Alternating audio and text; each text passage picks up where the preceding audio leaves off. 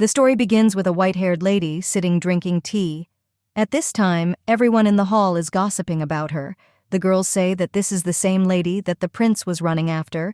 She caused such a commotion, and now she is being wooed to another man. The ladies think that this is such impudence. Her chosen one is Duke Rodain of Yells. The women begin to discuss the Duke and say that he truly has a divine appearance. Just look at his dark eyes like the night sky and hair like silk. They wonder if that villainess could be threatening him. And then they quiet down a little because she is a talented magician, and the girls are afraid that she will send a curse on them. Lady Ivonne Argentrose is the name of the main character. She is the youngest daughter of the Argentrose family, a mage and a famous villainess. Rodain Gels, Duke of the Northern Lands of Gels. He asks Ivonne if she feels comfortable. The girl answers yes, but then corrects herself by saying no. She thinks the Duke is so amazing that her heart is beating too fast. The villain is trying to pull herself together. Ivonne looks at the guy and asks him to listen. She apologizes for saying this at the first meeting and asks the Duke to lend her money. Rodain and everyone around him simply have no words. The girl always wanted to become not the main character of the novel, but a villain. Even if they scold her and point fingers at her, she will still remain with the villainess who was born into a rich family. Ivonne didn't want to have a life full of troubles and toxic people where her life would end in such a pathetic way. The maid pulls the girl out of her thoughts and asks if her mistress has any appetite. The main character realizes where she is now and screams that everything is delicious. How can you lose your appetite with such a sumptuous breakfast? Ivonne began to live the life she dreamed of, reincarnated in the body of the rich villainess of the novel. She is very happy because her dream has come true. Fantasy novel, The Light of Cordelia. Lady Ivonne Argentrose is a cruel and immoral villainess. Having learned about the engagement of his beloved Adrian, she made a contract with the devil and gained the power of darkness. The magician Ivonne became even stronger thanks to demonic power. She turned into a great dark magician and tormented the main characters. In the end, she met her end tragically by dying.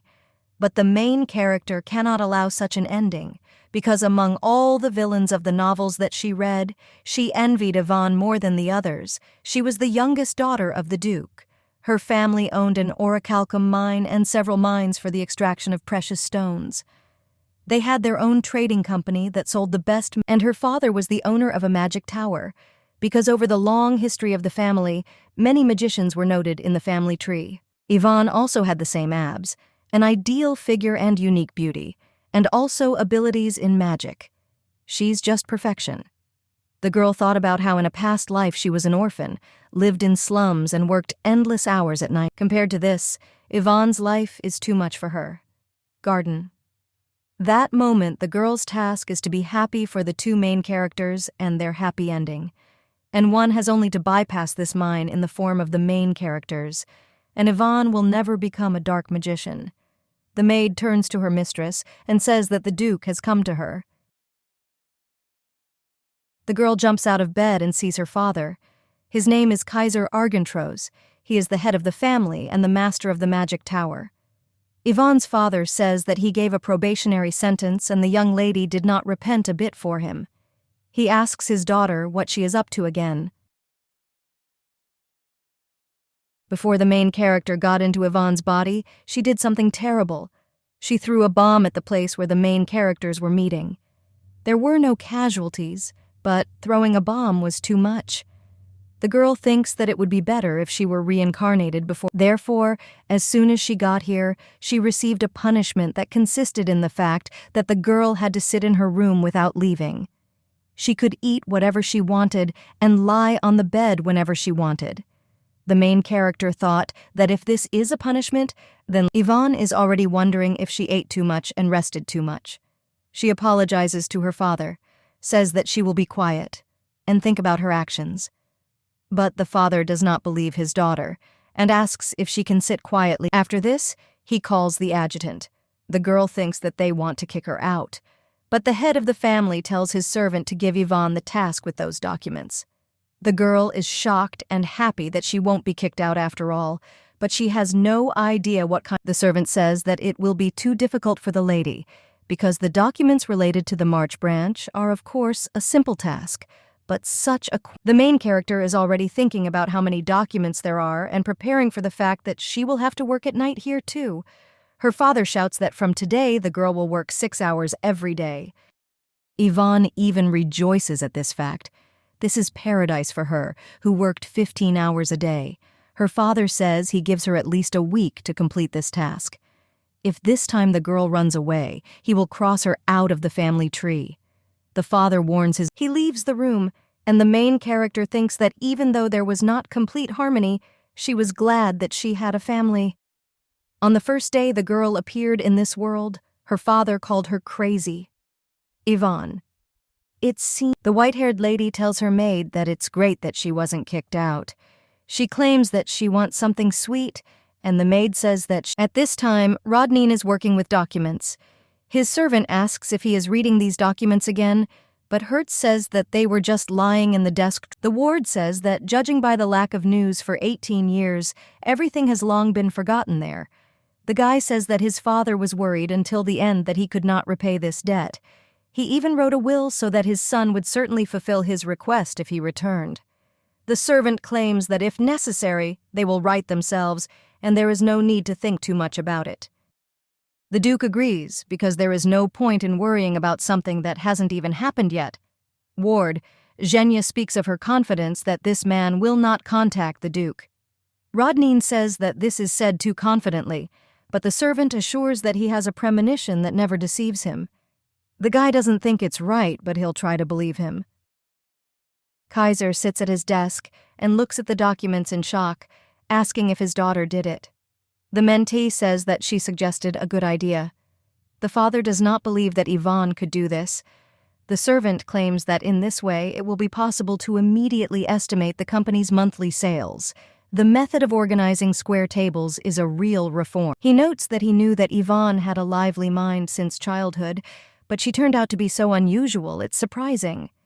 The Kaiser thought that his daughter would not like working with documents. He orders his personal maid, Ivonne, to be called.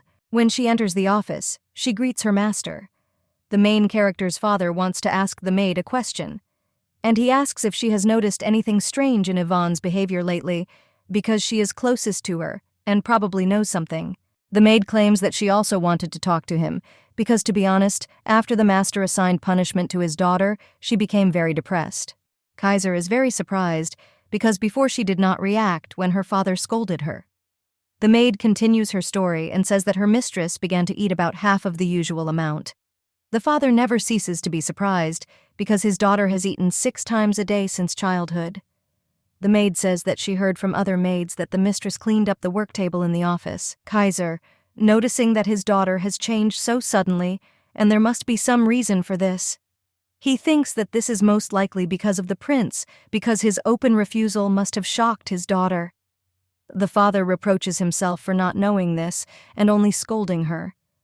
He concludes that his daughter still can. Ivonne sits in her room and eats sweets. She didn't think that her Excel skills would be useful to her.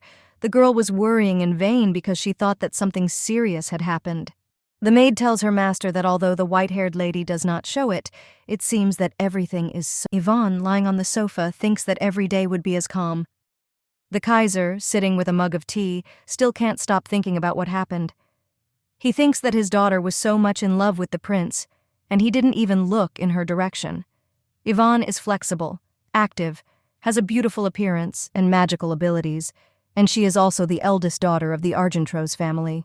The father of the main character wonders what the prince was missing, because he seems to be deliberately going on a date with the illegitimate daughter of the ruler of the Mare kingdom. The Kaiser slams his hand furiously on the table and realizes that he can completely understand his daughter. Ivonne at that time approaches the table. Seeing the actions of her father, she asks if something happened. The father replied that no, and called her to come to him. The girl sat down at the table and asked if there was any problem with those documents, because she tried, but if she made a mistake, she asked her to ask. The Duke is shocked because Ivonne has never apologized before. He replies that everything is just wonderful, and both he and the adjutant are completely shocked by the girl's work. Ivonne is very happy and thanks her father for the compliment. He also notices that she smiled, But before she did not pay attention to the praise. The father of the main character tells her that she looks happy today. The girl agrees. She thought that her father would scold her today, but it seems she was mistaken. She reports that she did not think that her father would praise her. Kaiser says that until now, Ivonne has always been up to some kind of prank. The white-haired lady says that she is to blame and that she is sorry for causing so much trouble to their family. She promises to be more careful in the future. In her thoughts, she rejoices that all her life she will relax at home and enjoy delicious food. But suddenly, her father screams and asks why his daughter is so downcast. Is there any flaws in her? He calms down and says that he himself punished the girl so that she would reform. But seeing his daughter in such a state, his heart is uneasy. Kaiser says that he bought a house, and the girl can break everything there to vent her anger. Ivonne doesn't believe what she just heard. The servant says that the Duke installed a shield near the house, and the girl can not only use magic, but also explode bombs. Her father says that the girl can go there even now. But she asks to wait. She thinks why destroy the house, because all her life she dreamed of having her own house and does not understand why her father's face is so pleased. The main character tells her father that he punished her because she did something wrong and she doesn't have to destroy the house. But the Kaiser is furious and says his daughter's name and asks what's wrong with her. He uses his magic in rage and asks who this prince. The adjutant calms down the main character's father. He apologizes and says that he was too excited and asks you to forgive him if he scared him. Ivonne says in surprise that this is amazing because her father used real magic. The same one is a little embarrassed and asks why there should be any surprise. The main character notices her father's embarrassment and thinks that perhaps he is softer in character than he seems. The father tells his daughter that if she wants something, then she should just say if she wants a romantic relationship, that there are so many men in the world, much more worthy of a prince. Ivonne, hearing that her father will fulfill any of her requests, remembers that in her past life she did not have the opportunity and tells her father that she would like. The Duke, hearing this, asks if his daughter said the word to study. The adjutant says that it seems she said so. After Reincarnation, the main character did not know much about this life. She wants to learn everything. The girl is very happy that she can only focus on her. Since Ivonne is also a magician, that means she can control magic like her father. But it seems strange to her that for some reason she cannot master books on magic, although she has no problems with reading. The main character wonders if this could be because she is not the real Ivonne. Of course, she doesn't need magic right now. She considers trying to use it just in case. The girl remembers what is usually shouted in cartoons or novels, extends her right hand. At this time, her brother comes into the room and asks what she is doing. Ivonne is confused and wonders why he had to come in at such a moment. Yvonne's brother is Barden, who called her a crazy dog. He is the son of Duke Argentros, an assistant professor at the Academy of Magic in the Faculty of Mages. The main character asks her brother what he is talking about. Well, he says that her words make him tremble.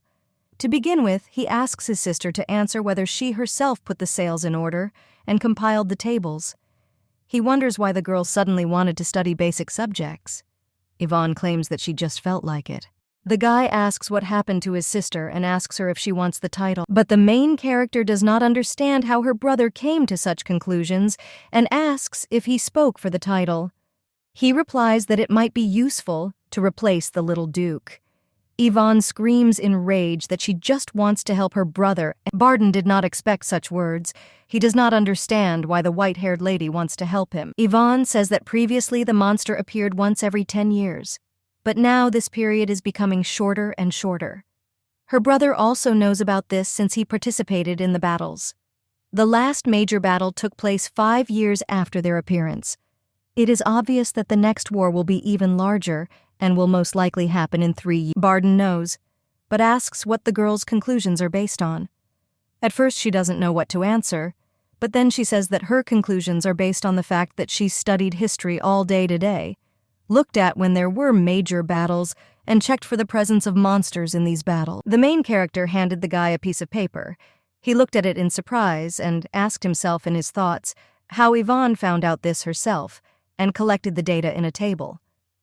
She reproaches her brother for what he said. Barden asks what his sister is really trying to achieve then, since she is not one of those who will just help. The main character thinks how suspicious he is. She says that, to be honest, it was very difficult for her, but she wants to help him and his father live a calm life. The girl asks if her brother understands her, but he still doesn't really believe it, and suspiciously asks what she said. Ivonne is already furious and repeats the word brother. Barden calls his sister a crazy dog in his thoughts and thinks that she really is crazy. The guy comes to his father's office and says that Ivonne is somehow strange. Kaiser asks if his son noticed too. The father says that his daughter said he was amazing, and the brother says that the girl called him brother. They think that the prince's refusal was a big blow for Ivonne, because she said that it was hard for her and now she wants to live a quiet life. Also today, the teachers who came to her said that her thirst for but her look is full of madness. Barden concludes that she is not herself right now. He asks what is it about this prince. Kaiser says that he wants to introduce Ivonne to a man with whom the prince cannot be compared, because maybe her condition will improve if she goes on a date with someone better. Barden agrees and says it's better than staying at home all the time. The two of them grin evilly, and the brother asks if his father chose the candidate. Rodain claims that Ant's instincts have failed him again and orders him to prepare everything for the trip. He had a reason to go to the capital because the Kaiser sent him an invitation to an official meeting with his daughter. 18 years ago, the previous Duke of Gels was a rather straightforward and self-confident man. He took part in the fight against monsters, trusting only his sword. However, during the battle he was trapped in flames. At that time, Kaiser Argentros was passing by, heading north to get medicine for his sick wife. The Kaiser's great move helped the Duke in that dangerous situation. Thus, the Gels family found itself in great debt to Argentros. The proud father was, on the one hand, grateful for the rescue, but asked not to disclose the fact that the magician helped him get rid of danger. Tied up, he promised to fulfill any request. Nowadays, thanks to one letter, the forgotten oath has made itself felt again. The servant asks if the Duke really intends to go there, but he claims that Ant himself saw that the prince had a beloved, which greatly upset the Duke's daughter. The ward tells his master that Duke Argentros is crossing all boundaries, because how can one remind of an oath for such a purpose? He argues that Rodain is not obligated to date his daughter because of this, but the Duke does not listen to the guy with blue hair. He says that it is necessary to order a new suit and prepare gifts in advance. The servant does not understand why his master is so eager to do this, because this is Lady Ivonne Argentros herself. She has done so much in her life. Why should Rodain help this villainess? But the Duke is adamant. He says that he will certainly repay his family's debt, and the time for this has come, especially since one should not forget about his father's will. And too cannot overcome his master's stubbornness, and he says that he will send a letter saying that the Duke is heading to the Gels estate in the capital and will also plan passage to the atelier. Rodain becomes curious about how scary a person the Duke's daughter is. The next day, Ivonne heads for the capital in a carriage. A girl on the street meets her gaze and tells her friend about it. She claims that we need to quickly leave here before this villain does something. The main character, of course, assumed, but did not think that everything was so bad. Barden claims that girls are still afraid of his sister and her reputation is still strong. Ivonne asks in her thoughts whether he likes this treatment of his own. The family arrives in Natsiel. The main character is delighted with this place. The brother asks if she has already forgotten this place, because she has not been here for a long time. The white-haired lady wonders how Ivonne decided to throw a bomb at this The brother whispers in the main character's ear that if she wants to blow up something, then let him tell him the guy will borrow an artifact from his sister. The girl says that this is not the point, and in her thoughts, she asks herself what is wrong with them, what is the matter with them, what is the father, what is the brother. She looks at the Imperial Palace and thinks that it is, but her father blocks the view of the palace and tells Ivonne not to even look that way. The main character is shocked. Her brother asks her if she is still sorry, but the white-haired lady asks why she should be sorry. Do they really think that the girl is still in love with the prince? She tries to tell her family that she forgot about the prince. Her brother and father, of course, don't believe her, but it's true. All together, they go to the best atelier in the empire, Elmador. Workers greet customers with warm smiles. Smart games, and you don't notice that they have a completely different reaction compared to when Ivonne came alone. She always came here alone. The workers never said a word to her. The girl was lonely and abandoned by everyone, the daughter of a duke. The white-haired lady became a little depressed from such. Her father asked if she was okay. The girl replies that she is fine, and the father tells the workers to find suitable outfits for her. The brother says that Ivonne should not yawn, and she should quickly choose a dress for herself. The girl is very touched by this because it looks like they brought her here on purpose to cheer her up. She is very glad that now she has a family who cares about her. The main character tries on many dresses but cannot choose because they are all very beautiful. The brother says that the girl looks good. The father agrees because his daughter is the most beautiful lady in the empire. One of the workers asks if he can show them the shoes on the stand, but the duke furiously asks what he is talking about.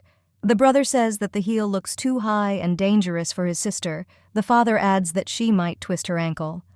After that, they leave the studio and head to other. The duke, taking the exquisite summer hat in his hands, says that it will suit Ivonne very much. Barden just points at the jewelry and tells his sister that it looks good and she should try it on once. Ivonne can't help but smile and laugh happily. Brother and father notice this. The main character apologizes, but the two tell her that it's okay. The father claims that he remembered the mother of the village because she looks very much like her when the brother decides to interrupt the conversation and suggests going for tea. Kaiser replies that this is a great idea. Barden adds that there is a cafe nearby. The white-haired lady doesn't understand what's happening. It seems to her that they set it all up on purpose because those two talk so unnaturally. The girl already wants to go home. When the family enters the cafe, the brother and father ask Ivonne if she likes her shopping. She says that she really likes it and thanks for such gifts. But as she already said, the white-haired lady is going to study in order to be useful to her family. So she has no particular place to wear these outfits and probably should return half of them. The Kaiser and his son are outraged. The father asks why there is no place to wear this. Barden agrees with his father and says that he will introduce Ivonne to a good man in 3 days in this The main character remembers how they sat at the table and asks herself if he was joking last time.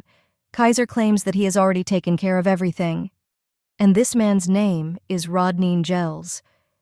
This is the young head of the Gels family, one of the revered families of the empire. He is a swordmaster and guardian of the North. The white-haired lady thinks she heard something about him too. They say he is a handsome man, a gentleman, and a well-rounded man who is admired. That's what her dance teacher said. The main character asks her relatives why such an amazing person needs her. The villain Ivonne Argentros, with a terrible reputation. The father and brother disagree. The Kaiser loudly asks who dared to give his daughter such a nickname. Barden says he may call his sister a crazy dog, but she's a pretty decent girl. The main character is very touched that these people are now protecting her, and it's really like her family, although she's not even the real. The Kaiser has gone to the tower. Barden has some business to attend to. They are both so busy, but they made time for Ivonne. The knight asks the white-haired lady if she is finished and yawns. The main character notices that when her father was here, the servant behaved differently. The girl decides to teach him a little lesson and says that he has something on his hand. She screams that it is a wasp and begins to hit him on the arm. The knight screams and falls. The white-haired lady does not think that everything was so serious and asks if it hurt. The knight says that it would be better if the wasp stung him. He says that the lady's weapon, that is the lady, is very strong.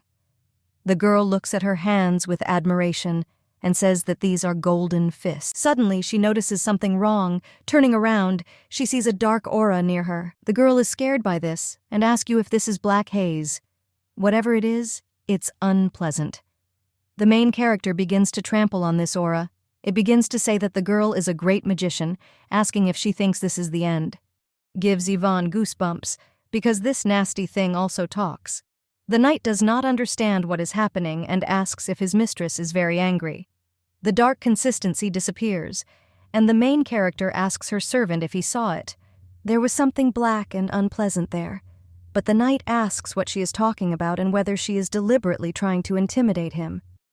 The white-haired lady is already beginning to think that she imagined it, but this cannot be. The prince walks through the greenhouse and notices that it is very calm there. He asks if this peace of mind was worth a lot. Barden replies that this is all thanks to the extensive efforts of the Imperial family and the rest of the clans. A particularly great contribution was made by the Duke of Gels, who single-handedly defended the northern gate.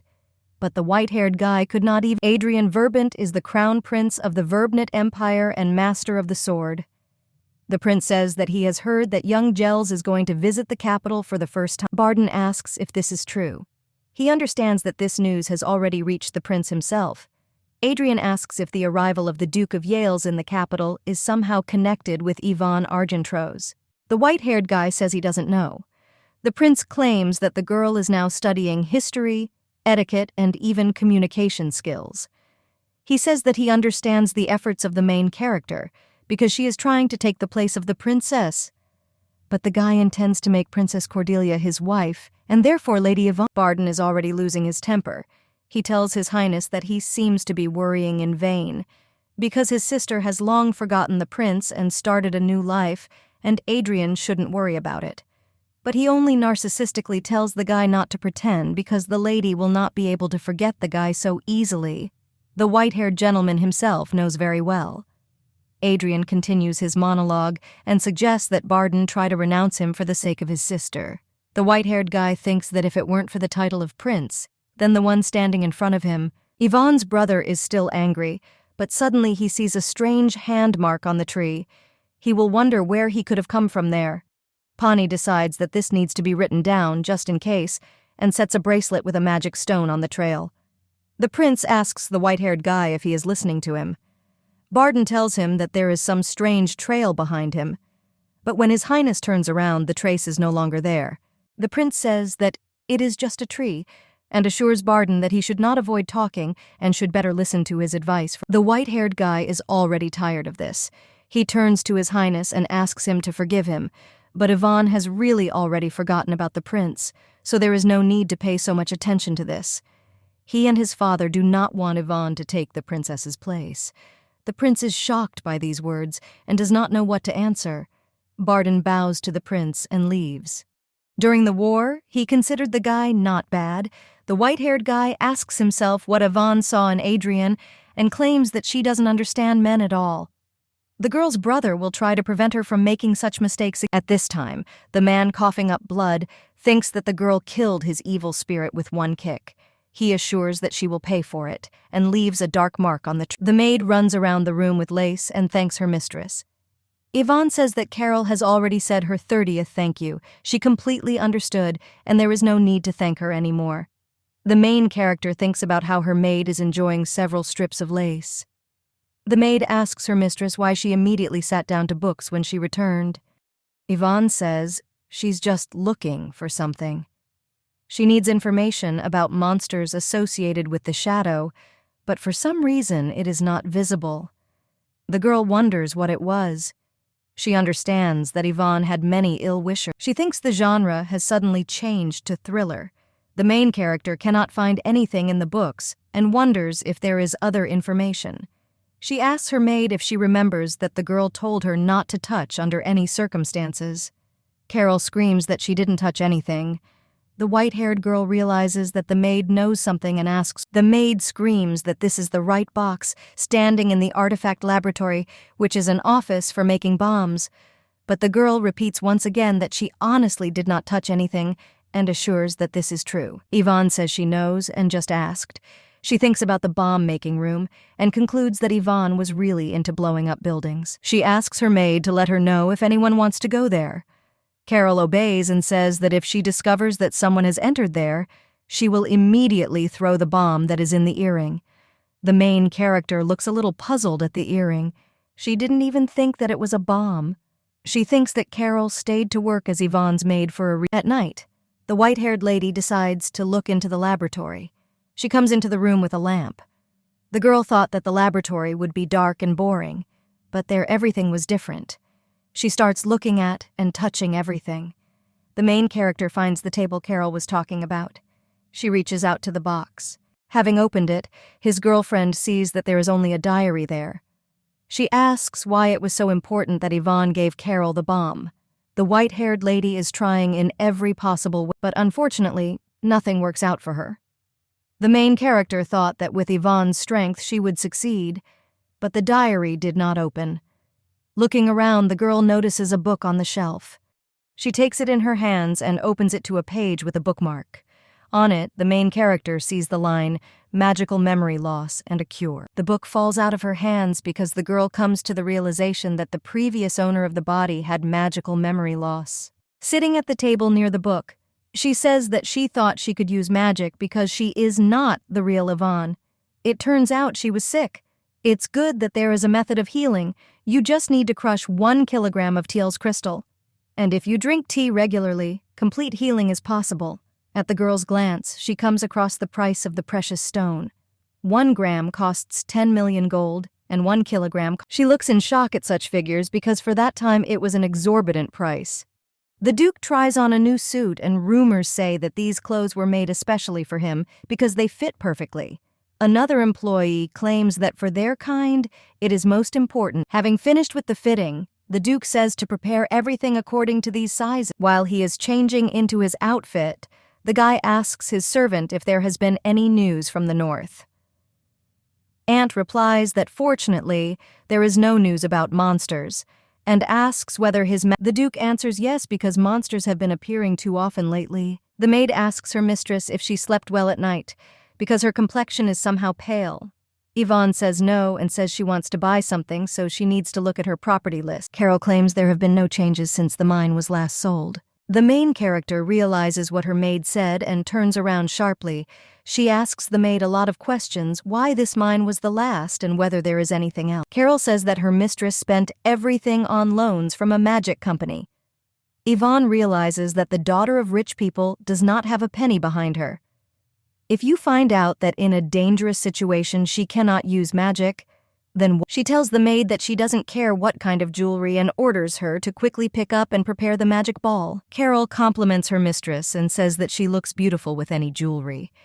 The main character wonders what's wrong with her, but still thanks her. Through a magic ball, the girl contacts the head of the branch of the gem company, and he claims that the price of Teals is 20 million per gram.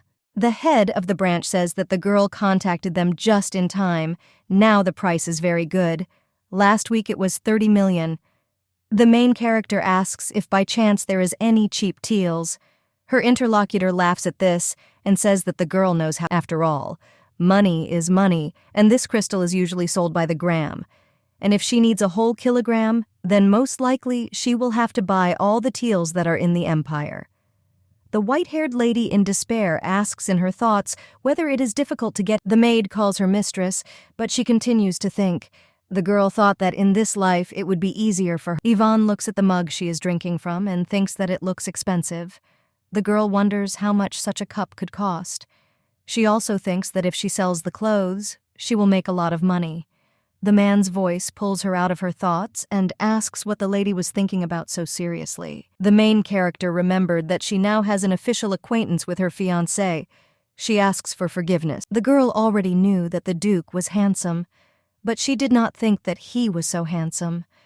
She wonders where her father got him. Ivonne would even like to be the first to arrange a second date for him. But now is not the time for that. It will be better for both of them if the white-haired lady finishes. She asks the Duke to listen to her and asks if he could lend her money. An awkward silence hangs between them. Ivonne thought that after such words he would be speechless and quickly leave this place. The main character does not understand why the guy has not left yet and continues to look at the girl like she thinks it would be better if he grinned or started swearing. Rodain asks how much the white-haired lady needs. The main character claims that this is an indefinite repayment and without interest of approximately 200 million gold, but the Duke only puts his hand in the pocket of his jacket. Ivonne does not believe that he is really ready to lend. She thought that he would start cursing and refuse her. When Gels takes a pen out of his pocket, the white-haired lady remembers that he is a master of the sword and is afraid that with this sharp object he is going. But the Duke simply signs the piece of paper. Ivonne, looking at the guy's eyelashes, notices that they are long. Her gaze falls on Yelz's gorgeous hair and in her thoughts asks what shampoo he uses. The main character notices that the Duke's nose is so chiseled and sharp, like that of a real sword master. Herzen, the white-haired lady, thinks that the man sitting opposite her is charming. It seems that it was because of him that the word beauty was invented. He also has beautiful long fingers. Looking at them, the girl notices that Rodain is writing something on a piece of paper with her beautiful hands. Taking a closer look, she sees that the guy is filling out an agreement on issuing a loan. The main character thinks that he is completely crazy. She is going to stop the Duke, grabs the guy by the hand, but then she realizes what she has done and asks. She tells the Duke that he is very kind. The girl heard that he is a fair person and quite handsome, but still you can't just give out money as a loan. The main character herself knows about her situation and asks if Rodain knows about it. Today is their first meeting, and the guy is already ready to lend Ivonne so much money. She says she can't let this happen. Well, the Duke claims that he will simply lend her the money because he knows for sure that the girl sitting opposite him is Lady Argentrose. This money also comes from his personal fortune, so there are no problems. He says that even if the white-haired lady deceives him, nothing can be done. The main character thinks that this man is too kind. She assures the Duke that it would be right to run away immediately because the lady on the date behaves very strangely. Well, he approaches Ivonne and says that if he doesn't think the girl is strange, then there's no point in running. Then the main character thinks that she needs to run. She jumps up from her seat and says that she has to go. Yells asks the girl to wait and says that he will take her to the Argentrose estate. The white-haired lady says The Duke asks if it's really not possible because he would like to get to know Ivonne better. The main character's heart melts at such words, and she thinks that she also wants to get to know the guy. But she refuses him, because for the sake of the Duke, she says that they should say goodbye here. Then the guy asks if the white-haired lady could fulfill one of his requests. He suggests calling each other by their first names the next time they meet and asks Ivonne for her. He tells the main character that he will call her Ivonne, and she can call him Rodain. The Duke kisses the hand of the white-haired lady. The girl agrees to this request and smiles. After the meeting, the main character decides to relax near the fountain. She thought that her heart would jump out of her chest and that she was unworthy of such a person. But the girl was happy, even if not for long. Ivonne sees painfully familiar golden hair and realizes that it is the prince. He says that the lady is persistent because even on the day of her date, she wanders around looking for him. The main character thought that under no circumstances would she meet him here, the beloved son of the emperor's concubine. Adrian's real mother died, so he was adopted by the current empress, thus becoming the heir and always caring only about his reputation. That's why he didn't like Ivonne. If any of his clothes or accessories were of a color that reminded him of Ivonne, he pointedly avoided it in appearance, and also ignored the white-haired lady's declarations of love several times. Now the prince is showing off with all his might, and asking what he can do with the lady who is suffering so much because of him. The main character is not very happy to greet him. Adrian didn't think that even on such a day the girl, as befits the main character of the novel, he can certainly be called handsome, but after that ideal man, the prince seems somehow ordinary. Adrian tells the girl that she shouldn't look at him with such a sad look, but the white-haired lady does not understand what he is talking about and claims that she does not want to disturb him. The prince at first says good, but then realizes what Ivonne said and is surprised to ask where she is going when he is right here. But the girl asks for forgiveness and gets up from her seat. She thinks that she should leave there, but the prince screams for her to wait and grabs the lady's hand. The main character, in shock, asks if the prince grabbed her hand. Adrian lets go of her hand and says that he didn't mean to. Ivonne says that there are a lot of people there, and if the prince holds her hand, it will affect his reputation. The white-haired lady claims that the prince has always been worried about this and thinks that she should tell him directly. The girl says that he seems to have misunderstood because she has long forgotten about him. She assures that Adrian need not worry because in the future, the girl will not interfere with them. The main character apologizes for everything she did, but the prince says that the lady is just trying to reach his heart. As far as he knows, Ivonne has begun studying to become his wife. He says that there is no need to be shy because there is nothing shameful in learning. The white-haired lady does not understand what this narcissistic prince is talking about. She notices that his hair is yellow, and he says disgustingly, as if his head is smeared. The girl furiously tells His Highness that everything is wrong. She wonders why this psycho cannot understand and says that she no longer has any feelings for Adrian. but he still doesn't understand, and says that the girl is just trying to attract his attention. Even the Duke of Yales was used for this. The prince asks if Ivonne feels sorry for him. The main character clenches her fists and almost cries because of this idiot. His Highness asks the lady if she is. Rodain approaches the couple from behind and says that he has finally found Ivonne. He greets the prince and says his name is Rodain Yelles. Adrian, in amazement, asks if this is the Duke of Yelles. Two guys are standing opposite each other. People begin to whisper. One lady from the crowd asks if Miss Argentrose stands between the prince and the duke. Is this really a love triangle? Another lady asks what kind of strange things the girl is saying. 5. It is immediately clear that the Duke of Yelles has rushed to protect the prince. Ivonne simply has no words. She thinks that she should have taken her. Rodain tells the main character that he has a gift for her, which he did not have time to give, claiming that this is not the most suitable place. The Duke suggests retiring to some quiet. Ivonne thinks that the guy realized that she was in an unpleasant situation and decided to help her. The white-haired lady hugs the Duke's arm and says that they are leaving to spend time together. She invites the Duke to come with her. Rodain holds the girl's hand, indicating to her not to let him go, and claims that, as the lady said, they have a date, so he will see His Highness next time. The couple leaves, leaving the prince alone. On the way, the main character says that she will certainly thank the Duke for this, and to be honest, she knows that the guy came on a date at the request of her father. She assumes that it must have been difficult for Rodain to do this, and now he also saved her from the prince. The white-haired lady thanks him. He thinks about it, and Ivonne asks maybe it was unpleasant for him because she didn't even think about it. The Duke approaches Ivonne. The girl notices that he is too close. The guy reaches out his hand to her hair, and the main character closes her eyes, thinking that he wants to kiss her. But Rodain simply took a leaf from her hair and reminded her that they had agreed that the lady would call him by his name. But the main character thinks that if the Duke behaves like this, then she may not understand everything correctly. Rodain had already poured a mountain of sugar into his cup. He thinks how the villainess may have such clear eyes. Maybe this is her charm. The servant asks his master if he can hear him. The Duke asks Aunt if he told him before he went on the date that he had. The ward with blue hair adjusts his monocle and with a smile on his face replies that as now the Duke is handsome and will always be so. Rodain asks how he can believe this. Perhaps his criteria for beauty are different from the standard ones. Aunt asks what his master is talking about, and asks if the Duke will believe him if he conducts a survey and provides him with a. It seemed to the guy that Miss Argentrose was looking at him like he was a stone. The servant claims that this is unheard of. I say that she has problems with her eyes. The Duke gets angry from such words. Rodain thinks he hears some strange ringing. He remembers Ivonne and says it's like a lady calling his name. The guy is completely confused. Aunt says that his master seems very tired and asks if he gave away the gift he prepared. The Duke remembers that only after the lady left did he realize that he had not given a gift, so he followed her and saw her crying.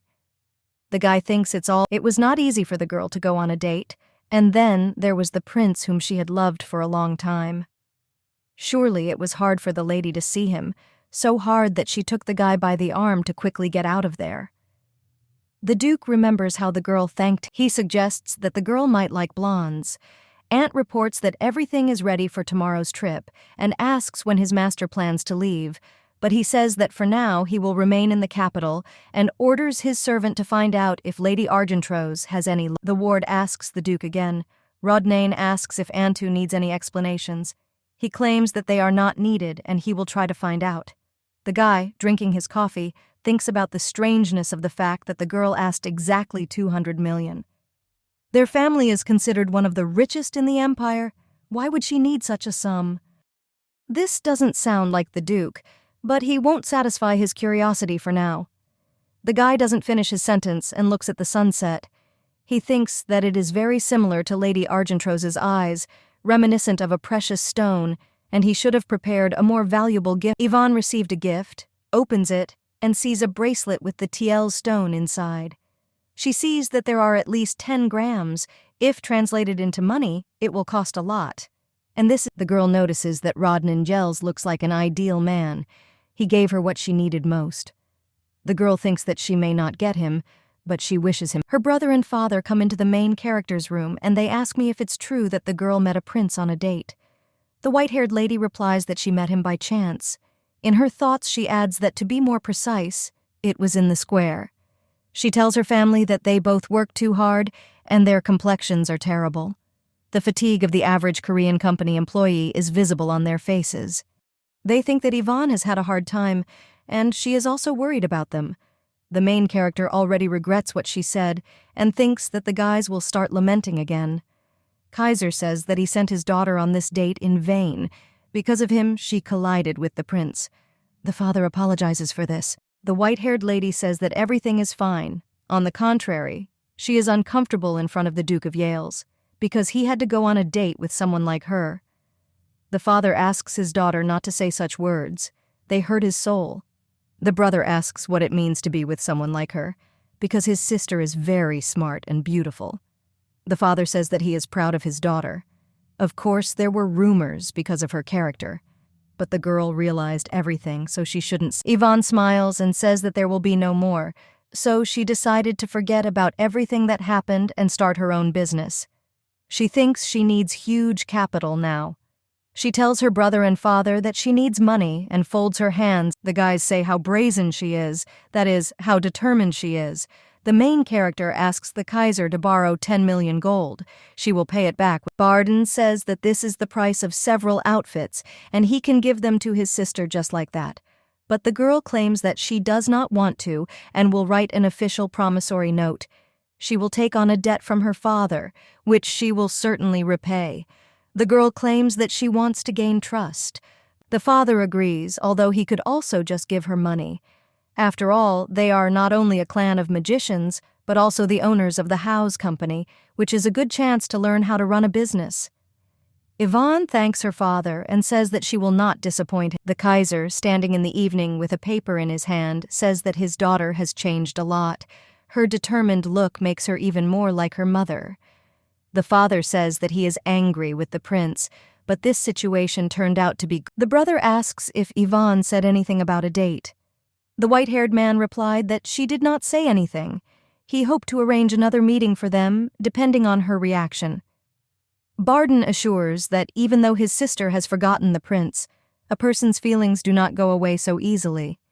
And suddenly the girl only pretends that she... Father says that this Prince Adrian, although he is the heir to the throne, does not yet have strong power. He became the heir because he was adopted by the Empress, and this could change at any moment. The guy asks what his father means and whether he wants to influence the choice of the heir. The Kaiser claims that if Adrian ceases to be crown prince, he will no longer be able to look up. Rodain asks if he is ready to do this for the sake of Ivonne, because the Argentrozis have never interfered in the affairs of the imperial family. The man says that this is not only for the sake of his daughter. The king's illegitimate daughter, Maid, whom the prince brought from the war, does not inspire. The guy says that he has the same thoughts. Her healing skills with which she saved the prince on the battlefield are beyond the normal level. He even thought about conducting an investigation. The father entrusts this matter to his son, and he tells him someone sent 2 letters to the main character. The girl asked who they were from. The maid replied that one was from the Duke of Yales, and the second from the Crown Prince. The white-haired lady falls into despair because she thinks that the first is a complaint, and the second is a summons. She thinks that the Duke may not be happy with his date with her. The prince must have sent an arrest warrant for that bomb. The maid is trying to calm down her mistress, and I assure that although she acted a little on emotions, she now leads a calm lifestyle, as if she had gone to a monastery. Ivonne asks where she has seen a monastery be so good and asks her maid to give her letters.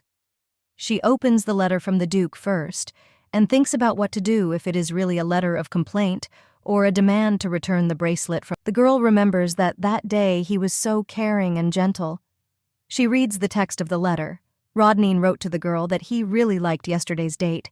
The guys are worried whether the main character liked the gift. If she has time, Tony is pestering her to go to the opera with him tomorrow. He will wait for her answer. The white-haired lady looks at the paper and realizes that this is an invitation to a second date. The maid says that the Duke liked her mistress, but Ivonne says that the refusal must be sent. Her maid does not understand why. The main character says that Rodain most likely sent the letter out of politeness, since he came on a date at the request of his father. It's a pity for the girl to refuse such a man, but nothing can be done. I didn't even want to open the letter from the prince, but in short, it talked about an invitation to a tea party that Cordelia was throwing, and a threat that Ivonne would promise not to use. The white-haired lady clutches the letter and, in her thoughts, asks how the prince dares to treat her like a criminal.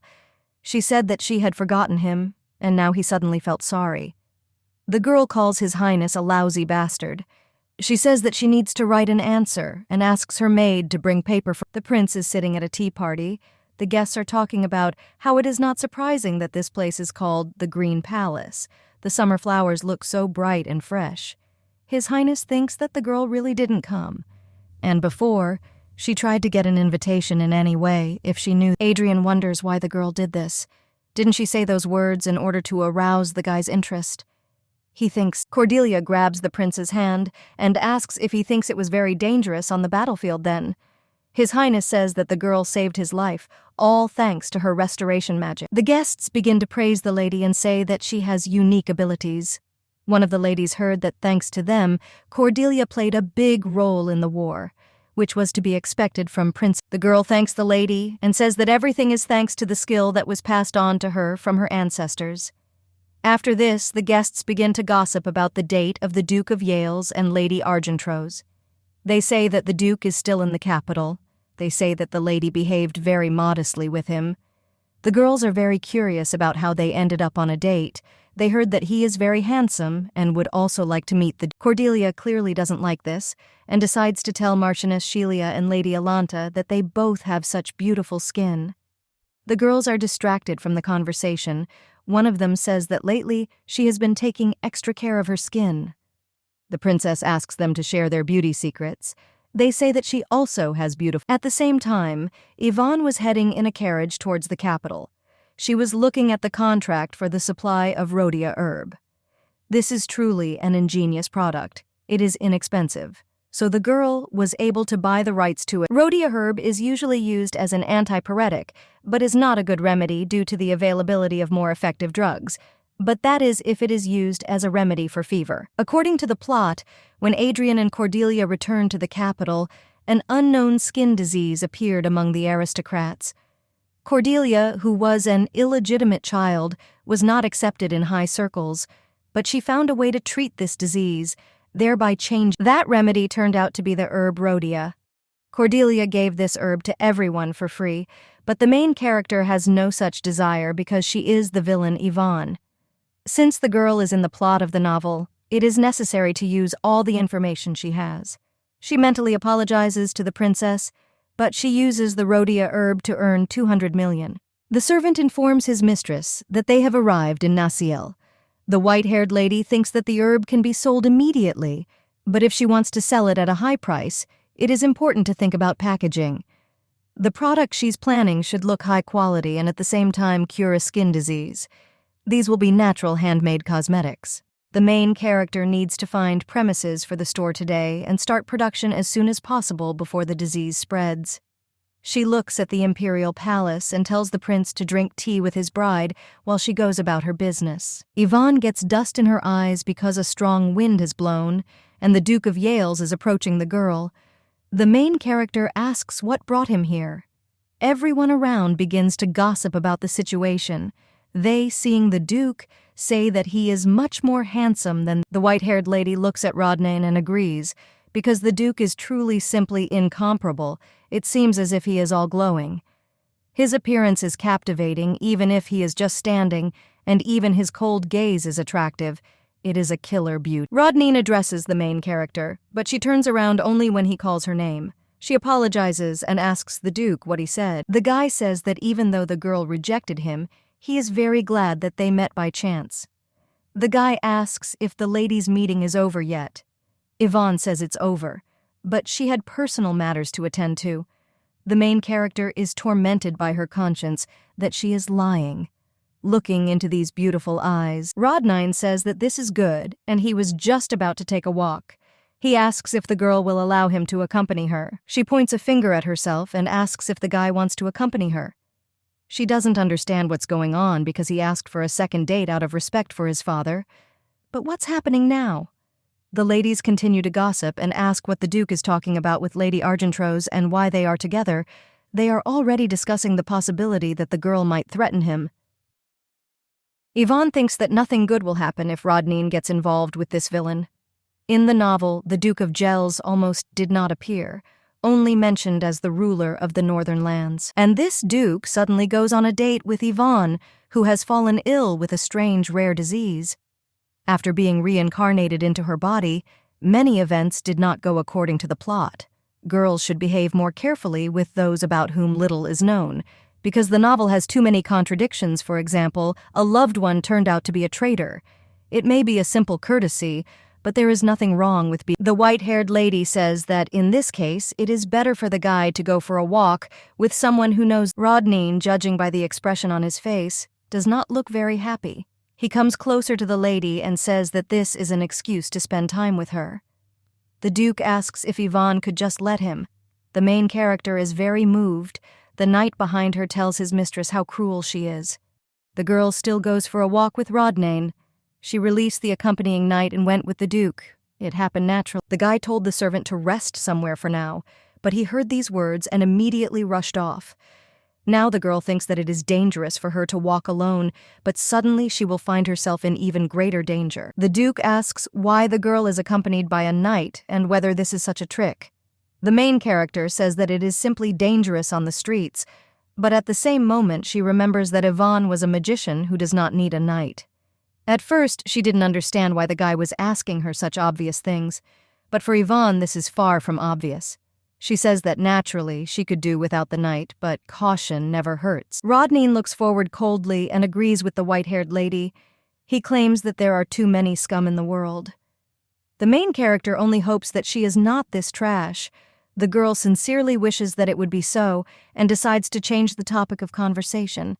She asks the Duke if he minds because she's going to go shopping. The guy says that there is nothing wrong with it and concludes that Ivonne loves shopping. He claims he will take this into account. The main character doesn't understand why she feels like she's under interrogation. She remembers all of Yvonne's atrocities and says that she needs to learn to spend less. She's tired of all this luxury. The girl understands that for some reason. The Duke asks, what do you mean she doesn't like dresses, bags, shoes, and jewelry? He should have found out in advance before giving a gift. The white-haired lady understands that the bracelet with the stone that she needs so much now is a clear luxury item. As soon as she remembers this, a smile immediately appears. The girl claims that she really liked Rodain's gift and thanks him. She thinks about the properties of this precious crystal because it can cure Yvonne's illness. The girl claims that this is true. The Duke says what a relief and thinks a little. The white-haired lady asks herself why the guy has such a face and thinks that she did something wrong again. But after a short silence, Rodain began asking the girl questions as if nothing was wrong, as if he was trying to find out everything about her at once, but that didn't end there, because he also charmed her with his words. He approaches Ivonne and says that she looks even more beautiful today. The girl thinks that she needs to calm down and stop worrying so much, otherwise it will be worse for her. This is just being said out of politeness. She just needs to agree and move on to the next topic. On the way, they meet two ladies and are greeted by Rodain. The eldest lady says that she is the wife of Viscount Francia and points to a young girl, informing her that this is. The Duke says with a soft smile that he is glad to see them, but now he is busy and has to go. The girl says goodbye to him. The older lady apologizes for delaying him. Ivonne noticed that he had just acted so coldly, which seemed strange to the girl, because she thought that he was nice to everyone. The Duke asks if he asked too many questions to the white-haired lady, because he said that he would not interfere. He apologizes and says that he is just interested in getting to know the lady better. The main character thinks that this man is truly ideal, but she is trying to move away from such thoughts. His attempts to get closer to the girl, personal question. Having put the whole picture together, the girl comes to the conclusion that he is interested in her. As soon as she saw the coat of arms of the Gels family, she remembered that the Duke had another reason for treating her this way. She studied the history of the Verbnet Imperial family in class. The main character recalls the secret investigative organization of the Imperial family. Since an official investigation was not possible, they acted in secret. They are said to have been closely associated with one of the 4 largest clans of the empire. No one has seen them in person, but if the Gels family is responsible for the secret investigation of the Imperial family, then everything falls into place. The Duke's father asked for a date. The non-white-haired lady cannot say what caused his She continues on her way and thinks that if she remembers, in the novel Ivonne became more and more cruel, so the prince put her under secret surveillance. That is, Rodain could be a spy sent by the prince to keep an eye on her. The victim grabs the girl and moves her a little to the side.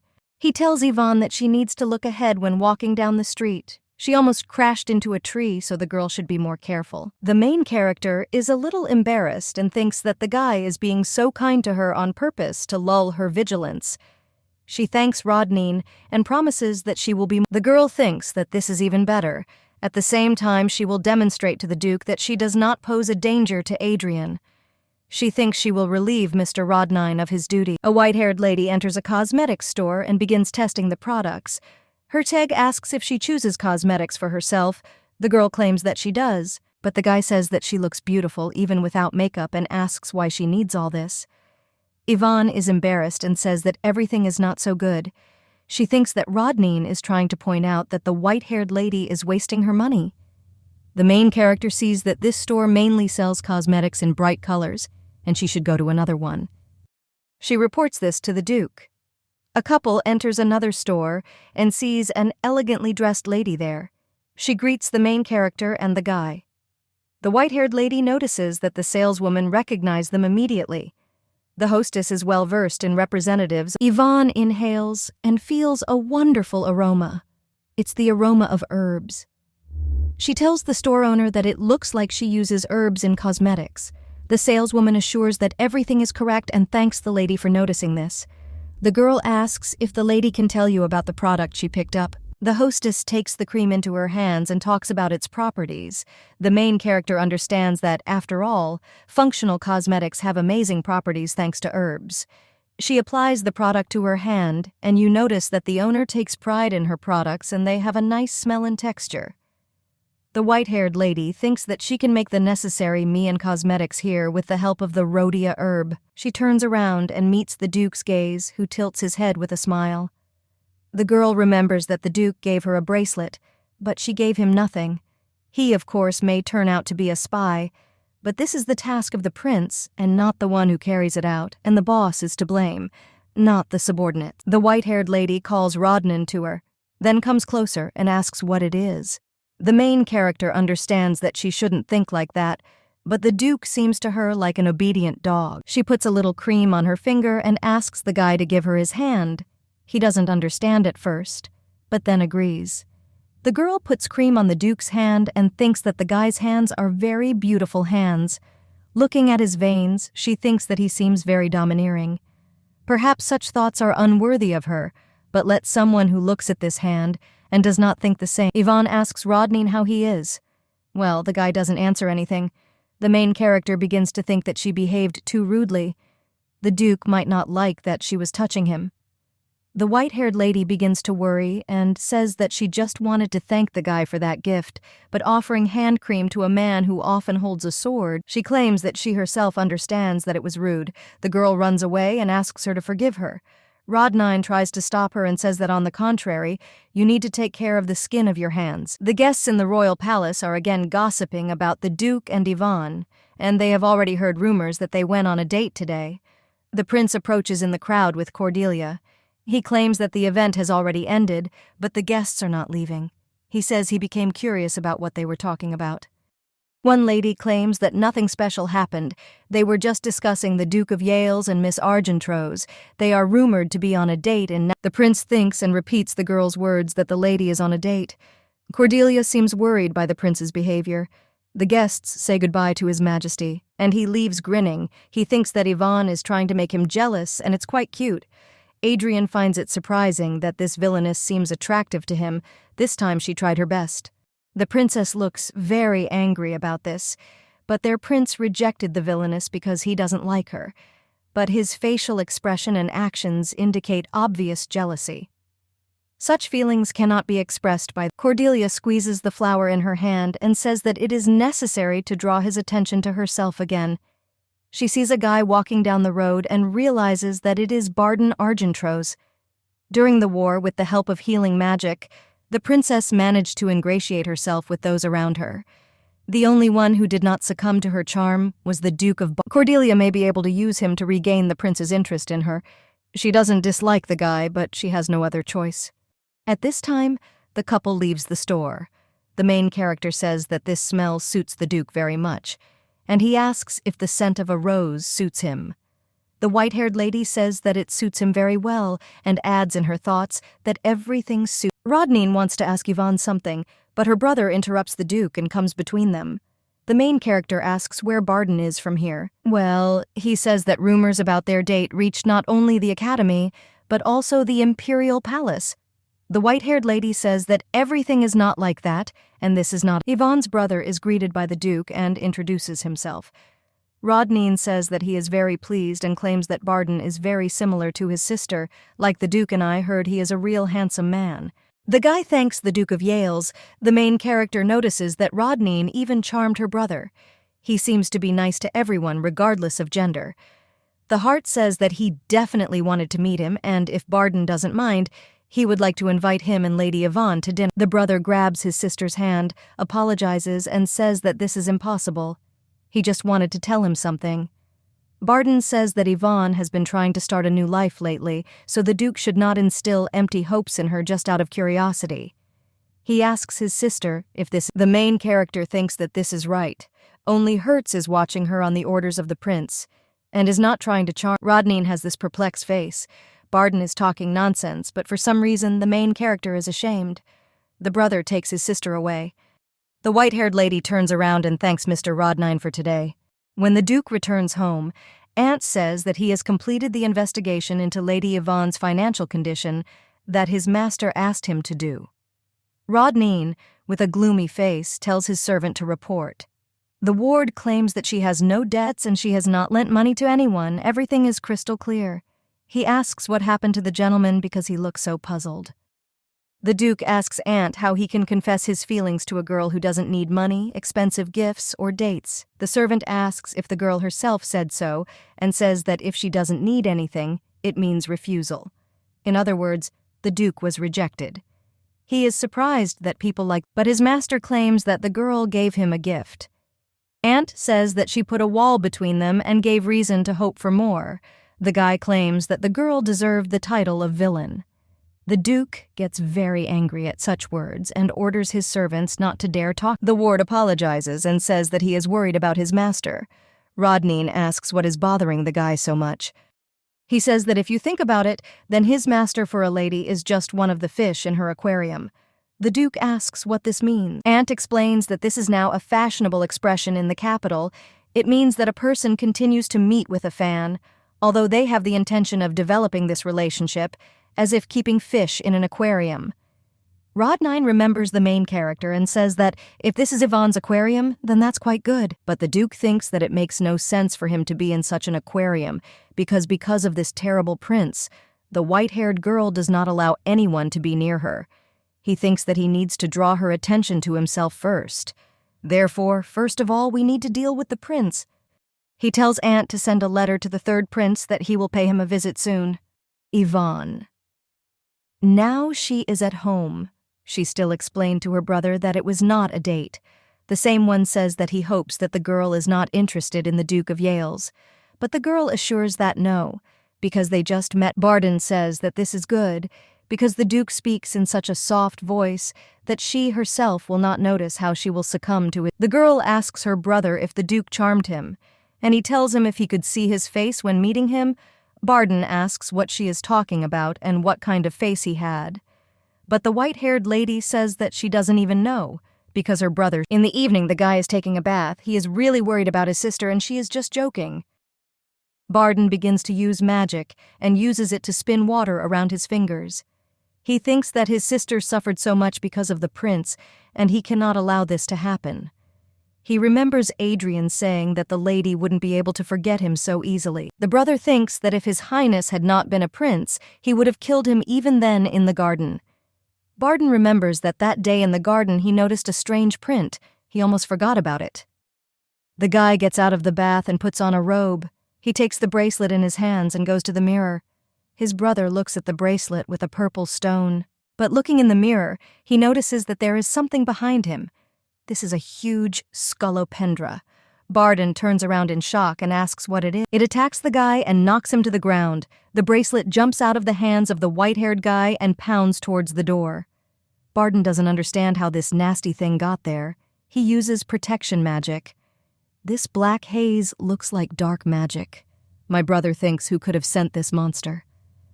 The guards should have come running there a long time ago, but they are not there, which means the connection with the outside world. The guy's barrier begins to crumble. Ivonne is sitting in her room.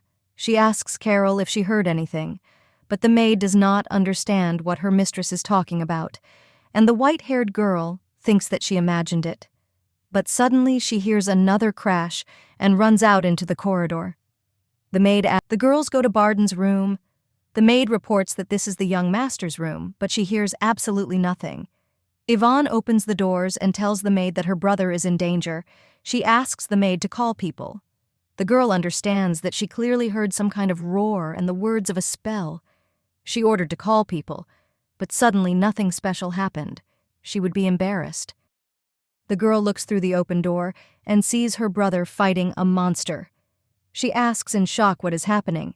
Barden notices that his sister has arrived and asks her to strike with magic. But now the girl cannot use magic.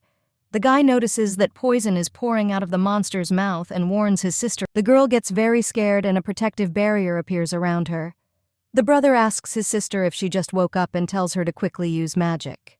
Scolopendra breaks through his brother's barrier. He creates a magic circle to jump away. Ivonne realizes that the magic broke because of her.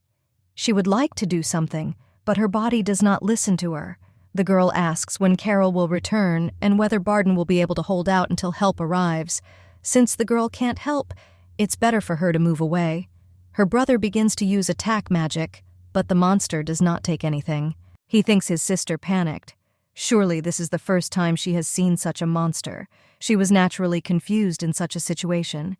He himself almost lost consciousness when he first saw such a monster, but without the help of his sister, Barden will not be able to cope with it. He tells Ivonne to pull herself together, but suddenly the poison paralyzes him.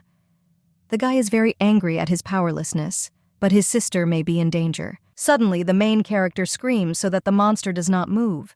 She calls him a lousy bug and throws his bracelet. With this blow, she seriously injures the monster. Somehow rumors come running, and they ask if Mr. and Mrs. are okay. Barden had forgotten that the most useless thing in the world was worrying about his sister. Cordelia begins to bleed. She claims that this simply cannot be. The contract with the monster ended, and in return, her life became shorter. She thinks how the white-haired lady killed her monster with some insignificant bracelet. At first, the girl was able to do this with the monster that followed her shadow. But the centipede named Callan, whom the princess sent to Barden, was a monster of the highest level. He is not someone who can be defeated by ordinary. Cordelia realizes that the main character appeared at exactly the right moment. But she couldn't hear anything from outside because of the dark magic. The princess comes to the conclusion that the girl already knew what was happening. But this is impossible since Cordelia did not plan to attack Barden. She was only going to follow him until she found out that he recorded her trail on that tree. The princess looks at the magic ball and wonders if it really was a pure coincidence. However, the girl understands that something doesn't add up, so we need to check whether the young man's sister could find out something. At this time, the father of the main character looks at the locked monster. He claims that this is the monster of a dark magician, and there is no doubt about it. The man asks if this centipede really appeared in the house, and Barden replies that, yes, and last night the monster suddenly appeared in his bathroom. And judging by the direction, he either climbed through the window or was already waiting for him inside. The young lady remembers that the window was tightly closed. Then the young man assumes that maybe the monster had already followed him when he went to the war to make a report. Father says it's quite possible, but he doesn't think so. Then the main character's brother asks why, and the man replies that only a strong dark magician can enter into a contract with such a monster, pledging his life expectancy as collateral. And after concluding this contract, a connection with the monster appears, because of which the mock cannot travel far. And the young man asks if this means that there is now a dark magician in the capital. His father replies that this is exactly the case, and is also so impudent that he dared to send his monster to the duchy. Dark mages are those who have made a contract with hellish demons.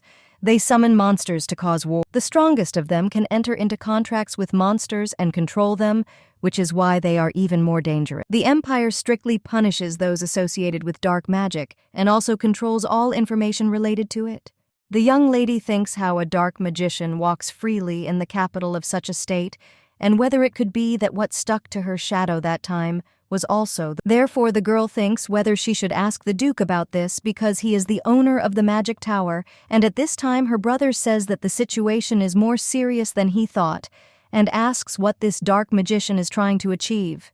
The father claims that now they have little information, so it's difficult to say, and then asks if they have anyone in mind. The young man claims that he doesn't even know, because apart from participating in the war, he wasn't particularly involved with anything. Then the father says that they do not know his purpose and first they should strengthen the security. The young lady looks at the man and thinks that the reason why Barden could become the target of a dark magician. Most likely, in the novel, Ivonne became a dark archmage, but the girl understands that in order to avoid this fate, she did everything to stop being a villain. And she has no desire to become a dark magician, so Ivonne doesn't understand how she became a dark magician in the first place. But suddenly the girl realizes that this might not be her personal desire, and it is quite possible that something terrible could happen in the near future. And in the end, the fate of a dark magician may await her.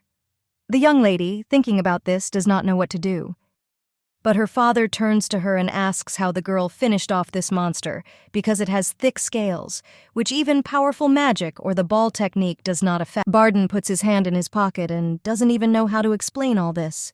He takes out a bent bracelet from there and shows it. And when he says that Ivonne struck the monster with this decoration, the father is shocked. He asks if Ivonne really did it, and the young lady replies that, to be more precise, she threw the jewelry. After all, there was nothing suitable around. Then the man asks why his daughter didn't use magic. The young lady smiles in response to this and does not know what to answer. She is thinking whether to tell her father that she cannot use magic. The girl goes through several scenarios in her head. The first of them shows hope, because the father can buy the young lady tea. But the second option doesn't seem so good, because the father might yell at her and say that the girl has done something wrong again. The main character understands that she has not yet won enough of their trust, and therefore cannot make up her mind. Then he starts talking. But her brother interrupts her and says that it's all because of him, because that monster grabbed him. And in that situation, Ivonne could not use magic, otherwise it would have hurt him too. The young lady realizes that she had a chance to do this before the monster grabbed him, and the young man adds that his sister's decision. The main character wonders if her brother understood that she cannot use magic and if he is trying to cover her up. The father asks if they were hurt, and the young man just looks at his sister and smiles. He says that everyone is safe. Ivonne says that she is also whole thanks to her brother. She thinks that it was even touching, because lately the guy has been trying to please her, which was awkward, and perhaps he would like to be on good terms with the real. The father says that the young lady defeated the monster with physical strength alone, and in this way she is like her mother, Camilla. The guys ask if she really looks like her mother. Her father answers yes. After all, Camilla was an excellent knight and also very strong. At a hunting tournament, she caught a brown bear with her bare hands, after which her father fell in love with her. The man sadly says that such a strong woman still went to another world. But then, after a minute of silence, he claims that they have somehow moved away from the topic, and in any case, he will try to find out what is the matter, and then asks if the guy. Barden says there's more to it and he'll get straight to the point. Then the guy claims that the Duke of Yales hangs around Ivonne and doesn't leave her behind, and the guy is courting his sister in this way. That rumors about their date reached all the way to the Imperial Palace, as well as the Academy. The Duke of Yales is kind to everyone, so Barden is worried about how he may mislead Ivonne and hurt her feelings. The young lady claims that this is not so at all and that those around her misunderstood everything.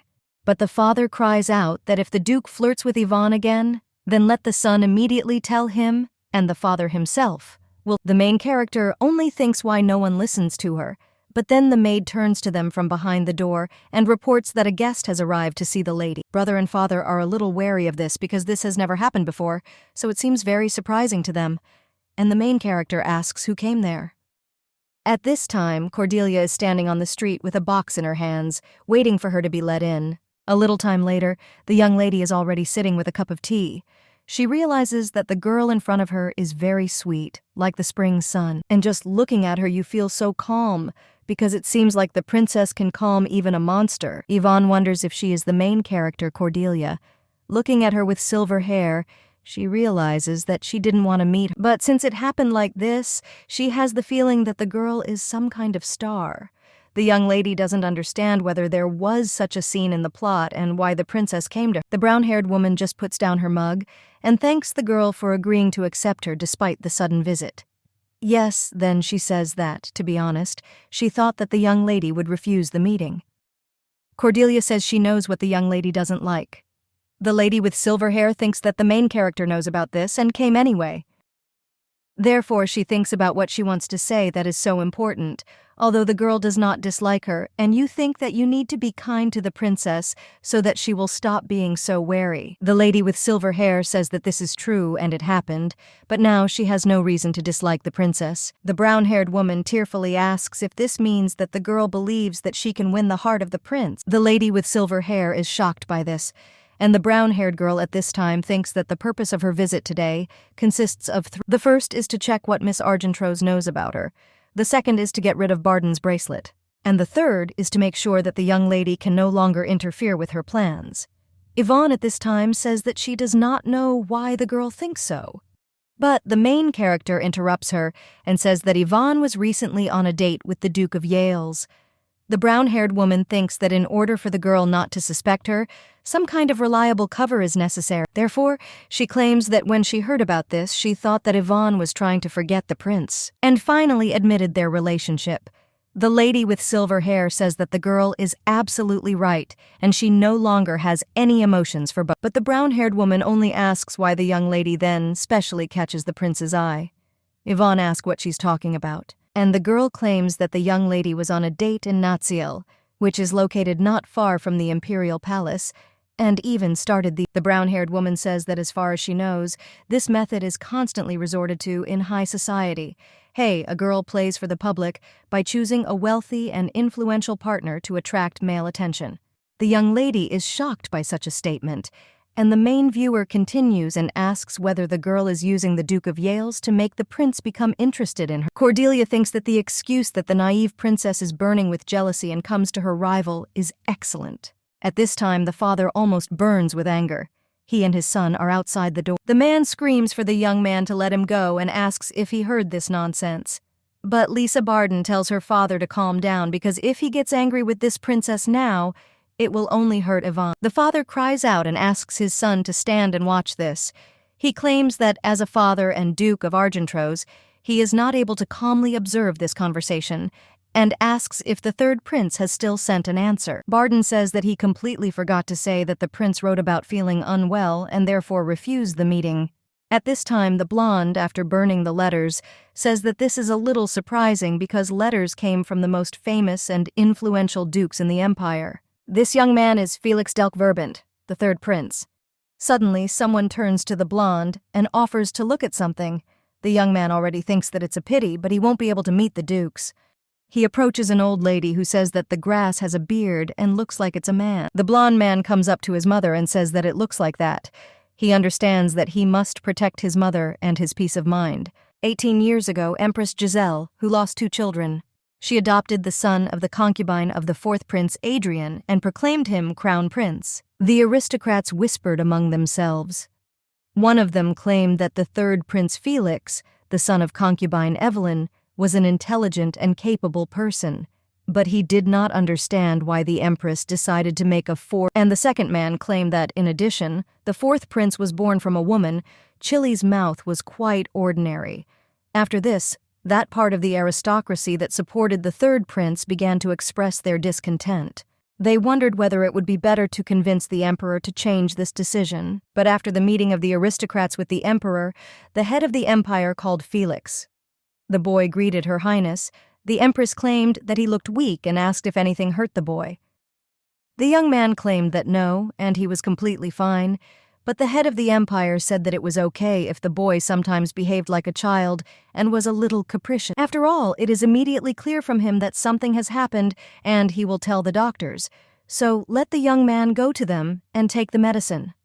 But the guy did not take the medicine. The doctor argued that this is a very valuable medicine, so the baby should not tell anyone about it or give it to anyone, because he must take it himself. Although the boy was young, he understood what kind of potion it was, so he did not stop thinking about it for several days, but he had no other choice.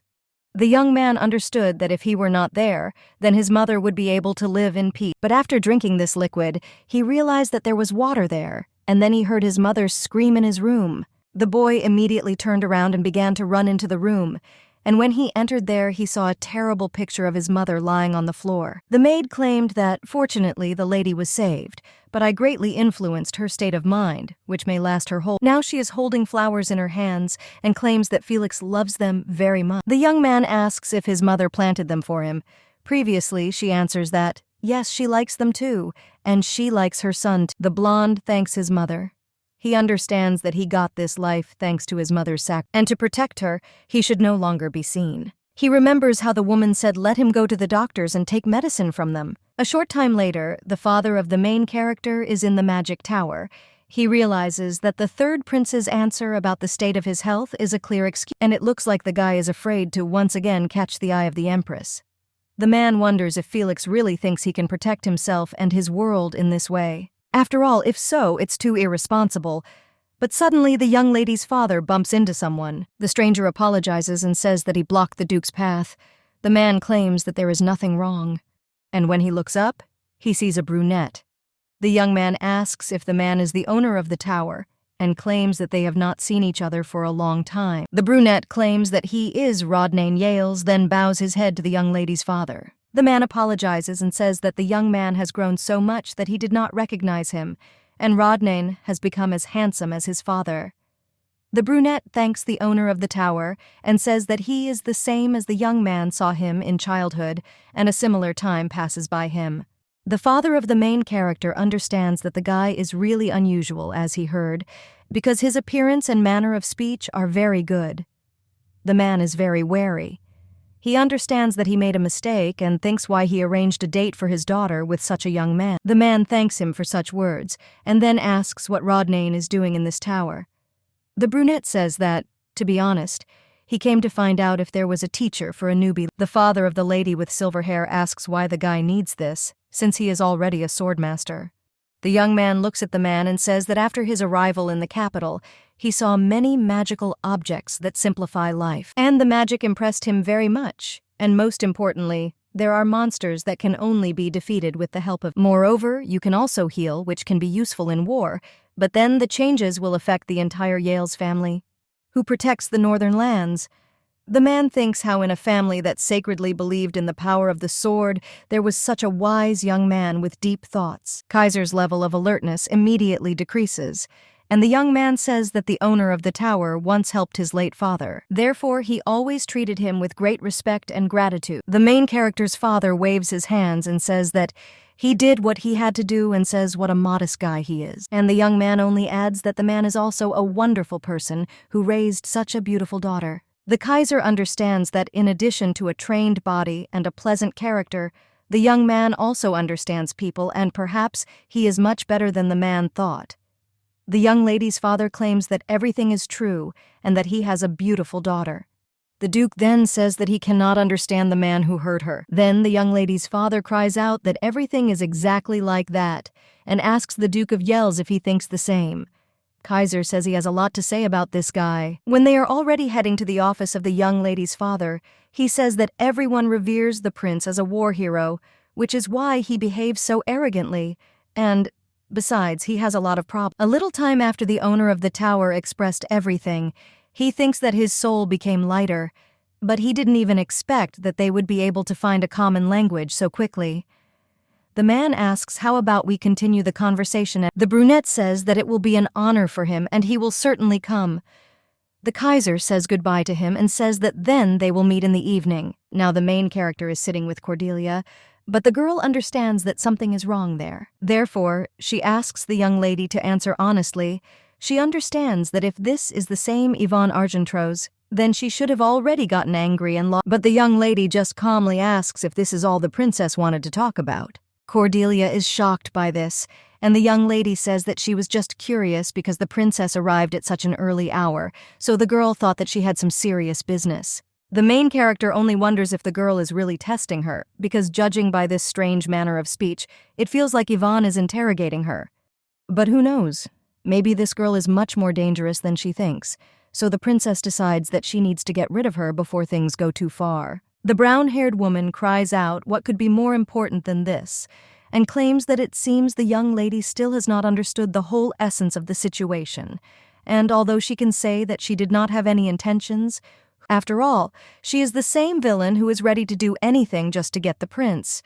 You are already rumored in high society that she is using the Duke of Yales for her own selfish. The brown-haired woman asks why she and the prince and Duke of Gels should suffer because of her alone.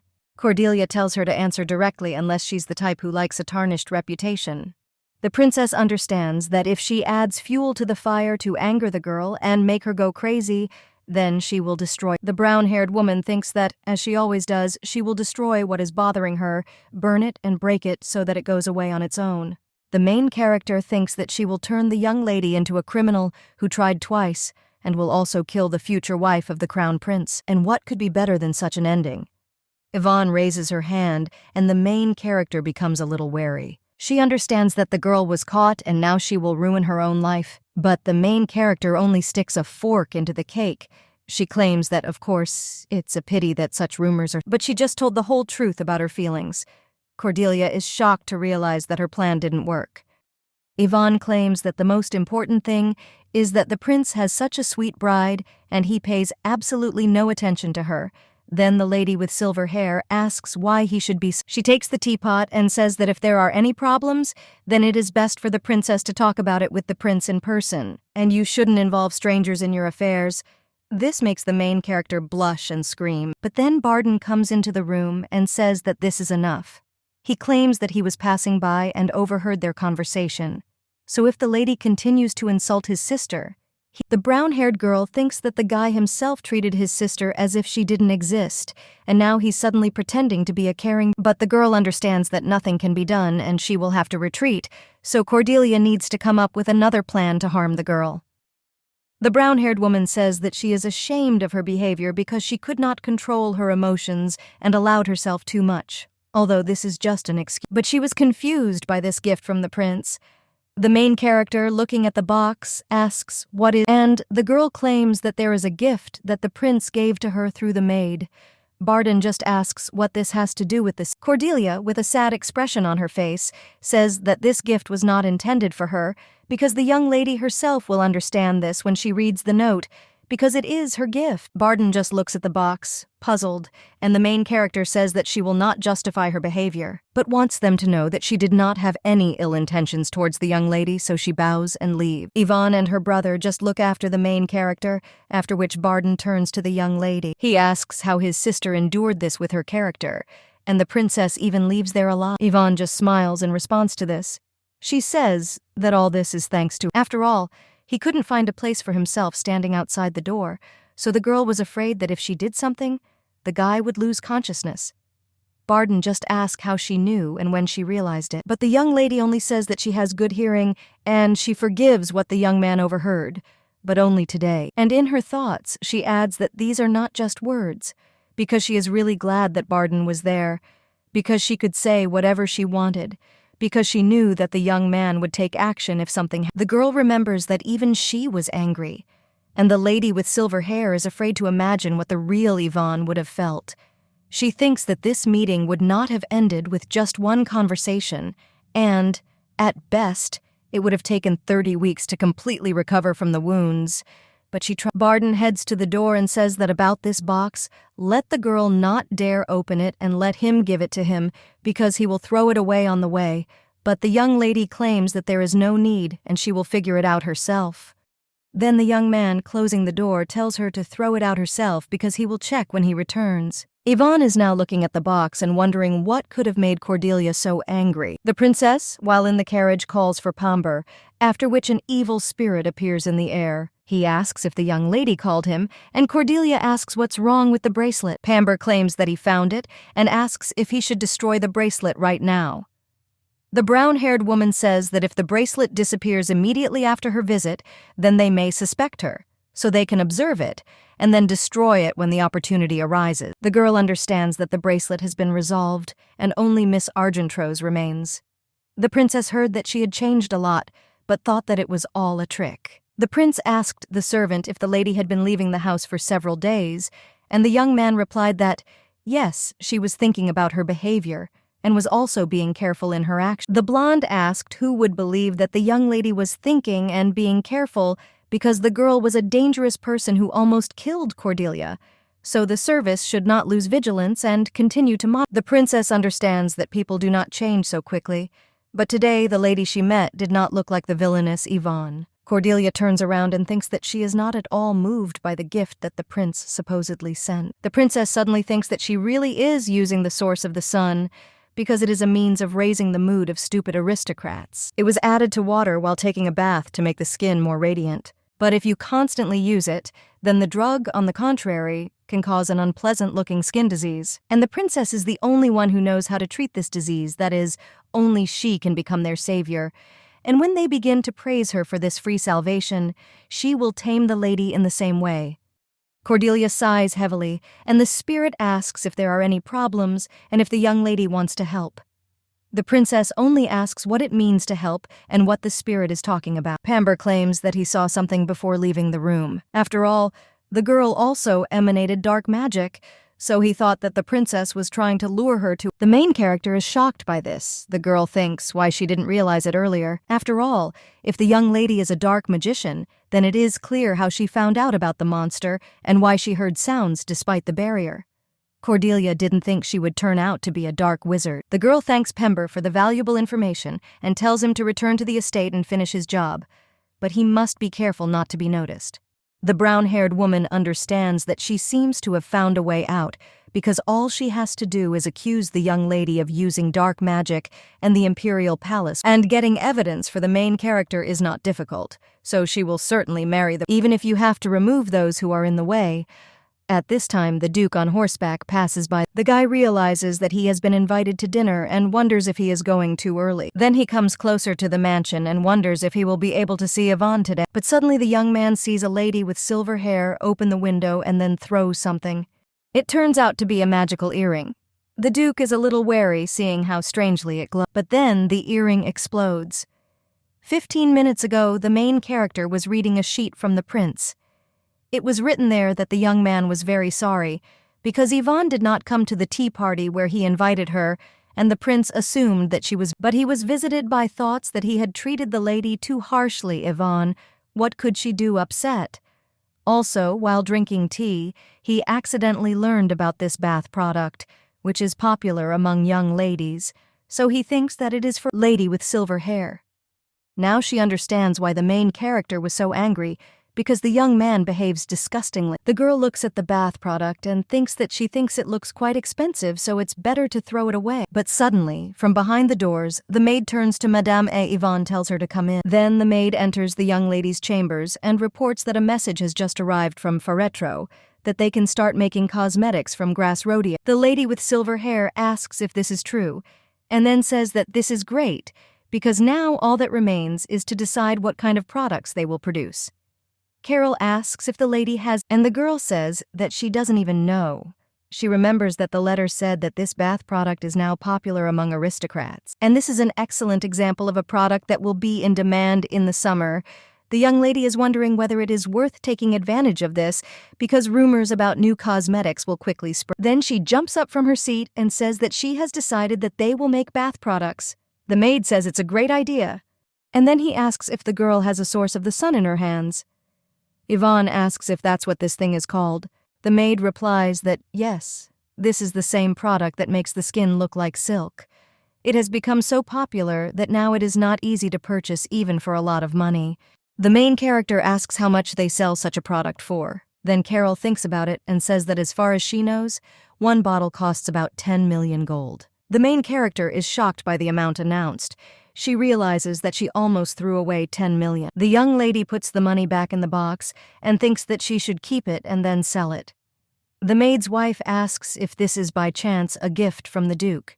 After these words, the young lady's hand trembles. The girl remembers the young man. And because of this, she blushes all over, but she tries not to show it and says that Carol has a bad habit of thinking that everyone loves her. The maid says that it is impossible not to fall in love with such an ideal lady, and if she were a man, she would give her gifts. The main character says it's useless anyway, but then notices something strange. She turns to Carol, points to her earrings, which begin to glow brighter. As soon as the young lady saw the unpleasant shine of the earrings, she was suddenly overcome by a familiar feeling of madness. The girl grabbed the earring from the maid's ear and ran to the window, and when I opened it, I immediately threw. At that moment, she acted with the expectation that there was no one in the garden, but when she realized that she was mistaken, the job was already done when the earring exploded and the room was immediately filled with smoke. The main character understood that Rodain seemed to be there. She immediately looked out the window with her excitement, but the sight of the young man safe and sound thinks what a blessing it is that he is alive. The guy just looks at her with misunderstanding and some sadness, and the lady with silver hair thinks that this is really a great relief. But she doesn't understand what to say now, and whether the young man will believe that it was a mistake. The maid just comes up from behind and asks if the lady is okay. The main character immediately turns to her maid and says that everything is fine with her, and then asks if she was hurt Carol. The girl says no, and thanks to the lady, the main character looks at the devastation in the room and says how good it is that Carol hurt me, but it's better for her to rest. The maid claims that there is nothing wrong, and she will call people to clean the room. Then Ivonne says she's asking for a favor because she needs to get out now, because the explosion hit the Duke. Yelsa. The maid is excited and asks how this could happen and says that it is all because of her, and then asks if everything is okay with the Duke. Ivonne asks why the maid thinks that it's all because of her, because it was she who gave the maid the bomb, and that's why she threw it too. Carol doesn't have to worry about it, and when the girl closes the door to her room, she immediately starts running. She thinks in horror what she should do now. Going down the stairs, the main character thinks about how she could throw a bomb. At this time, all the servants gathered near the door. Ivonne wonders why the earring exploded at that very moment. At this time, a lot of people also gathered on the street. Suddenly, someone told them to move aside. After all, the lady is coming. One of the servants says that the lady was never interested in family affairs. The authors cry out for people to disperse as soon as possible. Ivonne, examining the territory, realizes that everything looks intact, but she thought that everything there was destroyed. But suddenly the knight does not turn and asks if the lady guessed it too, because how can she see, despite the loudness of the bomb explosion, there is not much damage. After all, Herzog yells appeared just in time, and the cheese absorbed the blast wave with the help of an aura. Someone shouts that the swordmaster is truly magnificent. The knight claims that they will certainly find the criminal, and the lady with silver hair answers in her thoughts that it is not necessary. She elbows the knight and asks if he can move away. The girl thinks where to start and whether it is better to apologize first. She approaches the Duke. The servants at this time ask if the Duke is okay and offer healing, but the young man claims that everything is fine. And then he sees Ivonne smiles at her. The girl understands that she has not yet decided what to tell him, but she's a little scared. The young man seems very angry to her. The main character realizes that she seems to have finally lost. The servants gossip among themselves and say how these two fit together. Rodain is still looking at the young lady, and the girl understands that this is not at all true to believe the guy is looking sideways at her. But actually, Ivonne was simply imagining the worst. Option. The young lady asks if Herzog was hurt. The guy says that he is fine. He just didn't expect this. He looks at the bouquet and said that he was going to give it to him, Ivonne. But while I was getting the ball, the flowers turned into this. The lady with silver hair thinks why he wanted to give her flowers. The girl says that she is glad, because Herzog was not hurt. In her thoughts, she wonders if Rodain could come empty-handed. She understands that this is a sign of politeness, or thinks that this gesture should be perceived that way. The young lady approaches the brunette and asks if she can take this bouquet because the Duke was going to give it to her. The girl claims that she just needed something to decorate the room. The brunette says that he can go and buy a new one, but the main character says that she likes this one and thanks the Duke, after which the girl asks why he came to the Argentro's estate, and the young man replies that the owner of the tower invited him to dinner. The lady with silver hair doesn't even know what to answer. After a moment of silence, she smiles and says that Rodain is quite early. The guy claims that he had business nearby and quickly freed himself. Ivonne. She thinks that this doesn't look like a lie, but she doesn't understand why her father called the Duke, and even if it's true, the young man's arrival too early could mean some. But suddenly, a knight approaches these two and informs the lady that he is the chief of the guard. He reports that there was an explosion and an unknown bomb in front of the estate and asks if the lady knows anything about it. The main character doesn't even know what to answer, and the knight says that to the Duke's Yales, who was at the scene, there were no other witnesses to the. But also Herzogi, he says he doesn't know anything, and no other evidence was found either. The lady with silver hair just looks at the young man in surprise and asks if he said that he doesn't know anything. The guy nods with a smile on his face while the knight stands in bewilderment. Then Accepted turns to him and says that the similar lady also has no idea who it is. He claims that he will tell the knight if he remembers something, so for now he can check other people. The man bows and says that he will return to them with a Then the Duke smiles and asks, Ivonne, can she see him off? The girl says that of course she will take him to the living, and she herself thinks whether the Duke wants to agree with her on something because he may demand compensation, or he may begin to threaten that he will ruin her life if she throws another bomb at him. But the lady with silver hair is of course grateful to the young man that he did not accuse her in front of others. As they approach the living room, the girl realizes that she is scared to even think about what could happen. And when they enter the room, the Duke asks if this is Lady Yvonne's private living room. The girl says that, yes, and she thinks that the living room on the first floor. The young man claims that the glass is broken and it seems that the shockwave was too strong, and then asks if Ivonne is okay. The girl replies that, yes, she was just a little scared. She understands that she didn't notice in that commotion, but it's a little strange because no matter how strong Ivonne is, it's incredible because neither her hair nor her. The Duke only says that this is a great relief, and the girl claims that she is also glad that Mr. Rodain was not hurt, and also the brunette asks what she is talking about, and the young lady replies that he didn't give her away, and this incident was a mistake, so she asks for forgiveness. The guy asks if it was really a mistake. The lady with silver hair says that there was a breakdown in the art, and she spontaneously threw it outside, and a guy was just passing by. The young lady says she thought there was no one on the street. The brunette asks if she means that the bomb was about to explode, so the girl threw it out the window. The main character replies that everything is exactly like, and the guy asks if he can ask why the girl didn't use protection magic. Ivonne thinks that he is very smart, and yet court investigators are different from ordinary people. The girl is trying to justify herself, but she doesn't have the. At this time, Hertz OG is just approaching her. The young lady is thinking about what to answer, and suddenly she says something wrong, after which she will be arrested. The girl thinks whether she should tell the whole truth that she cannot use magic. Suddenly, the brunette comes even closer and addresses the lady with silver hair. He asks if the girl could have deliberately thrown a bomb at him. The main character is shocked and wonders if the guy thinks it was intentional. But if she talks about her illness, she might be able to convince him. After all, the problem is that rumors may spread about this, and then everyone who is opposed to Ivonne will try to harm her all at once. The girl thinks whether she can resist them, but if she doesn't answer anything, she will become a criminal who again tried to cause harm with the help of magic, and then neither Father Barden nor the others will believe her anymore. The girl is silent for a bit, and then he says that, to be honest, the young man is overstaying his welcome and says that means he was right.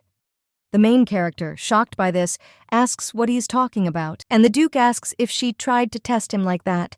The lady with silver hair doesn't understand what he's talking about. A little time ago, when the guy realized that he was not just interested in Ivonne, he wanted to become the most important fish in her aquarium. However, the young man spent almost his entire life in the Duchy of Gels and knew nothing about her. The young man had a desire to fill these gaps in their relationship, so he began to look for any information about Lady Arg, and the more he got to know her, the more behind such eccentric behavior, He saw an attempt to express his sympathy to one person, Prince Adrian. The guy doesn't understand what it was about him that could make Ivonne want his love so much, and if the girl gives him a chance, he can prove that he's worthy of her attention. He will prove which of them is better able to meet her expectations.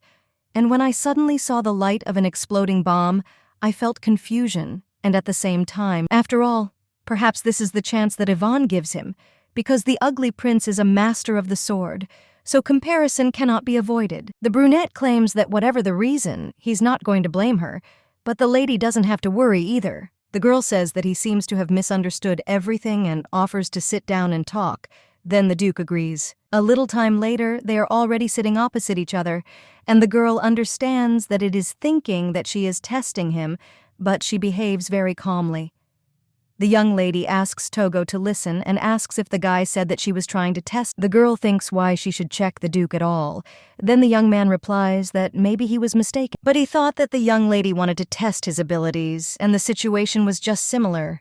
The main character thinks what this means and then wonders if he really means it. The explosion in Natsiel when she threw a bomb at Cordelia. Well then, the prince protected Cordelia from the blast wave, but the girl does not understand what this has to do with the test. But then the silver-haired lady realizes that Rodain could understand that she knows who he is. He thinks that the girl set up a similar situation and specifically wanted to check whether he was secretly sent by the prince or not. But still, his calm attitude speaks volume, that she cannot escape responsibility and cannot hide from him no matter what the young lady does. So she will have to choose and tell her about the magical memory loss and give up her own safety, or continue to be a dangerous person for him. Therefore, the main character turns to Mr. Rodain and asks if he said that he does not blame the young lady for anything.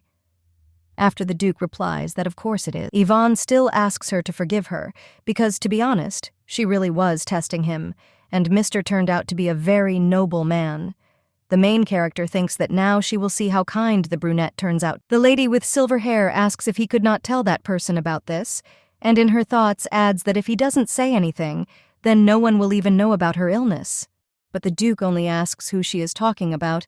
Then the main character replies that she is talking about His Highness the Duke, in response to this, only puts his glass back with a knock, and the young lady wonders if she has angered him. The guy claims that he cannot understand why the girl suddenly started talking about the prince.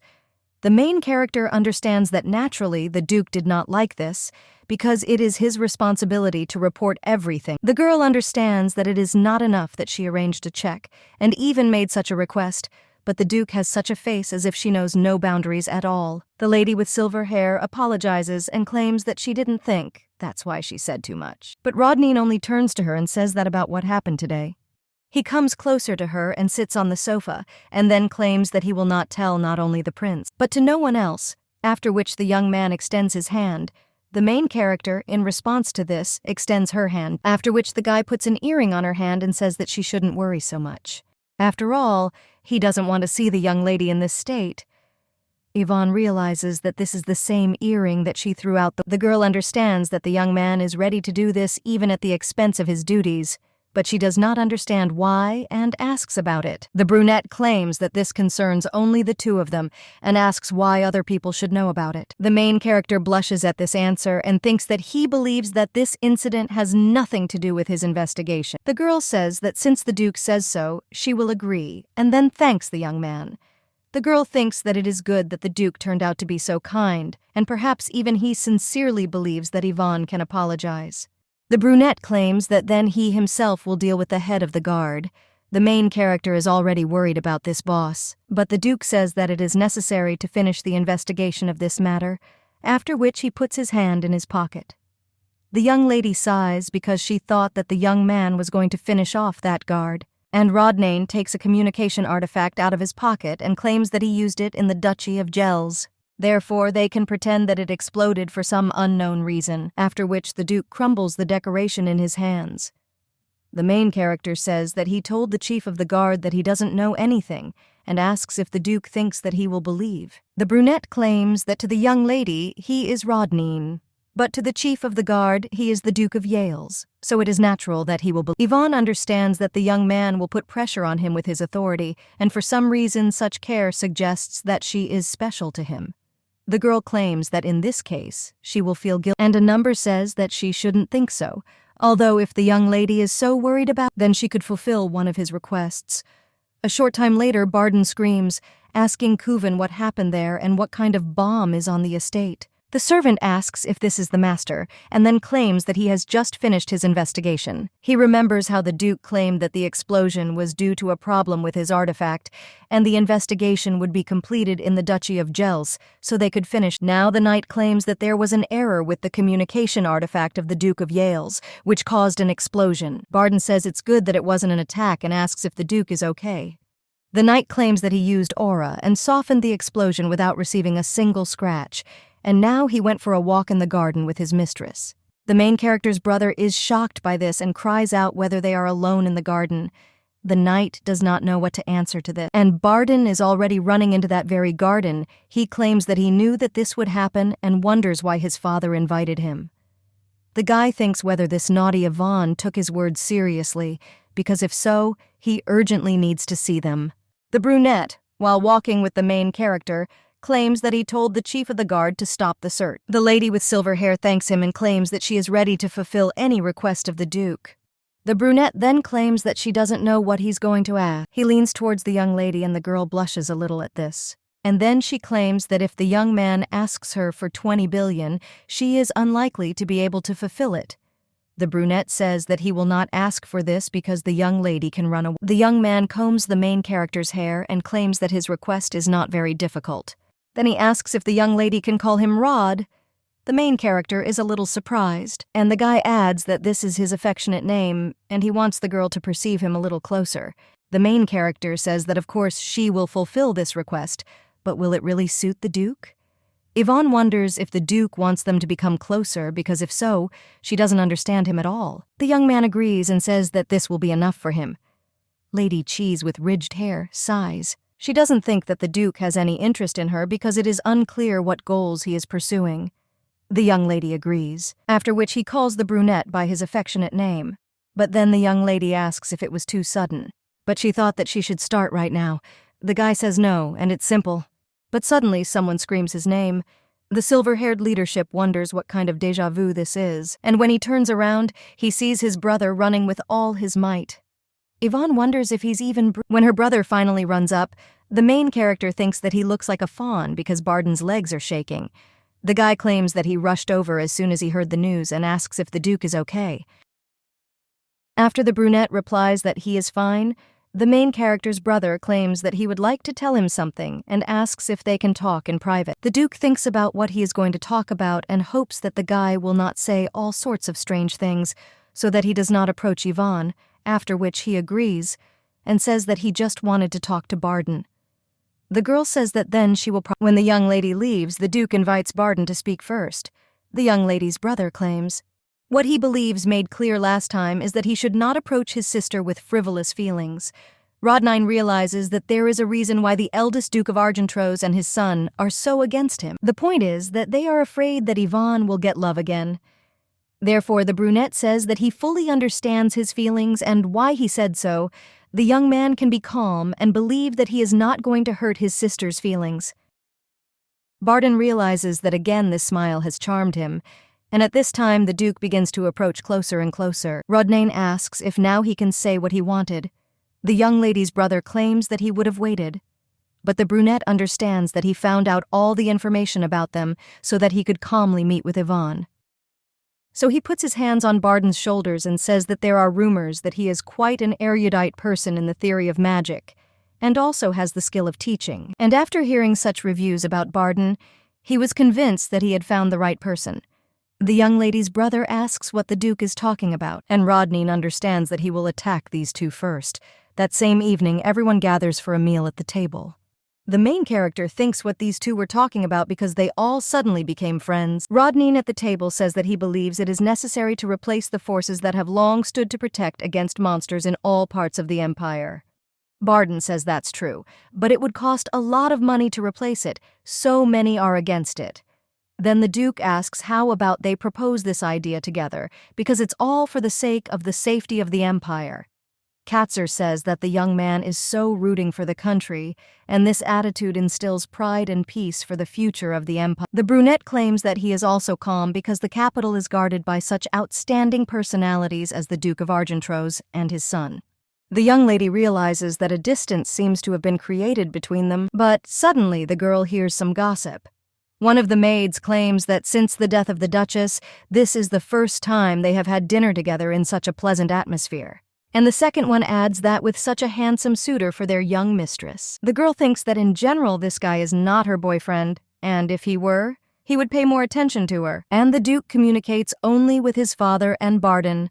The lady with silver hair is silent for a moment. She remembers how she entered the hall and apologized for being a little late. Duke, I rose from my chair and told Ivonne that she looked beautiful. The girl understands that after that he didn't say a word to her, but he himself asked to call him affectionately and is now so cold. She looks at her glass and thinks that there was nothing between them anyway, so there is no point in showing dissatisfaction. A few minutes later, the young lady's father and brother were already drunk, although they only drank half a glass. The young lady realizes that she cannot look at this, and the Duke claims that they seem to be a little tipsy, but Yvonne's father screams that this is not at all true. But the main character realizes that she can no longer tolerate these two drunkards and then finishes her meal.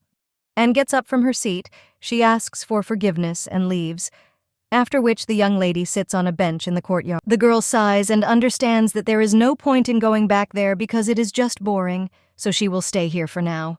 But suddenly, she hears someone approaching from behind, after which the young lady turns around and asks who is there. It turns out to be one of the maids, and she turns to the mistress.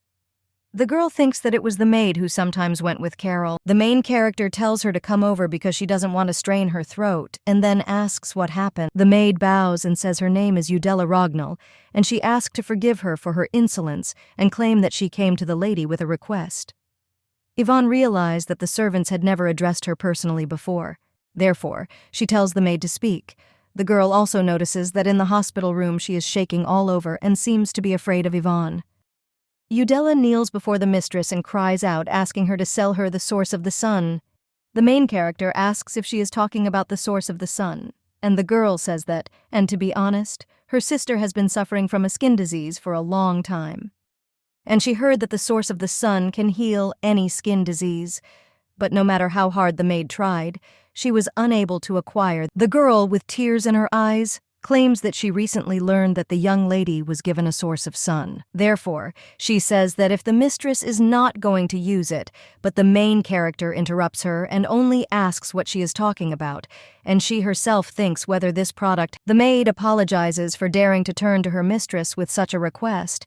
She thinks that she has probably crossed all boundaries and does not understand what will happen. However, Yvonne says that she understood the maid, but she is not going to sell the source of the sun, but she was interested in this story. Therefore, the main character wipes the tears from the maid's cheeks and tells her to bring her sister.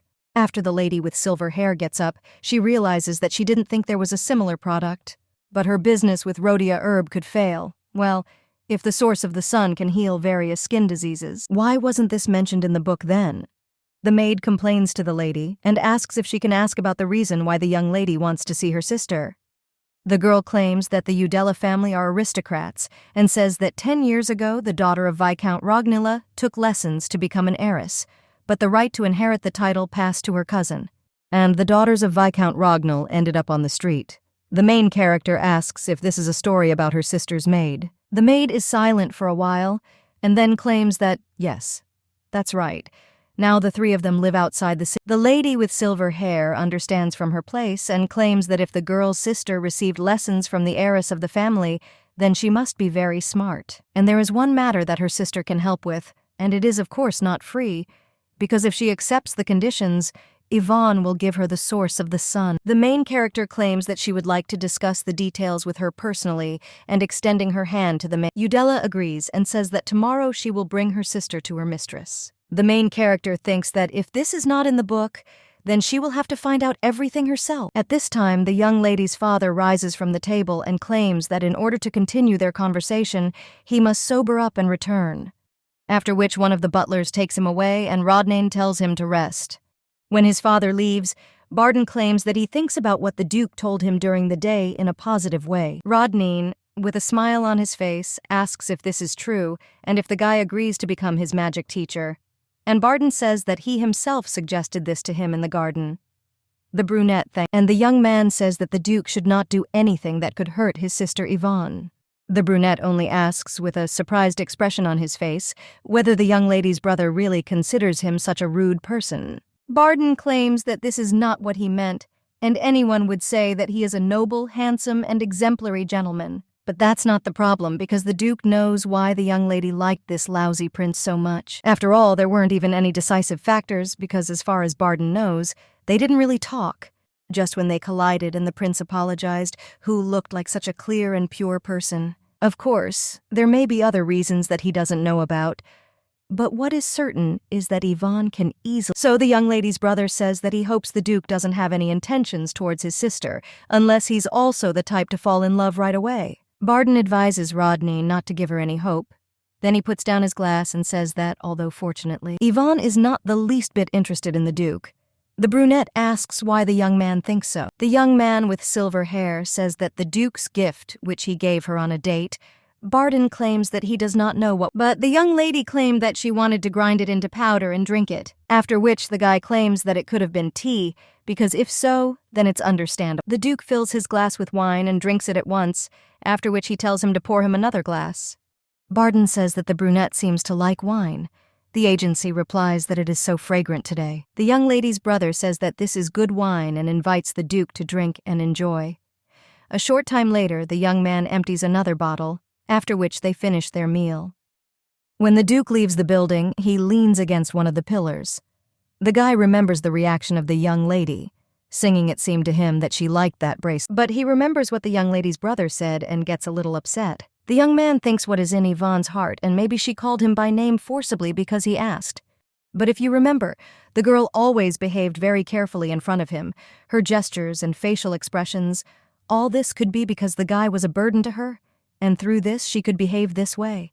But Rodain thought that it was enough for him to be one of the fish in her aquarium. A little while ago, one of the servants asked the Duke what he said, and the brunette once again claims that he decided to study magic. Then the knight gets a little angry and screams whether he knows that using magic is against the rules of the clan. And the young man claims that he is now the Duke of Yells and is the head of the clan, so such things can change depending on the era in which they live. Then the knight asks why suddenly there is magic, and the Duke then runs up to the knight and fights with swords. At one point he jumps over the servant and ends up behind him, after which he puts his hand on his neck.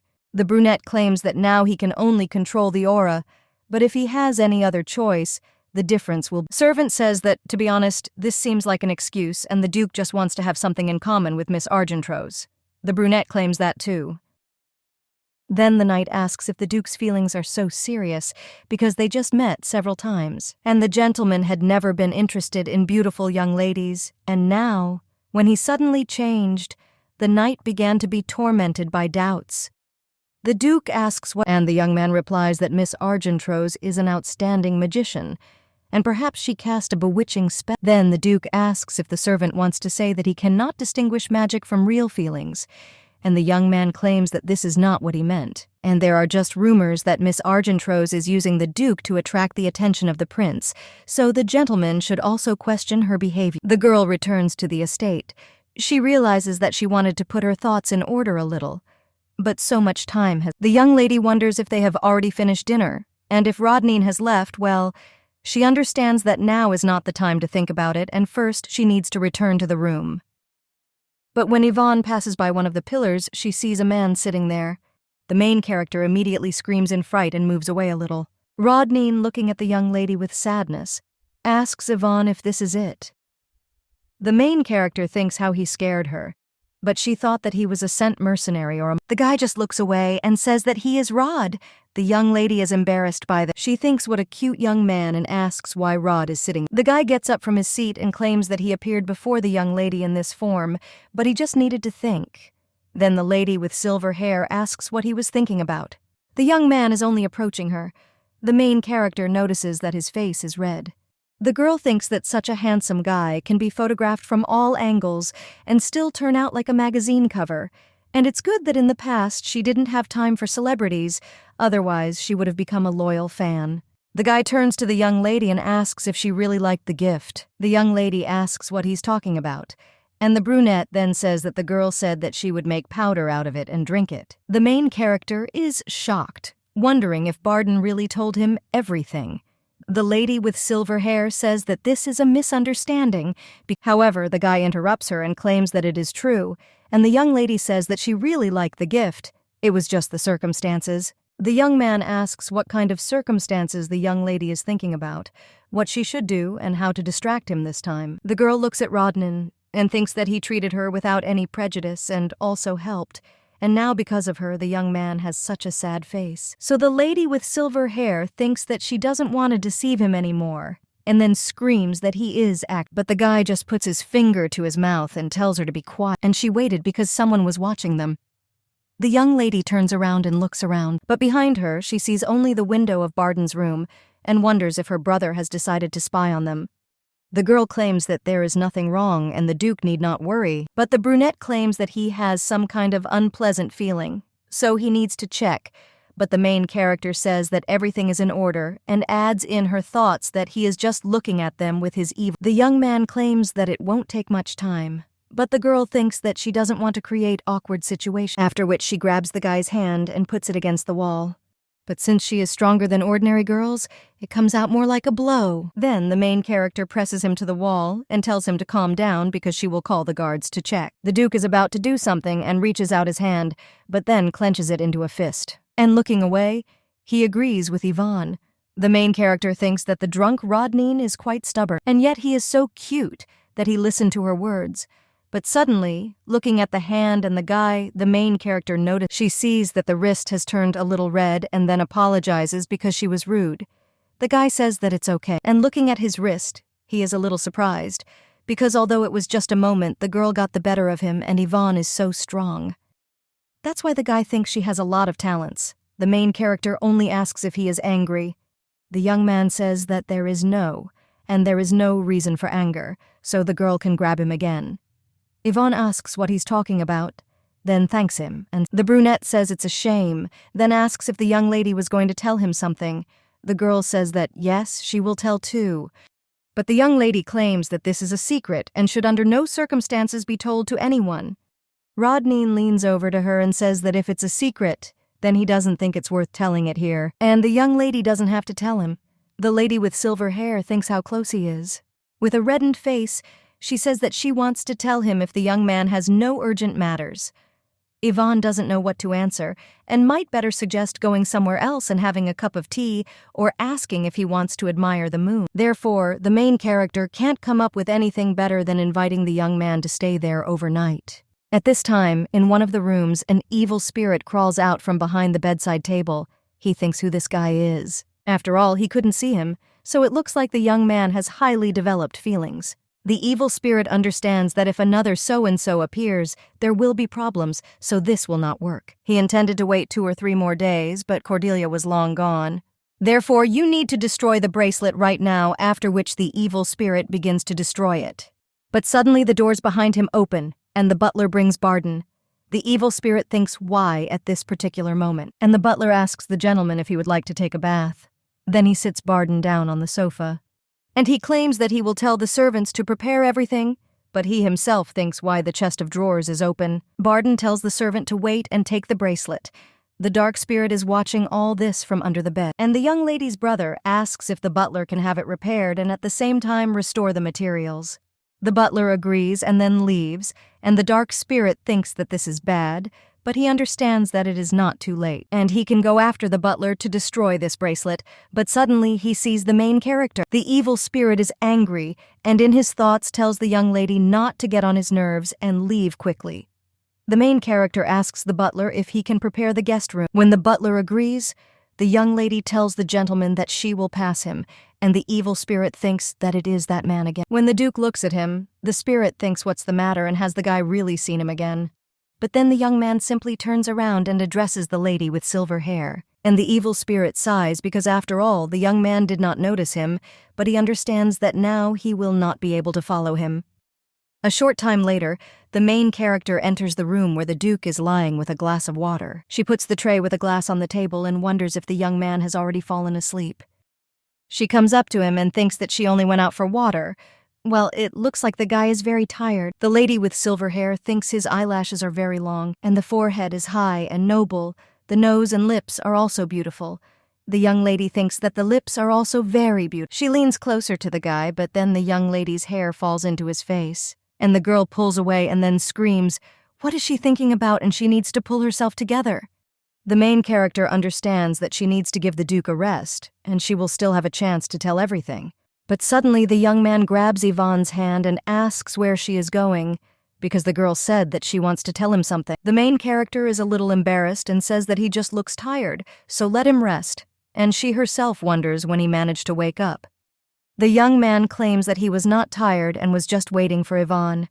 The silver-haired lady could only hope that he had been sleeping all this time. She says that he just slept and must be tired. The guy claims that he dozed off, but now he's really fine. But the young lady just pushes him back onto the bed and tells him not to get up.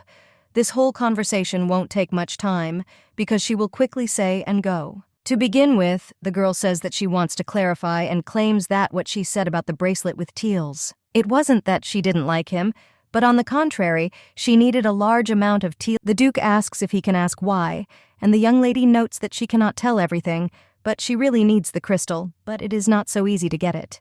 And yet her words that she had heated his gift into powder were rudeness on her part. So the girl apologizes. But the guy claims that Yvonne has no need to apologize, because now that he has found out her true intentions, he's even glad. But if the young lady needs Teals so much, the lady with silver hair thanks him for such words, but says that she will try to get him herself, and she herself thinks what a caring young man. She says it's good that they sorted out this misunderstanding, and then claims that it's time for her. But after the girl leaves, the Duke puts his hand on his face.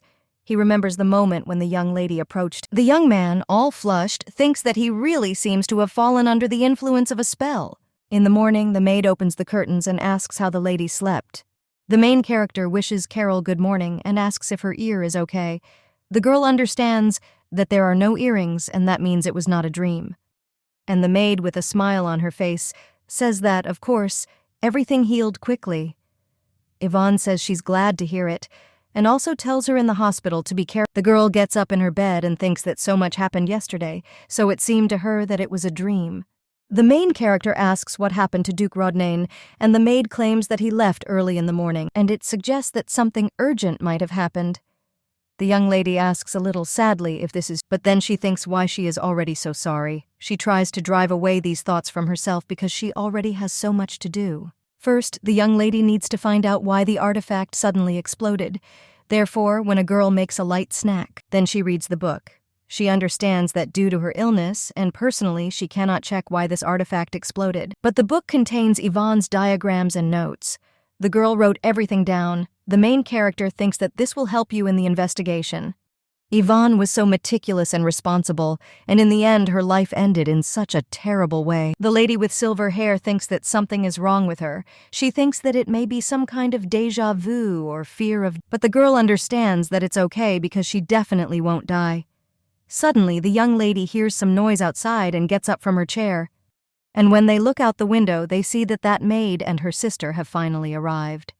The servants in the estate are whispering why the girl is so bundled up on such... The maid just escorts her sister and tells her to follow upstairs. But suddenly the servants of the estate begin to whisper among themselves. One of them claims that it looks like this is the same sister who has a skin disease, and most likely that's why she's dressed like that, and they also say she has But suddenly someone tells the two girls to wait. It turns out to be Barden. He claims that he was told that there will be guests today and asks who they are. The maid greets the gentleman and claims that this is her sister Lyanna Rognell, who arrived at the invitation of the lady. Barden asks why her face is covered. Then the girl comes up and says that she is pleased to meet you. She claims her name is Lyanna Rognell. The girl says that she wears this mask for her skin disease. Then she takes off her mask and claims that it might be unpleasant for others. That's why she put it on, so they apologize for being rude. But Barden just gets sick and then they start whispering out loud. Suddenly it's contagious. And the maid screams that this is not a contagious disease at all, and that the sister will soon be healthy. But the gossip only continues, and someone claims that the Duke didn't like the girl either. Barden says that this is not the case and that the estate has just been uneasy lately. so he asked. But then, closing his mouth, he says that he'll probably go. The limited one claims that the gentleman is not in a good mood today, and usually he is not like that at all. She ties her sister's mask, and Lyanna says that this is a natural reaction, so it's okay. But then the girl invites her sister to continue on their way because the mistress will be waiting. Heading down the corridor, the girl does not feel very well. She remembers her cousin, who asked if she could really become an heir. And the girl looks so disgusting. After all this, the father told the young lady that there was no need to be offended because he would provide for her, her sister and mother, so that they would have a place to live. Various people told the girl that she works very well, but visitors are not entirely comfortable. Others argued that appearance is a prerequisite. Someone claimed that Ragnall Resh was an aristocratic surname and asked why the young lady wanted to work there, but then they argued that it wouldn't work out. The only ray of light in Lyanna's life was her sister. She claimed that she liked living with her mother and older sister, but she always felt guilty before Lyanna. The young lady is pulled out of her thoughts by her sister, and then the main character tells the girl not to stand there and to come. Lyanna bows and says that she is glad to meet her mistress, and then introduces herself. She begins to remove her mask and states that the young lady may not be entirely pleasant, but to greet her without showing your face would be disrespectful. The main character is a little shocked by this. The lady with silver hair says that everything is more serious than she thought, and this is no good. The maid asks if she means that there is no more help, and Lyanna already wants to put the mask back on. But the main character tells her to remain without a mask and take off this cape, because it's too hot in it. And Udell says to call the doctor there, and the maid immediately does so. The main character says that there is no need to waste time, so she will immediately get to the main thing. The girl asks to let Lyanna use her, after the young lady takes off her cape and mask. She picks up the contract and says that according to what is written there, and the lady with silver hair adds that Lyanna will be her secretary, and the girl also uses the effect of a sun sword. Naturally, all this is paid for, and the girl will be observed by a doctor until she is completely healed. Then the maid comes into the room and says the lady has brought the doctor. The young lady asks how she did it, and the doctor claims that the young gentleman has a severe hangover, so he has been there since the morning. The main character says that he only drank 2 glasses, but then Lyanna turns to her. She tells the girl that there is no benefit for the mistress in the offer, and after all, she was deprived of her title and her family went bankrupt, so why is the lady so generous to them? But the girl Lyanna knew wouldn't help without a reason, but now she is ready not only to give away the source of the sun, but also wants to hire her as if she has another reason. The main character asks if the girl is talking about generosity, because if so, then she is mistaken. The young lady says she just wants to. The lady with blue hair is surprised by this, and Ivonne then says that lately she has a lot of things to do, and but she doesn't see a more suitable candidate, because Mrs. Lyanna was training to be the heiress of a Viking. And the most important thing is that she needs a person on whom she can check the light source that follows. The main character once again claims that she is not involved in charity. Lyanna then looks at her and says that this is for sure because the lady needs a secretary capable of negotiating. The girl sighs and thinks that Miss Argentrose has such a large choice besides her. And the lady with silver hair then asks whether the girl agrees or not. Lyanna says that being Lady Argentrose's secretary is too much for her, but she cannot. The main character, with a smile on her face, says that she doesn't know whether it's luck or not because she has a bad reputation, and then says that she and the girl are her secretary, then she will address her on a personal level. After this, the lady with silver hair says that Lyanna should now be examined. The doctor obeys the lady, and the maid thinks how great it is. After the examination, the doctor claims that everything is very serious, and it's surprising that the young lady can stand, because in fact, she is in a lot of pain. The lady with blue hair says, and the main character then asks what kind of disease this is.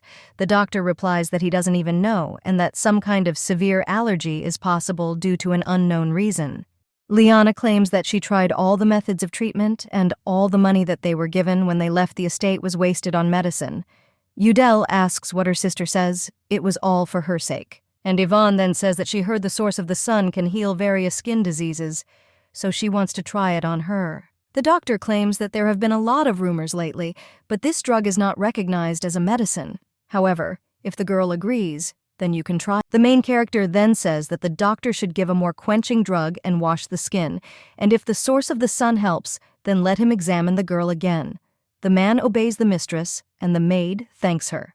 The lady with silver hair says that it's too early to thank her because this is just the beginning. A short time later, they fill the vessel with a source of the sun, and the maid helps her sister wash herself. The lady with blue hair looks at her hand, and the main character asks what it is. Lyanna replies that it's nothing, it's just that the smell is very familiar, so she asks if it's really the source of the sun. Carol claims that this is really not a fake, and she heard from the mother of a friend of the daughter of a relative of a friend and her aunt about it. The main character only thinks if this is not a strain, and Udella claims that this truth is similar to the smell of the vitamins that her sister takes. The main character then approaches and thinks about what the smell is, trying to smell it. But the girl understands that the more she sniffs, the more its strong aroma is. Then she asks the young lady what kind of vitamins these are and who gave them to her. Lena says that she has been taking them for a long time and they soothe the itching. And the maid claims that they were given by one person who has been helping them for a long time. The main character then asks if she has these vitamins now, but Lyanna claims that no, and she came in a hurry, but the smell is definitely similar. The lady with silver hair thinks for a bit and then says, "Okay, then what?" She opens the door to the hallway and asks Carol if she can have a minute. The maid obeys her mistress and goes out with her, and the main character then asks if Carol knows the friend who gave Lyanna the vitamins. The maid says that as far as she remembers, he was from the Carden family, and the Rognall family has served them for a long time. The lady with silver hair thinks that she has already heard this name somewhere, but then Ivonne comes to the realization that these are the Empress's relatives. The girl understands that she is the guardian of the Empire, the most outstanding diplomat, savior of commoners, example of nobility in the Verbant Empire. There is only one person who fits this description, and that is Empress Giselle Carden Verbant. She early replaced the Emperor, who was bedridden, and had a huge influence on the internal and external affairs of the. She combined outstanding political skills and incredible resourcefulness that she could even be called the best leader. After the death of her sons, she adopted Adrian, born a concubine, and raised him as her own, which also showed her wonderful character. The entire empire respected her, but so did Adrian himself, who had a warm relationship with the Empress. He could simply go up to his mother and hug her. The woman said that she thought that her son was already quite, and the blonde argued that there was no one here except the two of them, so let his mother allow him at least this. The woman said that nothing could be done, and besides, his birthday was coming soon, so the young man then asked if his birthday would be soon, and the Empress said that time flies so quickly and asked what her son wanted to receive as a gift. The guy claimed that he had no special ideas and he knew that his mother had prepared a gift for him. Empress then she claimed that if something comes to his mind, then let him speak, because she will try to find it. Adrian then asked if he could ask for anything he wanted, and the Empress replied that of course. The guy then took one of the flowers and said that sometimes it was difficult for him to understand his mother, and then asked how someone could be so kind to him. After all, he did nothing for her and moreover is not her own son. A woman with red hair hugged her son and said that he was a gift from heaven to her, and his mere existence already brings her joy. The crown prince then claimed that it was a stupid question, after which he decorated his mother's hair with a flower and thanked her for everything. The main character writes in the book and thinks that the Rognall family has served and understood the Carden clan for a Rognall clan. Lyanna was preparing to take over the title, and then suddenly someone from the Carden clan fell ill. Systematically provided Lyanna with a remedy that relieves itching and calms her symptoms. But this product smells just like the source of the sun, so the main character thinks what it could mean. The girl thinks that maybe the smell is similar because both products are good for the skin, and that means the source of the sun can really be a good cure for skin. But the main character thinks why she has the feeling that something is wrong there. After which she turns to Carol and asks if she knows who is now the maid replies that they say he is Lyanna and Udelia's cousin. He is a very lazy and greedy person. The main character thinks that her maid knows and then asks what if this cousin did it on purpose to cause a skin disease. Carol then states that she thinks so too, but the girl does not understand what could cause such symptoms and why the Carden family is helping the bankrupt. Ivonne thinks that perhaps the relatives of the respected Empress herself simply want to help those in need for good reason. But suddenly, the main character begins to have a headache. The maid asks what happened to the mistress. Ivonne then replies that she suddenly had a headache, but it's nothing serious, and in her thoughts she adds that she seems to be thinking too much.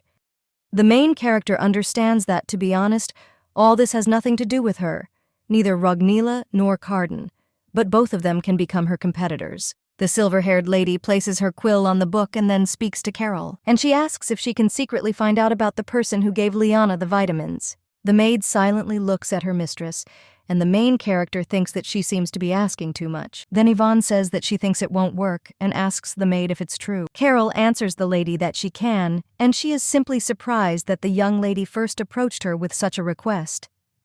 The main character is then surprised and asks how, and the maid says that she is Carol Demerant, the niece of Elodie Demerant, the head of the Information Guild. The main character, in complete shock from this, screams out what her maid said and whether she is the niece of the head of the Information Guild. Ivonne wonders why then the girl works as her personal maid.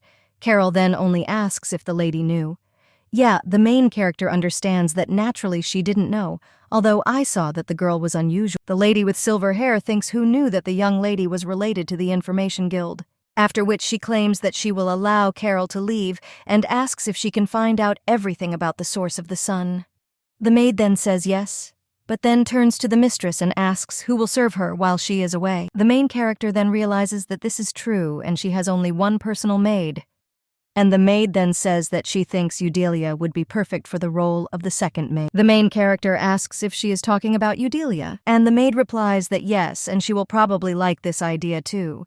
La with silver hair says that she has a good character. The main character thinks that if she becomes her maid, the young lady's room will be next to her room, and she hopes that her sisters will be able to live next. The main character claims that this is a good idea and then asks Carol for a favor to find out everything. The rod then tells the mistress to trust her. A little time later, someone knocks on the main character's office and claims that it is Eudelia. The main character tells her to come in. And then she claims that she was just in time and they were talking about them, and then asking where Lyanna is. The maid with blue hair says that they came together, and after bathing, she changed clothes, after which Lyanna also enters the room. Ivonne, seeing her, says that the girl looks a little better, and then tells them both to come over there. The lady with blue hair asks if the lady really doesn't mind such clothes, because she probably doesn't like to look. The main character then says that she is fine, and then turns to the head maid and asks if she is unpleasant, but the woman confidently says that she is not at all. The main character then says that if a girl hears words from anyone about her appearance, then let her immediately inform her, because she is a secretary, so she should be treated accordingly. Lyanna then comes closer and thanks the lady for taking care of the main character, saying that you're welcome and that's natural, after which she tells the head maid that this is Miss Mona. And Monet says that this girl is called Lyanna, and from today she will be the secretary. After which she turns to Eudelia and claims that she will now be her personal maid, and she has already warned Miss Mona. The maid asks what she is talking about, and Mona says that she can start a new job today and there is someone to do her duties in the kitchen, and today the girl can move to another room. The lady with silver hair says that the girls are now her secretary and personal maids, so they will live in the room next to hers, and then ask if they object, and says that although the sisters then look at each other, and the head maid tells Eudelia to come with her, and she will take her up to date on her duties. The maid then, with a sincere smile on her face, says that she agrees that she will study hard from her. Lyanna also smiles, and the main maid says that suddenly there are more servants than the mistresses. The main character says that it's true. It turned out that now she has 3. The lady with silver hair thinks that she feels safe and secure, and although she cannot share all the secrets with them, it is better than being alone. The main character did not expect that it was so nice to have someone on her side, and if she had known about this earlier, then maybe her past life would have been different. The girl understands that there she was a notorious orphan, with an inflated sense of pride, and did not know how to sift out help from others, and was. The girl then screamed that they would just try to tell her that they had abandoned her, and she wouldn't just leave it like that. And when she was at work, her colleague said that the young lady was good at such things, so let her do it before tomorrow. The girl understands that if she had made friends with her colleagues, she would not have to live such a life of an outcast. The main character thinks that she and Ivonne are somewhat similar, and have always been alone because of a strong sense of. But suddenly the main character feels like she suddenly feels a little strange. When this feeling passes, the main character thinks that it was her again, and the girl hopes that she is no longer sick. The head maid then says that they will go then, and Ivonne then asks to take care of Eudelia. After which she turns to Lyanna and asks if they should go too. The lady with blue hair asks what is this madam about?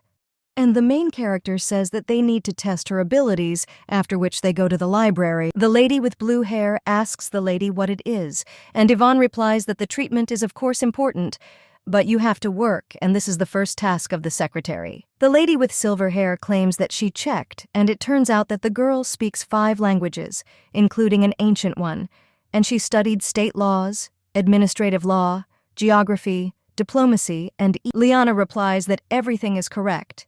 And the main character then says that she has prepared a simple job that the girl can probably handle, and there is nothing special. After which she says to look at all of these documents. There are recorded cases of the appearance of monsters in various regions of the Empire over the past. Lyanna says that the monster is a threat to the safety of citizens. And Ivonne then says to look at these documents and mark them on the map in a similar way. After which the main character shows how to do it and claims that the work looks simple. You have to believe it to everyone. She cannot. After all, without understanding the type of monsters, their number and graphical position is impossible to complete. The lady with blue hair then, with a smile on her face, says that she is glad that there is a job that she can do, and if she is focused, the irritation will itch less. The main character then asks the girl if she feels better when she has a headache, and Lyanna says that when she is not busy with anything, negative thoughts come into. The main character thinks that because of some skin disease, all her abilities and efforts went down the drain, and it was probably not easy for the girl. So Ivonne hopes that Lyanna, after which she claims that she will not interfere because she also has work to do, and then says that when the secretary finishes, she should come to her with a report. The girl is then left alone and looks at the cards and then gets to work. She smiles and feels a little better. At this time, Barden is lying in his room. The young man sleeps restlessly and has a dream in which he was still small.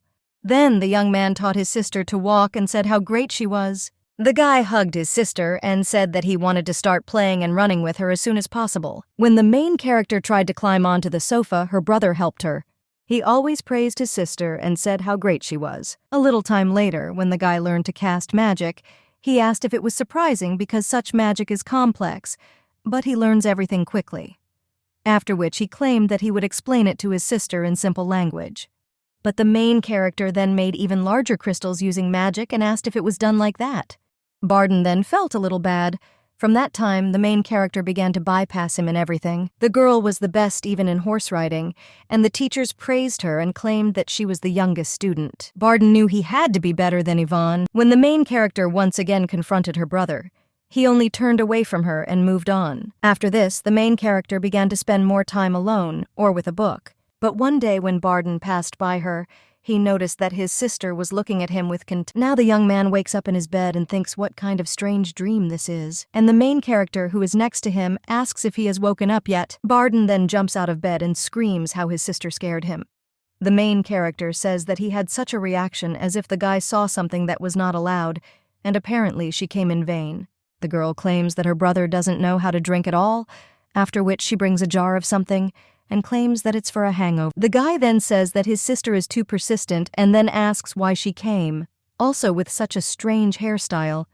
Ivonne says that she doesn't want to hear such words from him now and asks why she has a strange hairstyle. The girl says that she was simply told that her brother was not feeling well, so she wanted to check how bad it was. The guy is shocked by this, wondering if it was his imagination. Barden, shocked, asks if sister has come to visit him. The main character is told that yes and asks why he reacts this way, and the guy replies that this is simply unusual because he was often sick as a child, but the girl never came to him. The main character says that she has only matured now, so she apologizes if the guy was offended, after which the lady with silver hair sighs and says that since Barden is okay, she will go. However, when she is about to leave, her brother turns to her. And then he claims that he wants to admit that he was at her room when the girl was sick, and that was 2 years ago. The young lady fell ill then, although she rarely caught a. It seemed strange to the guy that she didn't call the doctor and was sitting in her room for almost a week, and he came to check but couldn't come in. The main character now understands what he is talking about, and her brother then claims that as far as he remembers, the girl fell ill after returning from the Imperial Ball, which, by the way, is very soon. The young man with silver hair claims that he means the prince's birthday. The main character is surprised by this. And Barden then realizes what he said and apologizes, claiming that he did not want to talk about him, and then asks if his sister will go to the banquet. The main character says that naturally, she has already forgotten the prince. The young man with silver hair says that she is great, and she shouldn't appear there. And Ivonne then goes up to her brother and tells him to rest and then pokes him in the forehead. But since the strength of the main character is much greater than that of an ordinary person, this makes the young man, after which the main character leaves and says that she really has to go. The girl leaves her brother alone, and then when she leaves the room, she thinks that she was sick after being in the but the young lady wonders why she doesn't remember anything. The silver-haired leadership realizes that she still has almost all of Yvonne's memories, and something definitely happened to her there, because Yvonne is capable of causing harm to, but the girl does not understand who could dare to harm her. The young lady understands that no matter how much she racks her brains, she won't remember anything now. After which she turns around and thinks that she will need to find out later. But now the most important thing is the treatment of her illness. The next day at the Yale's estate, Rodain asks if the servant has prepared the materials he asked for. The guy answers yes and provides information about Tiela's supplies to markets, production volumes, and a list of mine owners, as well as the names of trading companies and data from the most famous consultant in the capital. The main character says that he's done well and now things will go much faster, and the servant then asks why the master suddenly became interested in Tielis and why he needs a consultant. The brunette then opens the door and says that there is one very important matter, after which he enters the room and proposes to start their meeting regarding the monopolization of Tielis on the territory of the Empire. The main character says not to receive any visitors until the evening and let them keep an eye out so that no one hangs around. The young man with blue hair then asks why the gentleman wants to buy it. Because this stone has no value to invest in, and there is nowhere to accept this stone. But the brunette then only asks how there is nowhere to use it, because he wants to give it to Lady Argentrose. The servant is completely shocked by this. The main character braids her hair and then says that she needs to work hard today, after which she asks if Carol has returned yet. And Udella, he answers that not yet. The main character then takes out one device from the nightstand and hopes that everything is fine with the girl. The lady with silver hair thinks that she should try hard, but all this time she was too carefree, so we need to find if there are any other changes besides the source of the sun. Udella then brings sweets and the lady tells her to eat it, because when there is not enough strength, the work goes slower. The main character thanks her and then eats the sweets, and the maid then turns to the mistress. And she claims that her nails are so beautiful and they shine so much. The lady with silver hair thinks that this is natural because she receives daily care, after which the main character thinks that she needs to concentrate again. But Udella again turns to the lady and says that her facial features are much clearer than her Udella. After this, continuous praise from Udelia began. The girl claimed that the lady's abs were so hard, and that she also looked very beautiful at work. The girl asked if the lady could bring more cookies because there were a lot there, so she could bring more. The main character thinks that it's certainly good that Udella fulfills all her requests, but the girl thinks that this is too much, so she thinks that she should just leave. At this time, the maid's sister comes into the room and tells Udella to Rognil stopped. The maid shudders at this, and her sister then approaches the main character and apologizes to the mistress, claiming that Udella is not bad. After all, it could be spoilage, or she originally had such a character. The main character says, and she herself thinks that the maid is so sociable, and that's probably why she quickly became friends with Carol. The girl understands that she learned about the source of the sun, and Lyanna then turns to the mistress and says that she did what she was abandoned, and as soon as she checks again for errors, then everything will be ready. And the main character is a little surprised and asks if the girl did it so quickly, after which she says that Lyanna is great and asks if it was hard for her. The lady with blue hair says that it was interesting, and by putting marks on the map you can immediately see where they are and how many monsters appeared.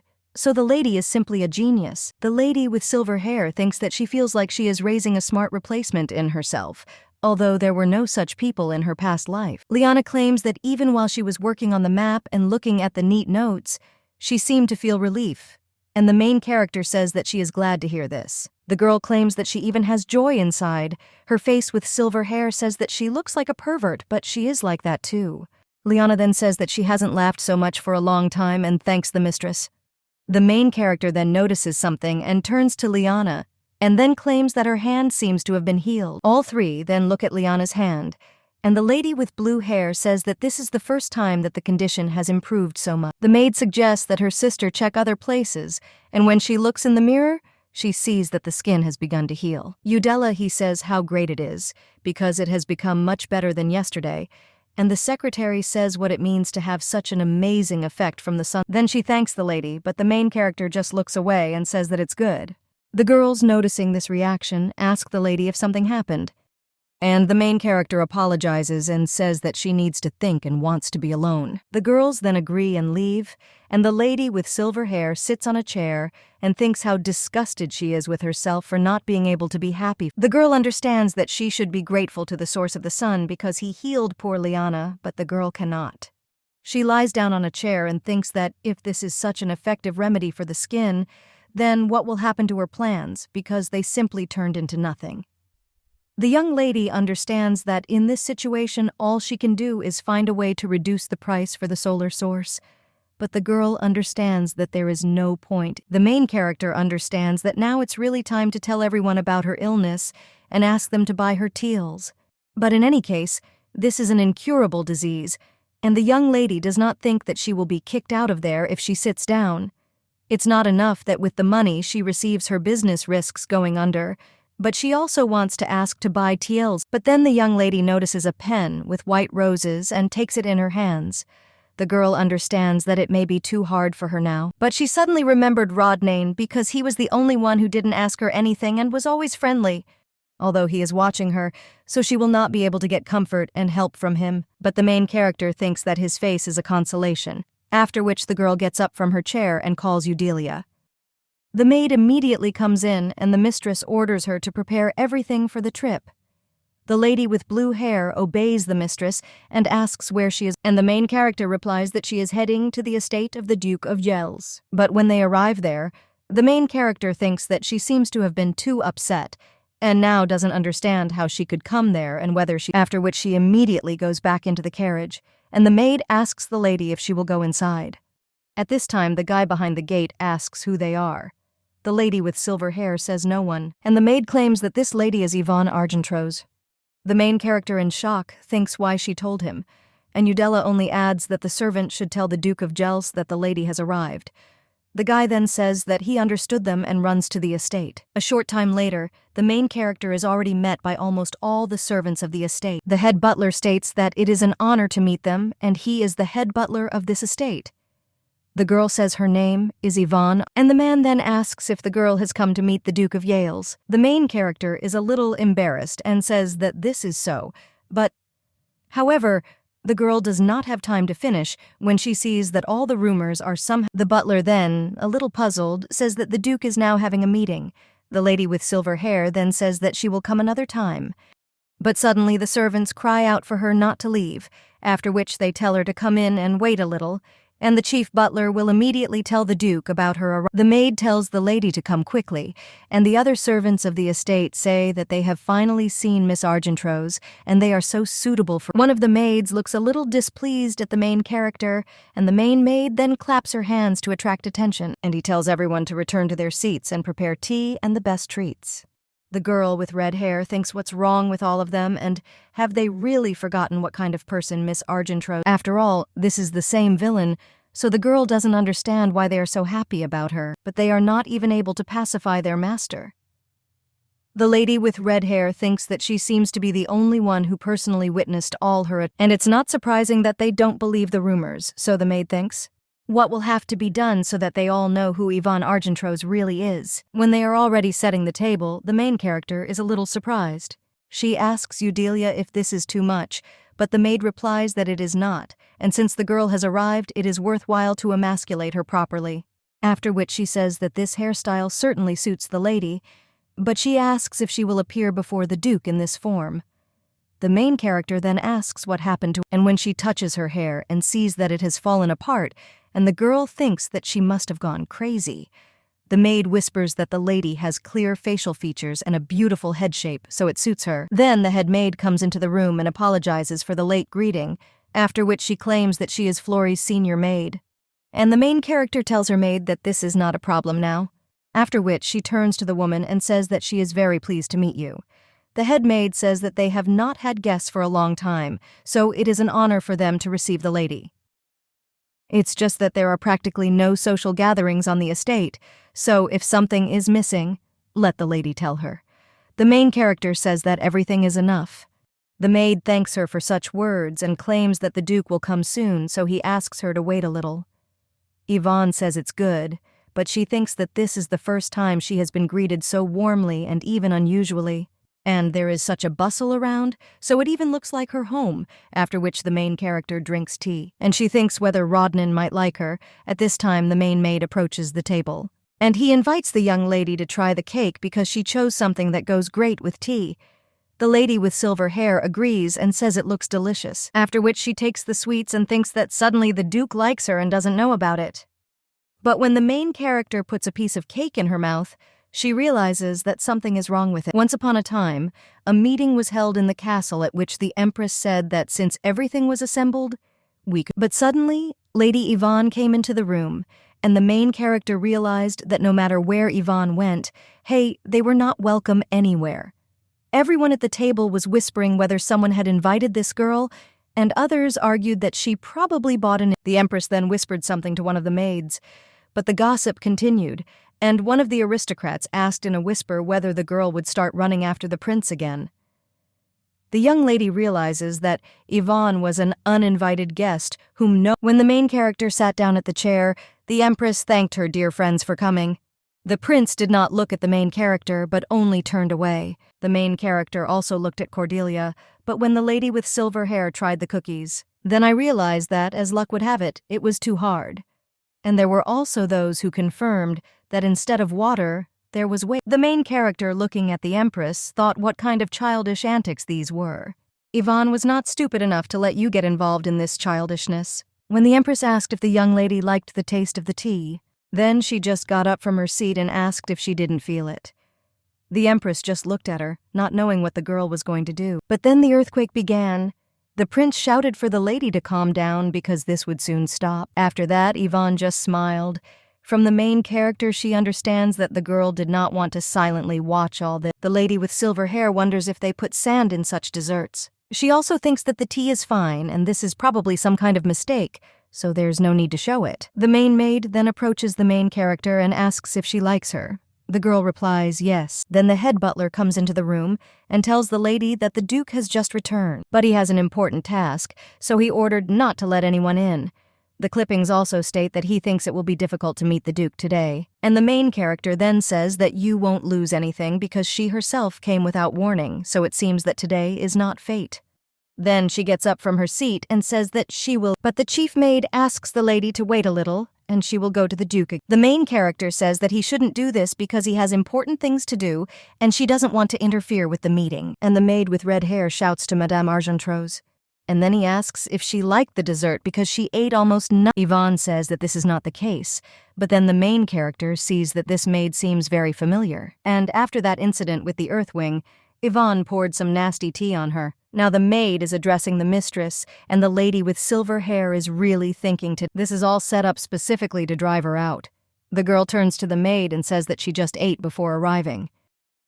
And everything looked so delicious that she couldn't help but try it. After which she passes by the maid and says that she will tell Duke Rodain in a letter that she was well received and treated, so she need not worry.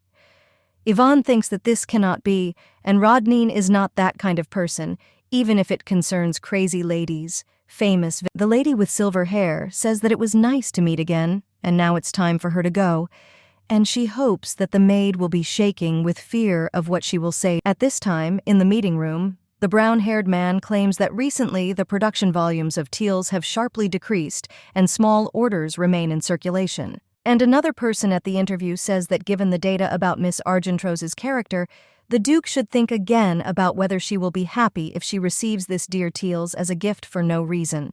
One of the servants claims that it is possible to buy Teals for her, which is now in stock, but buying a whole mine is too much. He seems to him. Then the Duke claims that he will buy the distribution rights and will sell only to her at a low price. But suddenly the brunette hears someone knocking on the door. He claims that he said not to let anyone in, but the servant claims that this is a very urgent matter. After which he opens the door and asks the gentleman for forgiveness for disobeying the order, but this truth is very important. The brunette asks what happened, and the word answers that Lady Argentrose arrived there. The young man immediately jumps up from his chair, and he says that no matter what, he will buy for her everything related to Teals, and now he has to go. After which he leaves, leaving all the servants and this meeting, after which the brunette runs as fast as he can. And then he opens the doors to the living room, but only the main maid is there. The brunette then asks where Ivonne is, and the woman then explains everything to him. She claims that she thought it was strange and decided to check the dessert, and then found stones there. The head maid claims that she should have followed up and apologizes to the Duke because she could not properly treat her mistress. The brunette runs as fast as he can and sees the gate ahead, after which he jumps over them, and the servants look at this in complete shock. The brunette asked the maid how much time had passed since the young lady left, and the woman said that it was quite a— The brunette then clenched his fist and asserted that when he returns he will ask them and will certainly find out what happened. Now he runs as fast as he can and screams Lady Argentrose's name. At this time, in one of the alleys, a girl knocks on the door. Well, behind the doors there is only a voice that asks who it is and claims that they are closed. But the girl says that if the baby bites, it will hurt, so let him open it before she— At the same moment, a young man opens the door for her and apologizes, claiming that he did not recognize her. The girl just asks where is her aunt. And after the guy answers that she is inside, Carol tells him to take her to her aunt. The woman sits in her chair, and when she hears someone knocking, she asks what happened. Then the main character's maid comes into the room and tells her aunt that it is she. The woman immediately gets up from her seat and says that her kitten has arrived. Aunt hugs Carol and says that they haven't seen each other for a long time. The girl only tells her aunt that she cannot breathe. The woman claims that 5 years have passed since the girl became the servant of that crazy dog, and she is only getting prettier over the years. But Carol says that if her aunt just tries to call her mistress a crazy dog again, she won't come again. The woman then says that it's okay and she won't do it again, and after that she tells the girl to sit down. And he asks if she's tired because they say that her owner has a terrible character. Carol then says that in general, no, and her aunt is the entire head of the Information Guild, but believes such rumors. The woman then apologizes and says— The maid then sits on a chair and says that her mistress is beautiful and very capable, after which she tells her aunt that she has one request for her, and perhaps it will not be easy for her. The woman says that she will fulfill any request of her beloved niece. The girl then gives her a paper and says that she needs information about the medicinal drug that the Duke Carden family supplies to Lyanna Rognil, and also about the source of the sun. The woman then asks why this is and whether the young lady's owner needs a source of sun. The girl says that her mistress does not need this, because she is an impeccable beauty even without him. And the head of the guild only thinks what happened to her niece. Carol tells her to find out as quickly as possible. The woman then gets up from her chair and says that it's good, and she will send her people right now, so let the niece wait a little. Carol thanks her aunt. And when she's alone in the room, she thinks that nothing has changed there at all. The girl, noticing the picture on the table, remembers her father and how he fell into eternal sleep. Everyone claimed that the head of the guild was put into a crippled sleep on purpose. Someone else said that he had a daughter, and she would continue her father's work. Well, another voice said that he doubted whether she could handle. When the girl was walking through the city in tears, she saw a mercenary with a knife and realized that now she too could be plunged into a crippled sleep. Then this mercenary already began to quickly run towards Carol. Well, suddenly someone said that he was a vile creature, commits heinous crimes. It was Ivonne. She used her magic to cast a shield. After this, the young lady told the girl that in such weather it was dangerous for Burton. Let her return home quickly. Carol understands that the lady probably doesn't remember that incident at all, and she won't forget it for the rest of her life. But then, looking at the picture frame, the girl thinks why this document is there. And he understands that this is a search for a supplier of rhodia grass. The main character is heading in a carriage at this time, and Udella tells the lady that it seems that today the Duke has important matters to attend to. The main character says that she knows and understands, but suddenly the carriage runs over a rock. And the main character, not having time to finish her sentence, hits her head on the window. The maid immediately screams out of concern for her mistress, and the lady with silver hair thinks that it would be better if she hit herself hard and lost consciousness. Udella says how could it be that suddenly a bump will pop out on her beautiful head. The main character thinks what a fool she is, because she came up with something for herself and then was disappointed. Because of Rod's attitude, she felt like everyone around her loved her. But in fact, nothing has changed, and for everyone else she remains a villain, which no one is happy to see. The girl claims that she is fine and tells Cordelia that everything that is done is for the better. The maid asks what exactly and whether the mistress is talking about her head. The lady with silver hair then says that everything is fine, but she herself thinks that in reality everything is wrong and her life sucks. Retail says the lady, but at this time someone on the street screams the name of the main character. One thinks that now she also has auditory hallucinations. The maid then looks out the window and asks if she only listened to someone calling the mistress by name. The main character is a little surprised and asks if this is true, and Cordelia tells the lady to look out the lady with silver hair does just that, but the girl thinks that there might be another one of her ill-wisher. However, when she looks out the window, she sees that the Duke is there, running as fast as he can. The main character is surprised by this and asks if it's Rod. Then the girl gets out of the carriage, and he asks where Rod is from. The brunette with a smile on his face says that he was told that Lady Ivonne had arrived, but when he arrived, she was no longer in the living room. The main character says that he had an important meeting, and it was inconvenient for her to disturb him. The girl understands that she was a little upset, but now when she saw him she felt so happy in her soul. The brunette says that this is not an important meeting at all, although of course it is important, but not more important than Ivonne. The main character then says that Rod ordered not to let anyone in. The guy then claims that he did not know that the young lady was coming, and if he had known, he would have postponed the meeting. The silver-haired leadership understands that he is speaking out of politeness, but after such words she wanted to be a little capricious. The brunette claims that he would like to apologize for not being able to meet the young lady properly today, and if she doesn't mind, he asks if Ivonne will give him another chance. And the main character thinks that actually it was she who arrived without an invitation, and the guy came running to say this. Bruno turns to the main character and says that if only she doesn't mind. The girl doesn't think it's possible to be so nice, and with a smile on her face, she says that of course she does. The Duke then smiles and says what?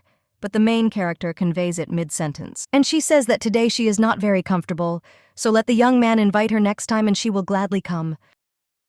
The girl thinks that he looks busy and she would not like to distract the Duke, so she thinks that it would be better for both of them to meet in another time. The brunette then says that it's good and he will certainly invite her, and then asks why the young lady came today. The main character then takes something out of her pocket and says that the Duke fulfilled her request and she was so grateful to him for it. That I wanted to give him a gift. When the brunette opens the box, then he sees that there is a pen there and is a little silent. The lady with silver hair wonders if he noticed that this is just an excuse, and then she claims that she made this pen to order, and there is no other pen like it in the world. The guy then with a smile on his face says that this is a wonderful pen, but the most important thing is that he is even more glad that it was Miss Argentrose who gave it to him. The main character then frowns and says that what a relief, and since she gave the gift to the Duke, she'll probably go. But the brunette asks him. He claims that it would be impolite to just let the lady go, so he asks to let him treat Ivonne at least with dinner. The main character then turns to him and claims that it is now the height of the day. The guy is a little silent after that, and then he claims that he's just sorry to let go Ivonne. The main character wants to answer why he is so sorry but he understands that this is not the best idea because he says that it will not be entirely convenient for the Duke. And the guy then asks if it's awkward Ivonne is next to him. The main character then thinks that Rod is just watching her. A BR unit says that the presence of the young lady does not cause any discomfort and vice versa when he looks at Ivonne. Then the young man grabs the main character by the hand and pulls her closer to him, placing his hand on her chest, and a little embarrassed claims that his heart just starts beating fast. The lady with silver hair, in complete shock, asks what this means. But suddenly another carriage passes near them and the main character, looking at it, says that she is some kind of acquaintance. But then this carriage stops and His Highness the Crown Prince gets out of it. He claims that he is glad to meet and they haven't seen each other for a long time. The main character and the Duke then bow and greet His Highness, Ivonne. She thinks that she's not happy at all and that she should have come at just such a moment. But then she looks at the brunette and wonders if this was all planned, and he was trying to hold her back until the prince arrived. However, when the main character looks at the Duke's face, she realizes that most likely this is not so. At this time, the blonde man comes closer to them and says Lady Ivonne says that he would go to the Argentrose estate to see her, and the girl ends up there. The main character then asks why His Highness was looking for her. The Crown Prince then puts his hand in his pocket and says that he has something for the lady. The main character thinks that this could be an arrest warrant, but she behaved so quietly. But the lady with silver hair does not understand what else the prince. However, the prince then holds out the paper and the girl looks at him in shock. The blonde then claims that this is an invitation to his birthday, and this is the same invitation to become his partner at the banquet that the girl dreamed about so much. The moment the main character saw the invitation, memories and feelings began to emerge in her head that were hers and someone else's at the same. The prince then claims that it seems he was too inattentive and claims that now he will give the lady a chance. The lady with silver hair then screams that she's had enough. And His Highness the Crown Prince asks what the lady just said. The main character understands that she very clearly felt the loneliness and timidity of Ivonne, who outwardly tried to look cheerful. The brunette then puts his hand on the young lady's shoulder and tries to calm her down, and the young lady wonders why Ivonne wanted to win this prince so badly, after which she turns to His Highness and says that this is too much. After all, she is the only one among her peers to whom he did not give a chance to be a partner, and even the Viscount's daughter had the honor. But she, the Duke of Argentrose's daughter, did not. The girl claims that she can imagine how funny it looked from the outside. The prince doesn't know what to answer to this, and the girl thinks that as a person who watched Ivonne's life so closely, she certainly. Therefore, she immediately snatches the letter from the prince's hands and claims that she is not a fool. After which he tears up this letter and says that this is why he refuses the prince and plans to get sick on his birthday. The blonde looks at the torn letter in shock and asks what she is doing, and the main character claims that as she said, she will not come to the ball, so let the prince look for another part. The blonde then claims that the girl is still the same rude person and asks how she dared to tear up his invitation. The lady with silver hair thinks that maybe she has gone too far, but the prince is slow-witted. His Highness then claims that although this is the charm of a lady, and Ivonne thinks what he said, the prince then adds that he will not tolerate such rudeness a second time. And the main character thinks whether the prince has now decided to threaten her with his power. The blonde then asks if the girl is sure that her decision is sufficiently balanced, because it seems she is not aware that this score will be special. And families who have received an invitation do not have the right to refuse, so everyone without exception must come. So there is probably no one who would offer Ivonne to be her partner at the ball. True, she knows well what a laughingstock a lady risks becoming if she appears alone at such an event. And as far as he understands, her brother or father are not particularly concerned about this problem. And whatever one may say, he is the only person who is ready to become her partner. The main character then turns around and says that His Highness shouldn't worry about it. And the brunette then joins the conversation and says that His Highness is not the only one. He then approaches the young lady, extending his hand and asking if the lady would agree to become his partner. The main character is touched by this and wonders if Rod wants to help her. But the girl understands that the prince is his boss. The blonde at this time tells the lady that if he were her, he would think carefully. After which, he extends his hand and claims that this is the last chance to become his partner, which the girl has dreamed of for so long. The main character looks at these two and thinks what kind of situation this is. The lady with silver hair wonders if they weren't together, and why she even decided that Rod was the prince's secret agent.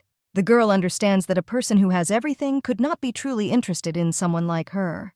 The young lady remembers how her parents accepted her, but then the girl heard them arguing. The father claimed that his wife had said that they would receive benefits. And when the woman answered that it seemed she was mistaken, he asked what they should do with the girl now, and it seemed they needed to send her to another shelter. The main character convinced herself that the Duke showed interest in her for some reason, so she thinks what a fool she. After which the lady with silver hair takes one of them by the hand. The two guys are surprised, and the main character tells the Duke that she is honored to be his partner. The brunette kisses the hand of the main character and thanks her for her consent. The main character only thinks how she could not notice the obvious. And from the very beginning, the Duke simply treated her kindly. The blonde then turns to the two and tells the lady to end this performance. After all, he doesn't think that the Duke of Yales hasn't heard what rumors are circulating, and now, alas, it's not him in the lady's. His Highness the Crown Prince approaches the main character and says that the Duke is just a tool in her hands, with the help of which she wants to win the prince. The main character is shocked, and thinks about what His Highness is talking about. And naturally, this is all nonsense, but the brunette is probably unpleasant to hear such words.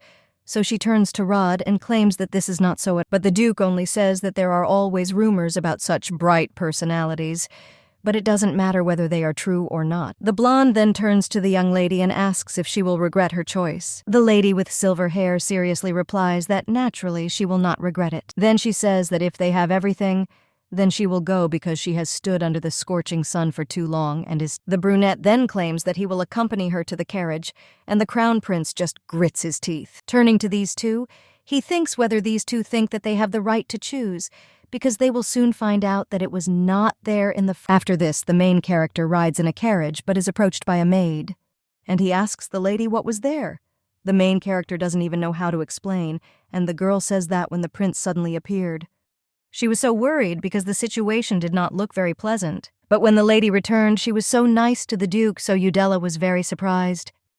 The lady with silver hair says that nothing big happened and they agreed with Rodain and go to the Imperial ball together. The maid then asks if this is true, and if so, then they need to pick out matching outfits. Then the girl says how exciting it is.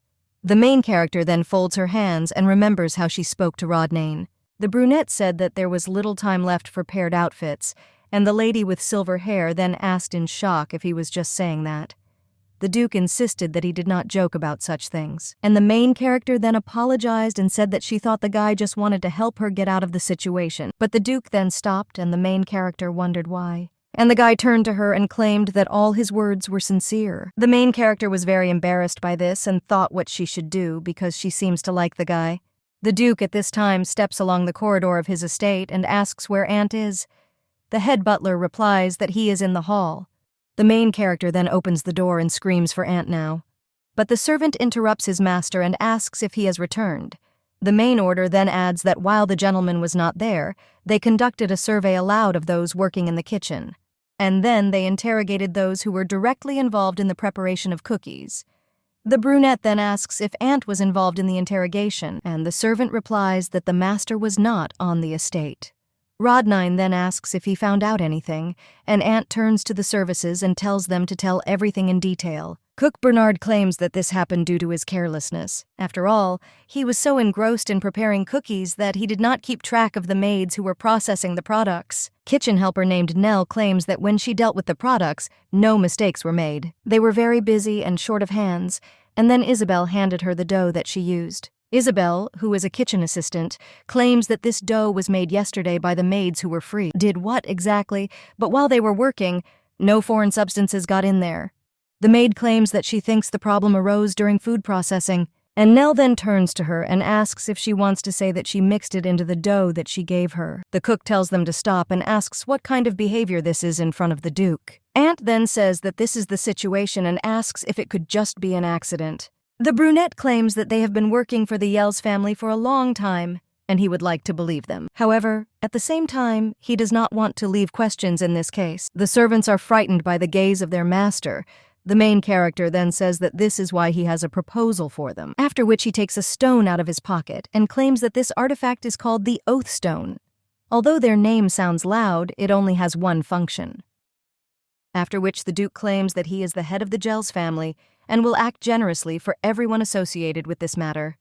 The stone then begins to glow red, and the rumors are surprised by this. The brunette claims that as they see, this stone reacts to lies, and now one by one you will have to answer his question. When the main character sees one of the maids shaking, he approaches, and he claims that he thinks it would be better to start with her. The maid is already shaking with fear from this. A short time later, Aunt claims that Dad's salary was cut for a whole year, and that Maid was kicked out without a letter of recommendation, and the punishment is quite generous. And the main character only asks what boundaries his servant imagined his actions to take. And the young man with blue hair already imagines how the Duke tortured the maid. The brunette claims that he cannot say that he did not want to do this, but unfortunately, he cannot do this. Aunt thinks that something good seems to have happened between the Duke and Miss Argentrose. Well, after that, he asks where that oath stone came from, because it's the first time he's seen one like that. The brunette then claims that this is an ordinary artifact that changes color due to mana, and a young man with blue hair asks if his master used him on purpose to intimidate the servants. The brunette says that it turns out that yes, and when people lie, You can guess by their reaction. After which he turns to Antu and tells him to book a visit to the studio as soon as possible because they need outfits for the Imperial Ball.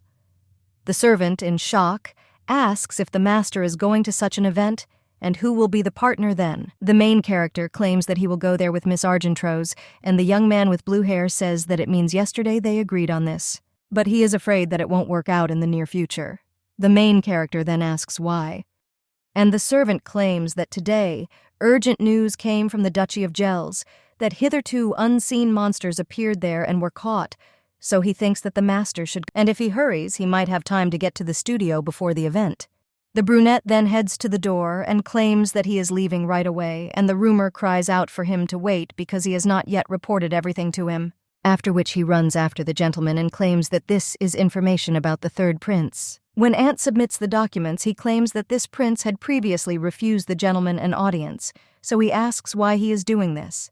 And the brunette claims that it is necessary to persuade him by any means. Looking at the documents, Rodain says that there is one more thing that Ant must do, and he must find out a way to cure idiocy. The main character returns home at this time, and going up the stairs, she thinks that her first partner will be Rod.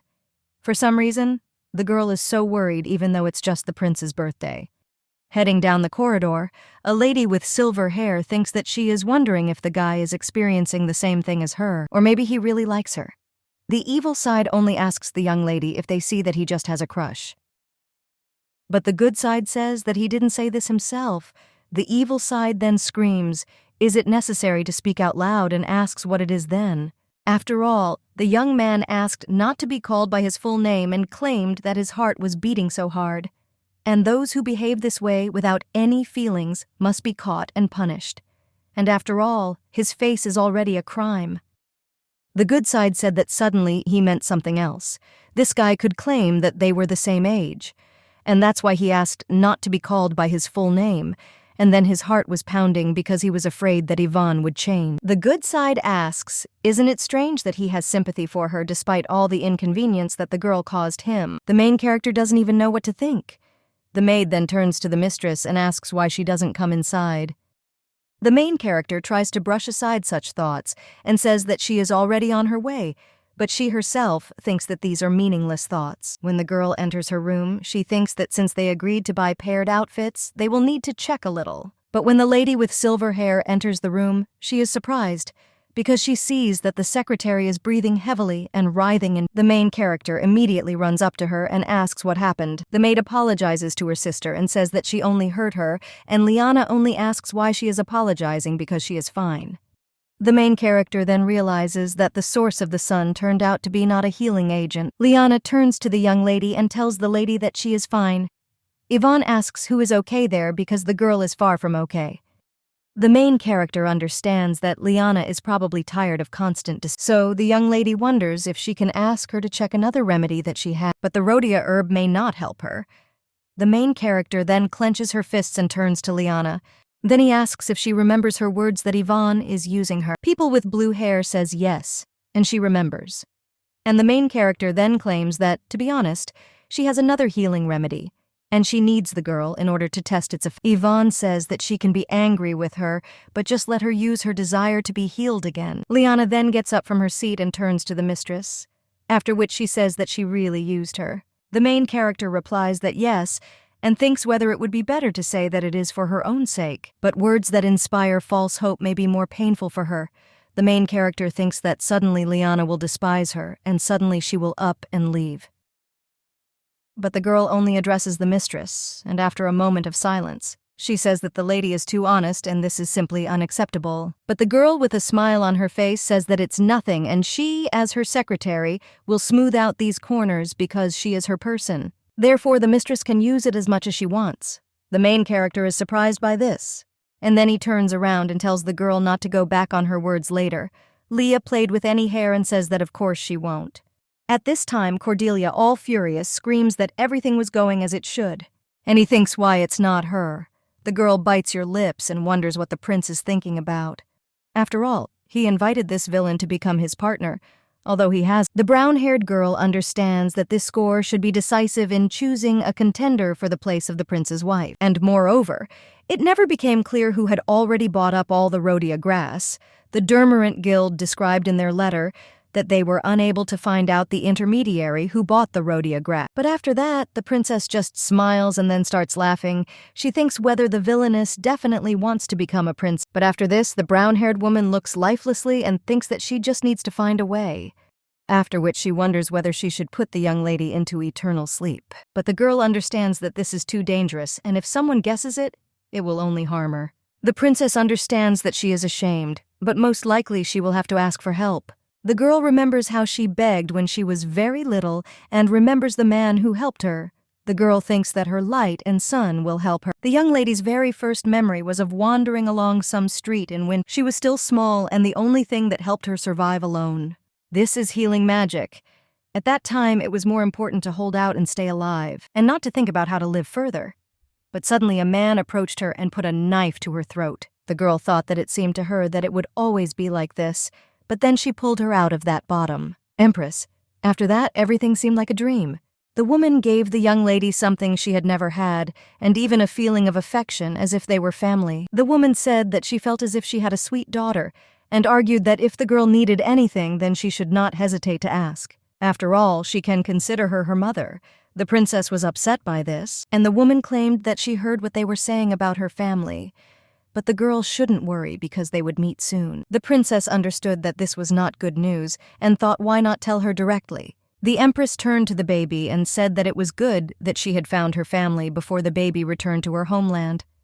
And Cordelia understood that the Empress was her real. The young lady's relatives asked why she had done this before, and another time they argued that an illegitimate daughter would never become a member of the royal family, and she couldn't be kicked out. So let her just stay in the palace. Cordelia understands that she really wanted them to become truly family. Someone approached her and claimed that as soon as the Empress left, the girl immediately drooped, but she wanted to follow her. After that, that man extended her hand to her lady, and when the girl extended her hand in response, he asserted with a smile on his face that she had made the right decision. That man taught Cordelia dark magic and helped her become the prince's lover. The girl knew that the Empress rejected dark magicians, but she was ready for anything if only she could become one family with her. And finally, she almost achieved the goal of becoming a princess and becoming related to her. But the girl understands that there is no need to worry because the Empress has always been on, and probably she also wants her to become a princess, so the young lady thinks that if she asks, the woman will persuade the prince. A short time later, the Empress sits with a madam. The woman turns to Her Majesty and claims that she has come to her because of Princess Cordelia. The Empress says how unexpected this is and asks if there are any problems. The woman claims that, of course, there is, and the whole society is on edge because of this. Even rumors have reached her, even though she leads a rather quiet lifestyle. The Empress then asks what kind of rumors these are, and the woman replies that it is about the partner that the prince chose for himself. The Empress says that she knows, and this surprised. She didn't think that Adrian would propose this to Lady Ivonne, whom he disliked so much. The woman claims that this problem is much more complicated than it seems, and Princess Cordelia risks losing her place as the future princess. The Empress just looks at the scissors and claims that she did not know that the woman was so worried about Princess Cordelia. After all, she may not become the wife of the crown prince, but Cordelia is just Cordelia. And she is the heroine of saving her son's life and remains a special person to her. The woman then jumps up from her chair and, turning to Her Highness, cries out that this is not enough, because it is the princess who should become the prince's wife, because this is the meaning of the key, and only then will the gates of liberation open, allowing them to achieve their goal. After all, they put so much effort into this. First they traveled all over the kingdom of Maid to find the king's illegitimate, taught her dark magic, and then arranged for her to meet the prince. And all this can turn into a soap bubble, and the Empress is so calm. The woman with red hair only remains silent, and her interlocutor tells Her Highness to say at least something. The Empress then claims that she asked to be careful in words or not to talk about it everywhere. The woman gets scared by this and says that there is no one there except the two of them, and the Empress asks if she is sure, after which the table remains and claims that 2 years ago, at about the same time, an attack was committed, and the criminal was lucky because he escaped, but she sent a curse on him, so she believes that he has already fallen into. After which the Empress asks if the woman is interested in finding out what kind of curse it was. The brown-haired woman claims that not really, but the Empress then used dark magic. He grabs the one who was in the bushes. It turns out to be Cordelia. The Empress then turns to the young lady and asks what will happen to her. The woman then jumps up from her seat and asks if it is Princess Cordelia. The Empress of the Knife claims that because of her, Cordelia learned something that she should not have known. And if a woman doesn't want to continue getting on her nerves, then let her leave because she has her own plan. The woman does so and then uses dark magic to disappear. The Empress then turns to the dark beast she summoned and tells him to let the girl go. After all, she is a precious child, so you should treat her tenderly. Cordelia is only shocked and asks if Her Highness has dark magic and asks what she was just. The Empress then uses dark magic once again and Cordelia gets a little scared from this. But the woman with red hair tells her to be quiet because soon she will find out everything herself. The Empress claims that it will hurt a little, but the girl will be patient. The children will be very sad if Cordelia has a budget from her, so she will hang a collar on her. After all, Cordelia is the key that she obtained with such difficulty. The woman turns to Cordelia and claims that she just placed a curse in her heart. Hey, let the girl not tell anyone about what happened today, and also let them not try to run away from her. After all, if Cordelia violates her ban, she will suffer from hellish. A short time later, the Empress sits on her throne and lifelessly looks into the distance. After that, her son comes into the room and asks if his mother called him. The Empress tells Adrian to come through because she wanted to talk to him. The blonde thinks that he is wondering what his mother wanted to talk to him about. And the woman with red hair says that you shouldn't worry so much. It's nothing special, and she's just a little. After all, the son did not say a word and decided himself who would be his partner at this ball. And besides, this is not his official lover, and he offered to become a partner of some other lady. Therefore, the woman asks whether Adrian thinks such behavior is worthy of a prince of the empire. After all, the guy knows very well what the appearance of his partner at this ball means. After all, the lady who will accompany him will become the prince's wife. The guy then claims that he knows about this, and therefore wants to be honest before it is too late. He tells his mother that he knows what those around him think, and that until recently, he himself avoided Lady Argent, and now he behaves so stupidly. But the guy claims that he regrets his behavior because he realized too late how he really felt. The blonde claims that he was always worried about the princess who liked him so much, and he was just acting stupid. The Empress then tells her son that he has no effect on him. After which she comes closer to him and claims that if Adrian's feelings are sincere, then she will help him. After all, she can use her power. The guy then asks his mother how she will do it. And at this time, one of the servants comes into the room, and the woman claims that even such an ignorant lady will not be able to. After which, she orders the golden invitation and this dress to be sent to Miss Argentrose. The blonde man looks at his mother in shock, and the woman just smiles. And then he tells him to sign this letter as on behalf of Empress Giselle, who heads high society. After which, she tells her son that now they can only wait. The guy thanks his mother. A little while later, he is already heading down the corridor and thinks what? I wonder what the Duke of Yale's reaction will be when he finds out about this. After all, the prince thinks that he will win the lady and show the Duke his place. The guy thinks how good it is that his mother helped him, and then, in the distance of the corridor, he sees Cordelia. The guy thinks that he wouldn't want to date her now.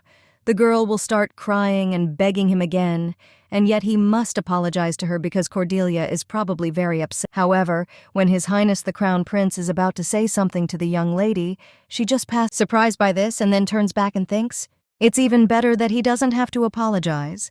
The brown-haired woman then goes into her room and closes the doors. Cordelia slides to the floor. Her hands begin to shake. The girl understands that all this was planned from the very and even her salvation, but the young lady did not even suspect that she was being used. Cordelia cannot hold back her tears at such injustice. The young lady thinks that he must have thought that the Empress could control everything, and the brown-haired woman wonders if she will really allow herself to be used, because she will turn everything upside down. At this time, the Duke of Yales finishes off the last monster and claims that the investigation is over. After which, he orders one of the servants to put the results of the investigation in order and report to the palace. Rumor claims that this time everything ended very quickly and asks if the gentleman has any business, and the brunette claims that he needs to make him laugh because he has a very important matter. The servant then says that some merchants from Tiles came in the morning and asked to pay. The guy then refused because the merchants said that the Duke asked them to get this stone, So the rumor asks whether it could be some kind of scammers, because who would buy expensive Rodain then claims that he bought it, and in shock he asks what he said. The Duke then repeats once again that he bought it, and then silence hangs between them, after which Rodain tells the servant to quickly pay and bring the goods, and he turns around and rushes off on his horse. When the main character approaches his estate, he sees that there are a lot of people there and thinks where there is such a crowd. But then, seeing their piercing gazes, he wonders if this is really what he's thinking. But these people just start running up to the Duke, and the brunette is shocked by this. One of these people claims that they heard the news that the Duke had finally returned to the duchy and came to him, but they were so worried about him while he was in the capital. People make a circle around the Duke, and then someone turns to Aegeus and says that he does not follow order at all and speaks as if he was given the right to. The main character then turns to them and asks why people came there, and the two of them then look at each other. Then they show their daughters. In response to this, Hearts only shows a strained smile. A short time later, while in his office, he sorts out many letters. The protagonist's former nanny claimed that while the Duke was away, a lot of marriage proposals were sent to his name. The guy said that there would be more of them than usual, but the woman replied that it didn't seem to him and that their Duke was right, because he went on a date for this reason, and the others began to send requests for a meeting. And after all, those around him decided that he was ready to bring his wife to the duchy. Therefore, as soon as all these people heard about his arrival, they immediately came to Gel's castle and wanted to appear in front of him in person at least once, and Rod sent them all. The main character only asks why they don't allow the idea that everything will work out well with Miss Argentrose, and the nanny looks at him a little in shock and remains silent. The brunette then asks what this pause is. The nanny then asks if everything worked out with Miss Argentrose, or if he plans to continue communicating with her. The main character says that so far everything is going well and he plans to communicate further. The blonde then joyfully says that no one could imagine such a thing, and even she is very surprised. But the woman now understands why the Duke stayed so long in the capital. After all, at first he thought that this was just a formal meeting and that he would return to the duchy very soon. He supposedly deliberately decided to date a quarrel with the famous villain in order to refuse marriage proposals to everyone. Well, he was so sincere, so the nanny says how is she because their Duke is just perfect. And he probably immediately won the lady's heart, but the guy is then a little puzzled and says that it's possible. The nanny then remains silent for a bit and asks if they met after the official date and how far their relationship has progressed. The guy claims that he asked her for a personal meeting, but Miss Argentrose is very busy, so she has not yet answered him. Although they saw each other several times after the official date, and the nanny then asks in surprise whether their Duke is suffering from unrequited love and whether this had to happen. Rod is then asked if there is really a chance that this is not unrequited love. The girl asked him to become her partner. The woman then says that if at least 1 point out of 3 matches, then there is such a possibility. And the brunette asks what these points are, and his nanny then says that the first thing is that the girl does not refuse meetings. The main character then remembers how Ivonne asked whether it would be better for him to appear in the capital with a brighter and kinder person than her. The woman says that it's natural when a girl wants to see the man she likes more often. And the second is that they often make eye contact when they are alone. The woman claims that there are slight doubts because it is impossible to take your eye. And the last thing is that the lady talks a lot about herself because this is the best way to get to know each other better. And she asks if they have already talked about such things as interests, and after which the woman asks whether the gentleman matched at least 1 point. And the guy just seemed petrified. He realized that none of these points coincided. Nanny then turns to the Duke. And then he claims that perhaps Miss Argentrose is one of those who does not show much attention to the object of desire, but he will be her partner at the ball, and this is a great chance for a man and a woman to get closer. The main character then thinks about this great chance to get closer. But then he just gets embarrassed and wonders what he's thinking about, after which he claims that his nanny is right and there is no need to hesitate. After all, he urgently needs to return to the capital and begin preparations for the ball. At this time, the main character is knocking on her secretary's office, and when she opens the door, she asks how Lyanna thinks what she brought. But when the main character opens the door wider, she sees that there is no one there. The girl says that she thought the secretary was working in the office, but when she went into the bathroom, into the room where the girls sleep, and also into the dining room, She did not see Lyanna. Therefore, the main character went to the stairs and said that it was strange because where could the girl go? The lady with silver hair looks at the rhodia herb in the box and thinks that she should try it in action as soon as possible. Looking at the door, the main character thinks whether the girl could be outside or get lost in this huge estate. But today it's so hot outside. Therefore, the lady with silver hair thinks that she should look for the secretary outside. Well, the elder brother of the main character then asks where she is in such a hurry. The lady with silver hair asks if Barden knows Lyanna, she is her but she's nowhere to be found, so she's looking for her. Barden then only asks if the girl is talking about her secretary. And then he claims that she sleeps in his room. After this, silence hangs between them. And the main character, in shock, asks what he said. After which she grabs her brother by the shoulders, and he asks why Lyanna sleeps in his room. The guy then screams for his sister to calm down because there are reasons for that. And the secretary then heads down the corridor and addresses the madam. The main character asks Lyanna if this is it, and the lady with blue hair says that she will explain everything. A few hours ago, as usual, she worked in the office, where it was quite stuffy due to the hot weather. Although the window was open, there was no wind. So she decided to take a short walk in the garden to get some air. The main character then asks in shock whether the girl was wearing closed clothes in such weather. The lady with blue hair says that she simply felt uncomfortable while working, and even more so, she didn't want others to see her like that.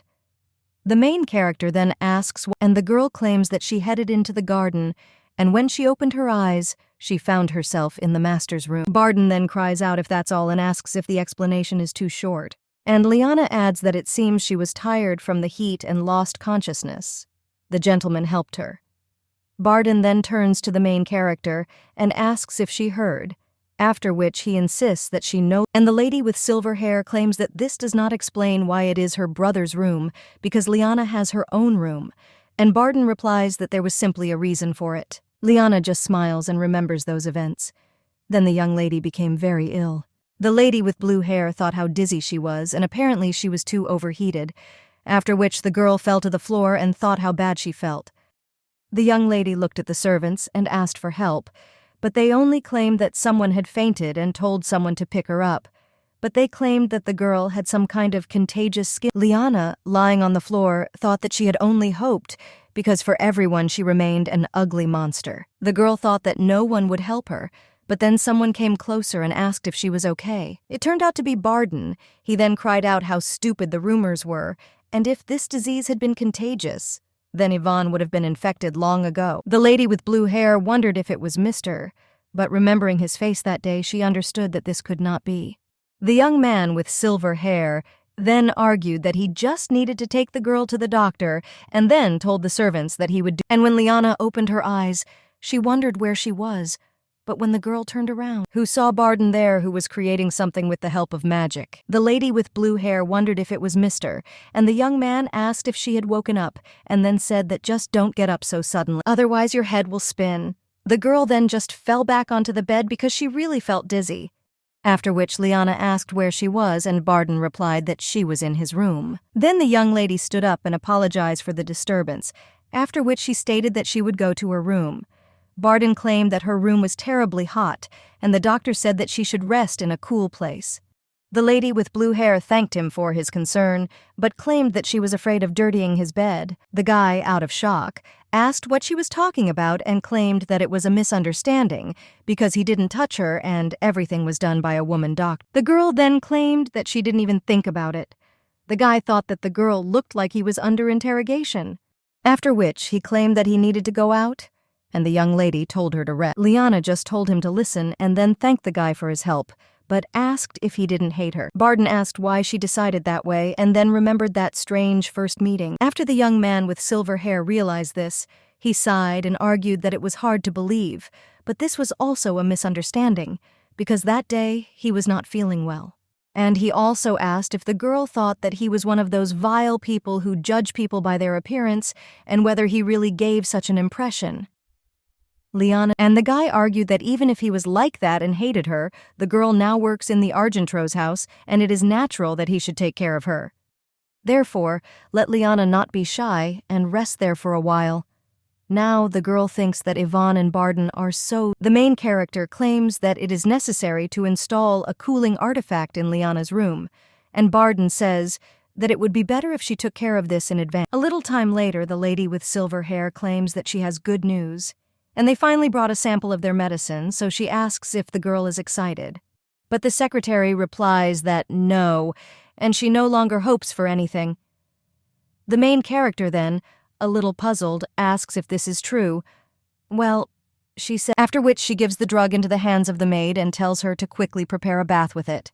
When the two sisters are already heading to the bath, the main character thinks that it might be better not to hope for anything. After all, the medicine from Rodain herb can only cure one disease, and if this is not the disease that was described in the novel, then this herb will not help Lyanna.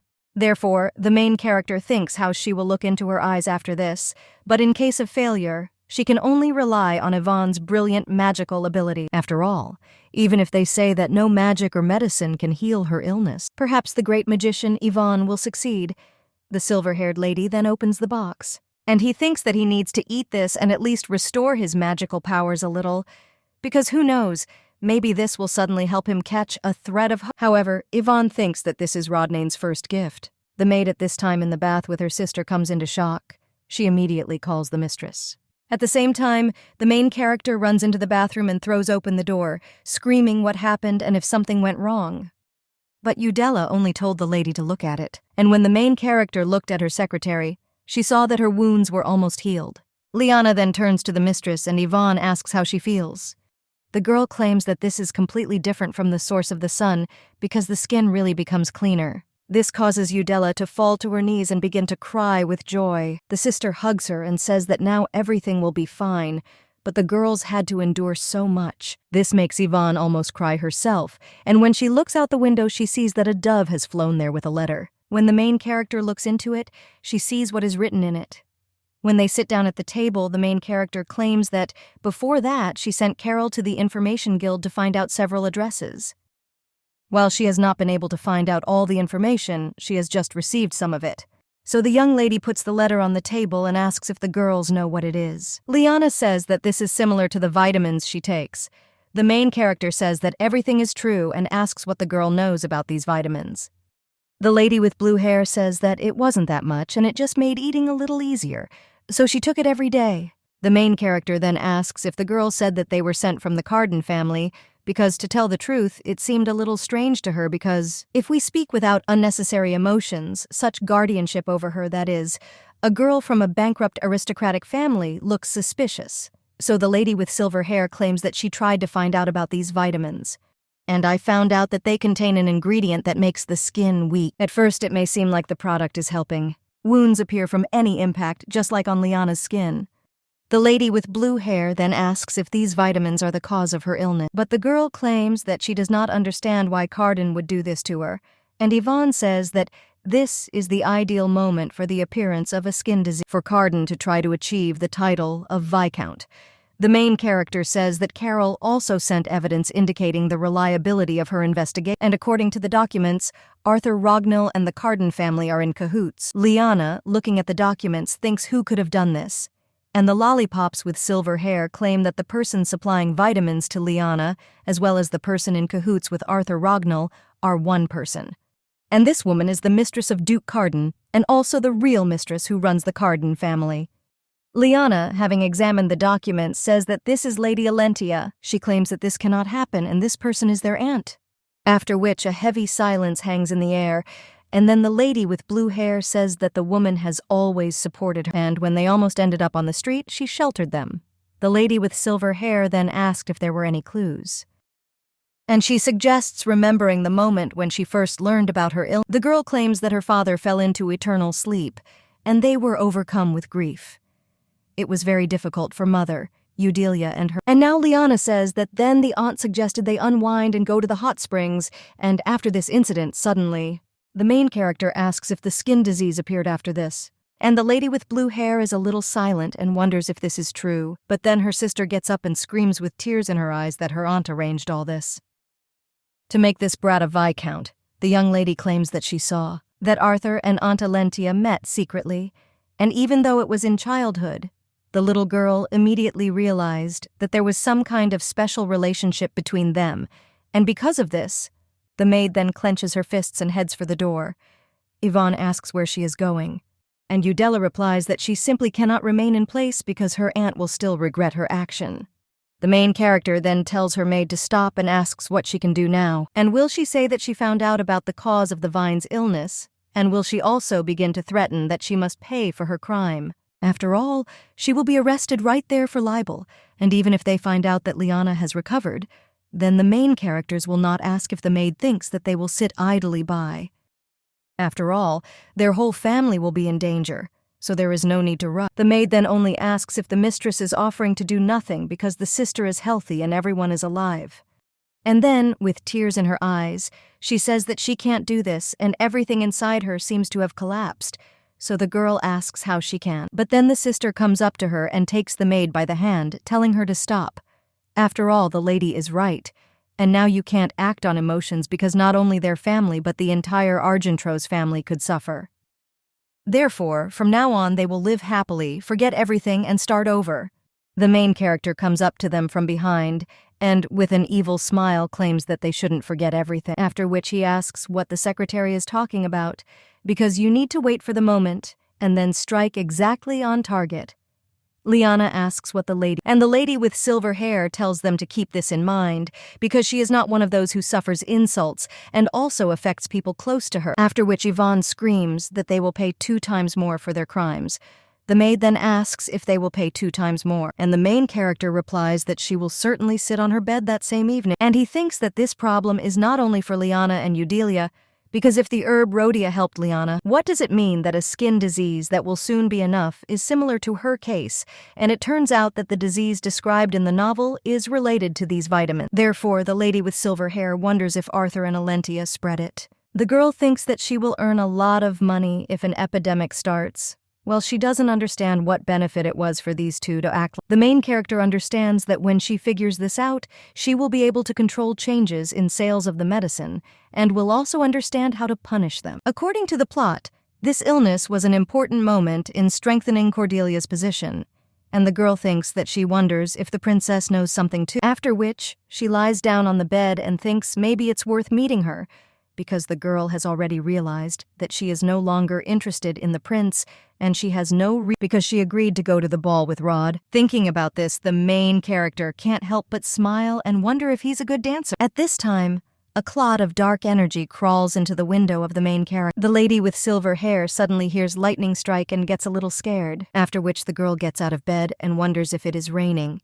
But when she looks out the window, when she looks at him again, he screams and asks what it is. After which the lady with silver hair takes a pillow and throws it at the monster. From this, a clot of dark energy flies away and does not understand what happened. The main character thinks what it was and whether this creature is a black spirit. After all, if so, then where does the pillow have so much power? But then the girl realizes that she feels something.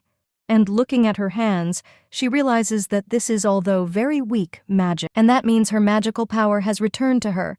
The young lady wonders if this is thanks to Teals, who gave her Rod. The monster just sighs, but then sees a lady with silver hair approaching him. The main character only looks at the monster with an evil grin, and once again, hitting Togo with a pillow, he thanks Rod for such a wonderful gift. The next morning, Ivonne wakes up in a good mood and thinks what a cheerful morning it is. Looking out the window, the girl also notices that the weather is wonderful, and she is full of energy. After which, the young lady approaches the covered saucer and thinks that this is a great day for interrogations.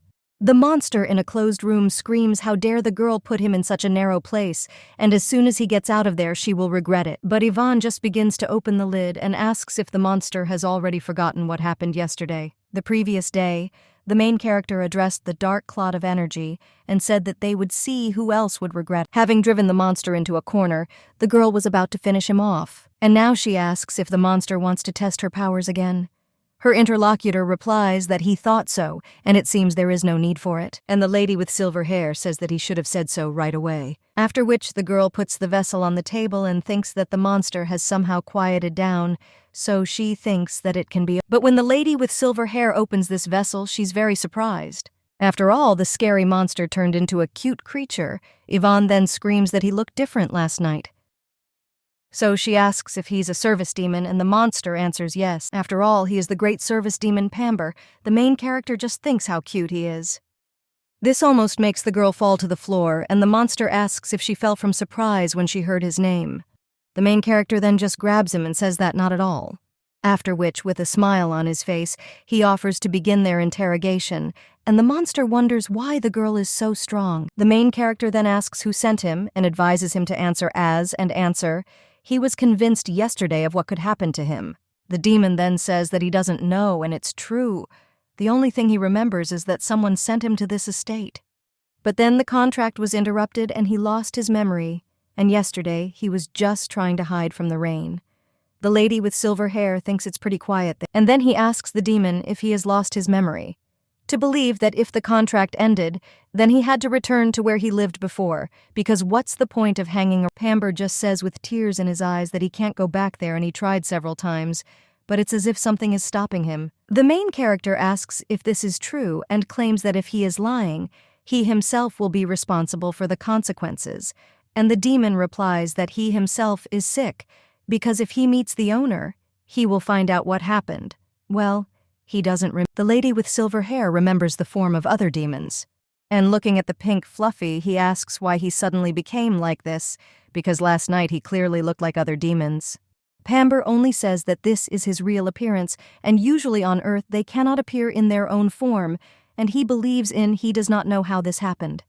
Ivonne wonders if this chubby guy is really a real kind of demon, and the demon asks if the girl understands now, and if there are no more questions, then but the main character just closes it back and says that she needs to think and let him sit there for now. The girl understands that she cannot trust all his words and he is probably up to something. But in this case, the young lady wonders whether to use him as bait to find out who is behind this demon. Then the lady with silver hair calls Lyanna and Cordelia, and the maid at that very second appears at the door. Ivonne says that she came so quickly and claims that she just came up with a name for the product. Then he asks how about Crybaby Pamber. The girl understands that when the owner of this demon hears this name, who will come to her. The lady with blue hair turns to the mistress and claims that this is not the main problem now. The girl asks what happened. The maid then shoves her mistress and claims that she needs to go out quickly. The main character does not understand what is already happening. But when she goes out into the hall, she is a little surprised because she sees the Duke there. The brunette claims that he was bored, and the main character, a short time later, already leaving the office, wonders if this is. The main character didn't think that Rod would come and offer to go to the studio. The girl claimed that she would go out to change clothes, and the brunette said that she could take her time. The lady with silver hair thinks that if Barden finds out about this, he will be very scared. But when the young lady turns in that direction of the Duke, she sees that his gaze is directed at her. Therefore, Ivonne immediately turns away and thinks how long the guy has been looking at her since they met their eyes. The main character then asks which studio they will go to because the ball will take place very soon, and the brunette then asks if the young lady has a favorite designer, and Ivonne replies that she likes the LLC design, which is now in fashion. And since LLC has a lot of unusual outfits, she would like to. There is gossip around these two, and one of the women asks if Lady Ivonne has always been so beautiful. And one man claims that when she smiles, she seems even more charming. The main character understands that she herself didn't notice how she listed all the stores that were in Ivonne. But she herself said that she would not lead a luxurious life, and now she is trying to get into the most expensive studios, so she probably looks strange. The Duke offers to go to all these studios, says with a smile on his face that if the young lady likes them, then he will like them. The main character says that these stores are very popular and they may have to wait a long time, but the brunette tells her not to worry about it.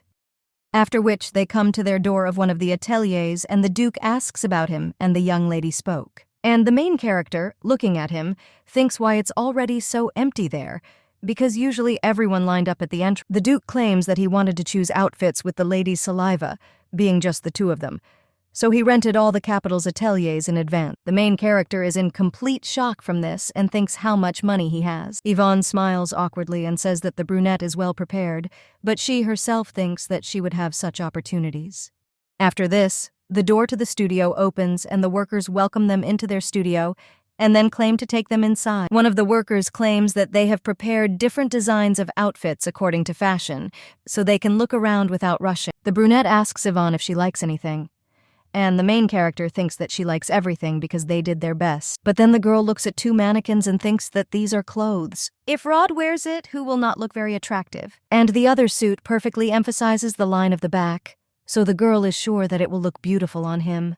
Looking at another of the outfits, the girl thinks that she is interested in how this color will look on a brunette. Looking at another mannequin, she thinks that this outfit looks like a wedding suit. The brunette then turns to the young lady and asks if she likes it and if she should try it. Then two workers approach the young lady and claim that the lady has excellent taste and these outfits will suit both of them very much. So let them try them on quickly. A little time later, the brunette already comes out dressed.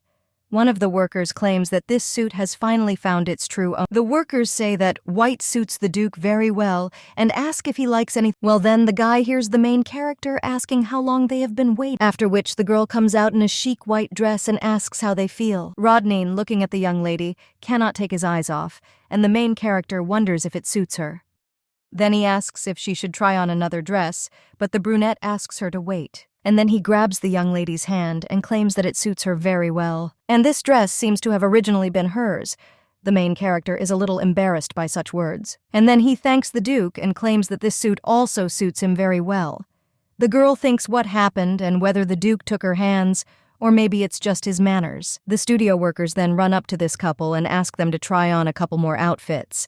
And the other girl asks how they like this design. But suddenly they all hear the sound of surmas and are a little surprised by this. And when they look at the door, they see a man there with a gold box.